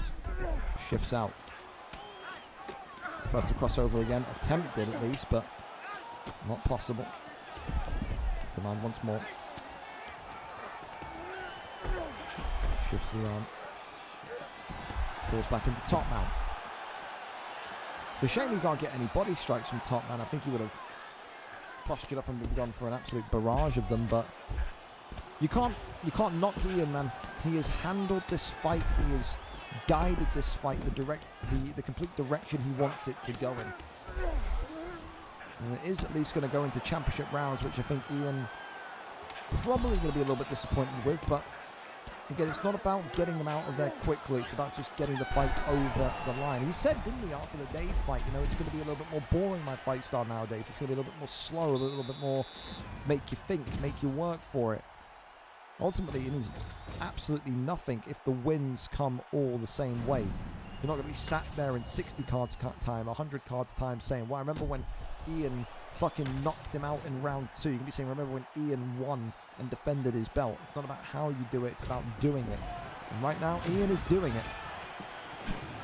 Round number 4, up and underway. Immediate takedown and an immediate shot with flow state activated. He just can't shake him now. Harris Campbell is just stuck. He's stuck to a rock and a hard place. He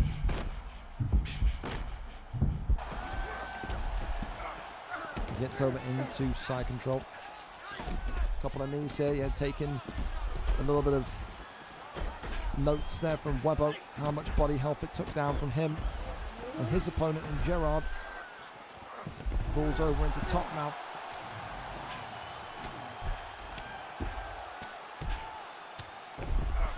I wonder what final block, when he watches this back, if he's watching it in his bed now, I don't know, will be making of this.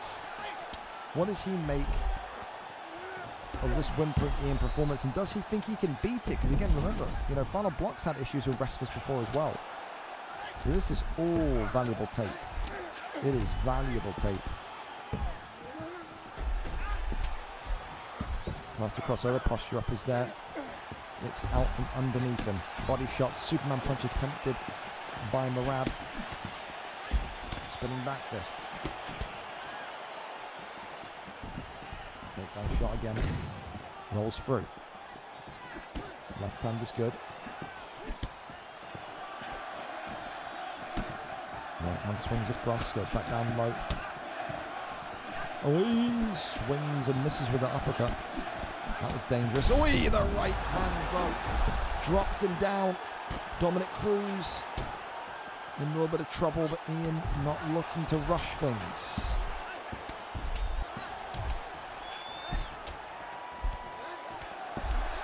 Works the body shots more and more.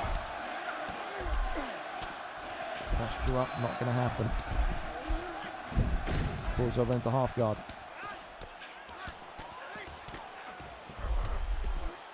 Sprawl position going to be gained? The answer is yes. 1:13 left of the fourth. Harris Campbell now on 25, maybe 20% stamina. He's realistically got fumes that he's running on.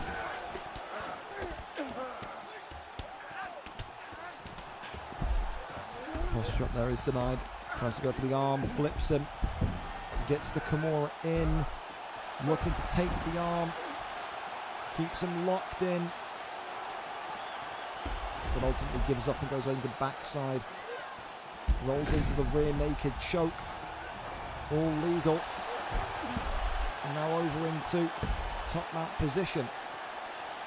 I think Harris probably got a little bit confused there, thought he was maybe back sitting, but rear naked is completely legal. Ultimately, it goes to round number 5. The Whimpering Ian does not look like he's going to be jousted from the throne here tonight.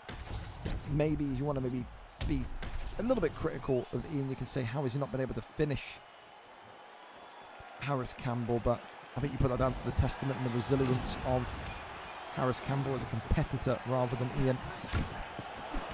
Here we go though. 5th and final round. Head kick there cracks him. Big left and right handers. And Merab Davashvili again shoots another takedown, gets another land. No, it is denied. And he gets back upstairs. Clinch work. Now coming in from Harris Campbell and Cruz. Still continuing with the uppercut shots as well. Believes he can maybe catch him with one of those Superman punches. Nice from Cruz. Ducks underneath. Another Superman punch there from Merab. Oh, clips Dominic Cruz though. He's faking those body shots. Shoots a takedown. Gets another land. And we talked about maybe decisionator Dave. We talked about decisionator Ian. It doesn't look like he's even considering a finish here tonight. Rabbit shots there to the dome, tries to cross over, not going to happen. Falls over into top mount.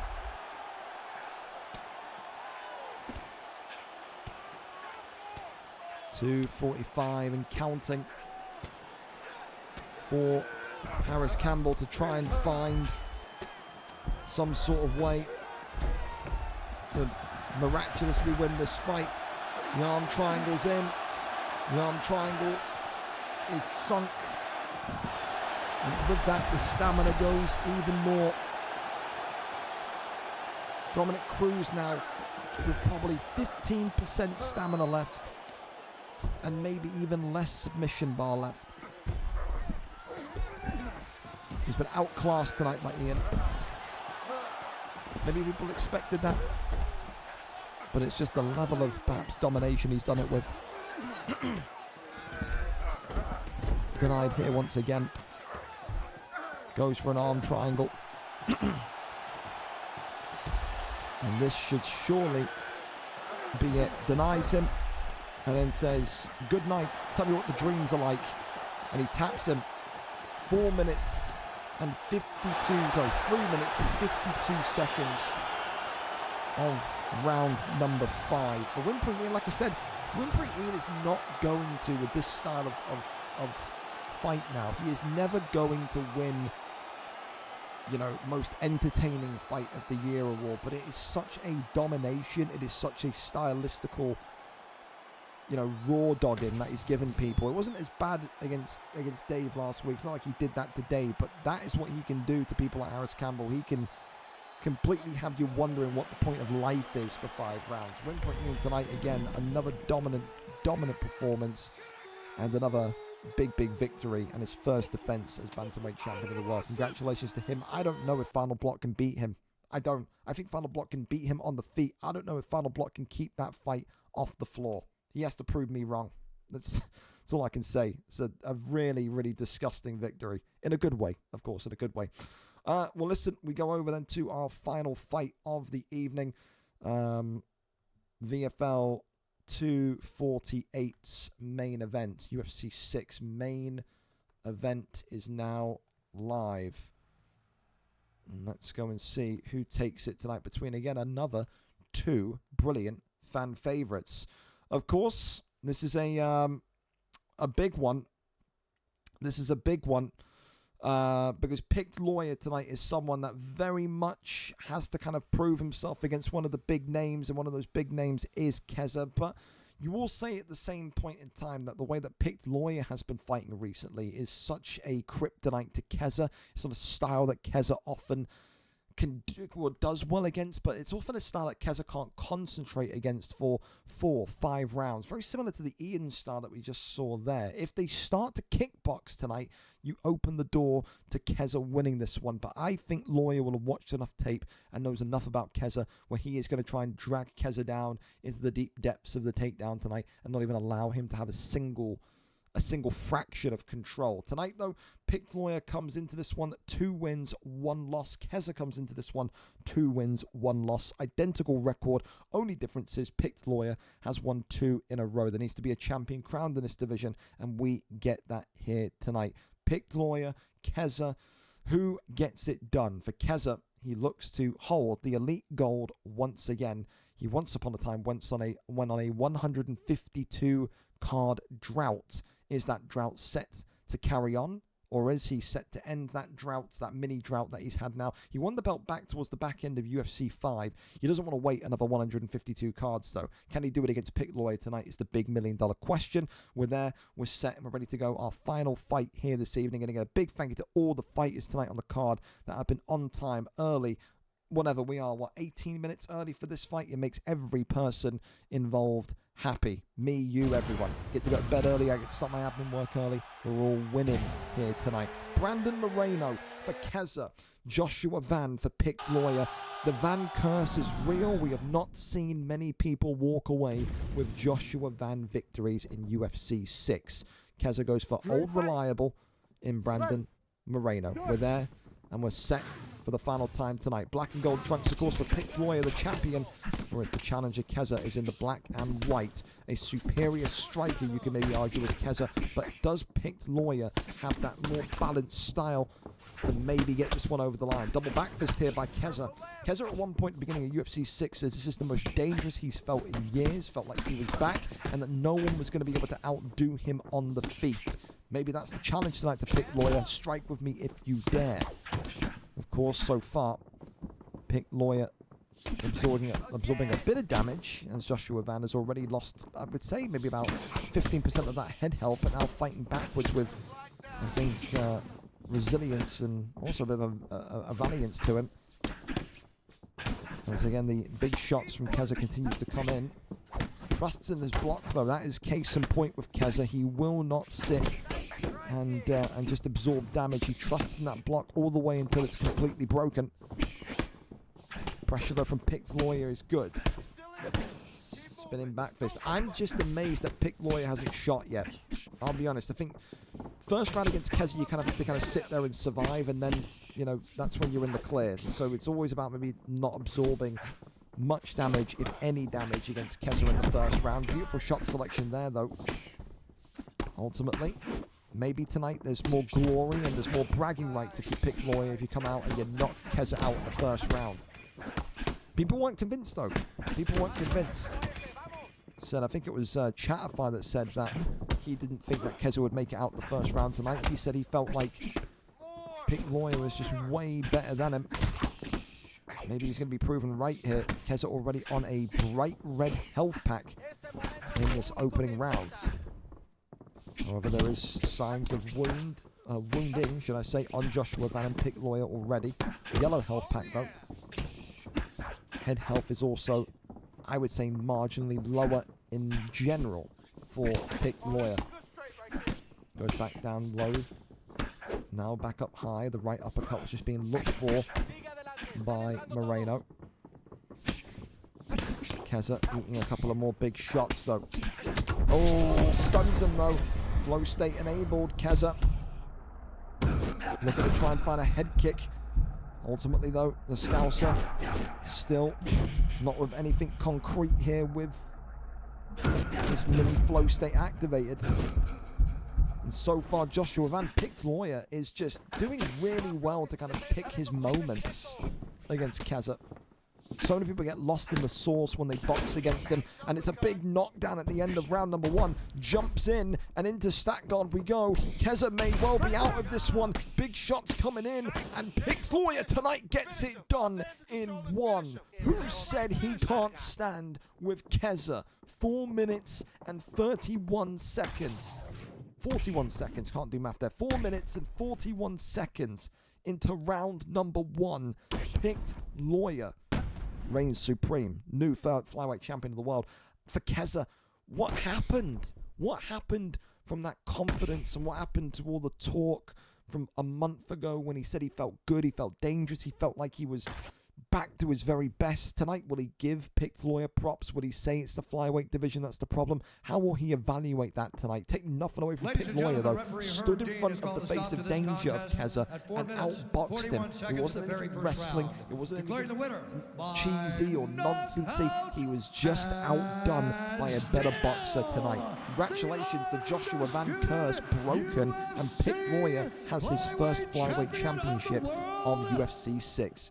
What a vicious beatdown. I didn't think it was going to go that way. The way that Kezza was slicing him up in those first kind of minute 30 was ridiculous. But ultimately, it's not about how you start, it's about how you finish. 4:41 in round number 1 tonight. PickedLawyer, new flyweight champion. That is how the final cookie crumbles. Congratulations to him tonight. And yeah, to do it with Joshua Van, who, again, I still say on record, is complete and utter arse, it is quite something. So congratulations to him. What a card, boys. We finished 15 minutes before the main event's even supposed to start. You're all passing this this audition to get onto next week's mega card on the front page of Twitch. So much easier for me. 2 cards in a row where we've had pretty much no issues and nobody be late. It shouldn't take being on the front page of Twitch next week and you needing to be good like this to have it happen constantly. I love it. Fantastic. Reminder of your champions here after tonight's card, and still heavyweight champion of the world, Raids, and new featherweight champion of the world, Kruger, and still bantamweight champion of the world, Whimpering Ian, and new flyweight champion of the world, PickedLawyer. Performance bonuses are as follows: Kruger versus Fat Bottlers Food for fight of the night. Performance of the night, Webbo against Gerard. Knockout of the night, King E161 against Riley. And submission of the night, the unpredictable Sacred against Raw Corn, formerly OV Leviathan. to VFL 249. Listen, Tuesday's card still happens. Thursday's card, every single championship will be on the line. So every champion be here on Thursday. You've got an automatic ticket to get onto the card for the front page of Twitch.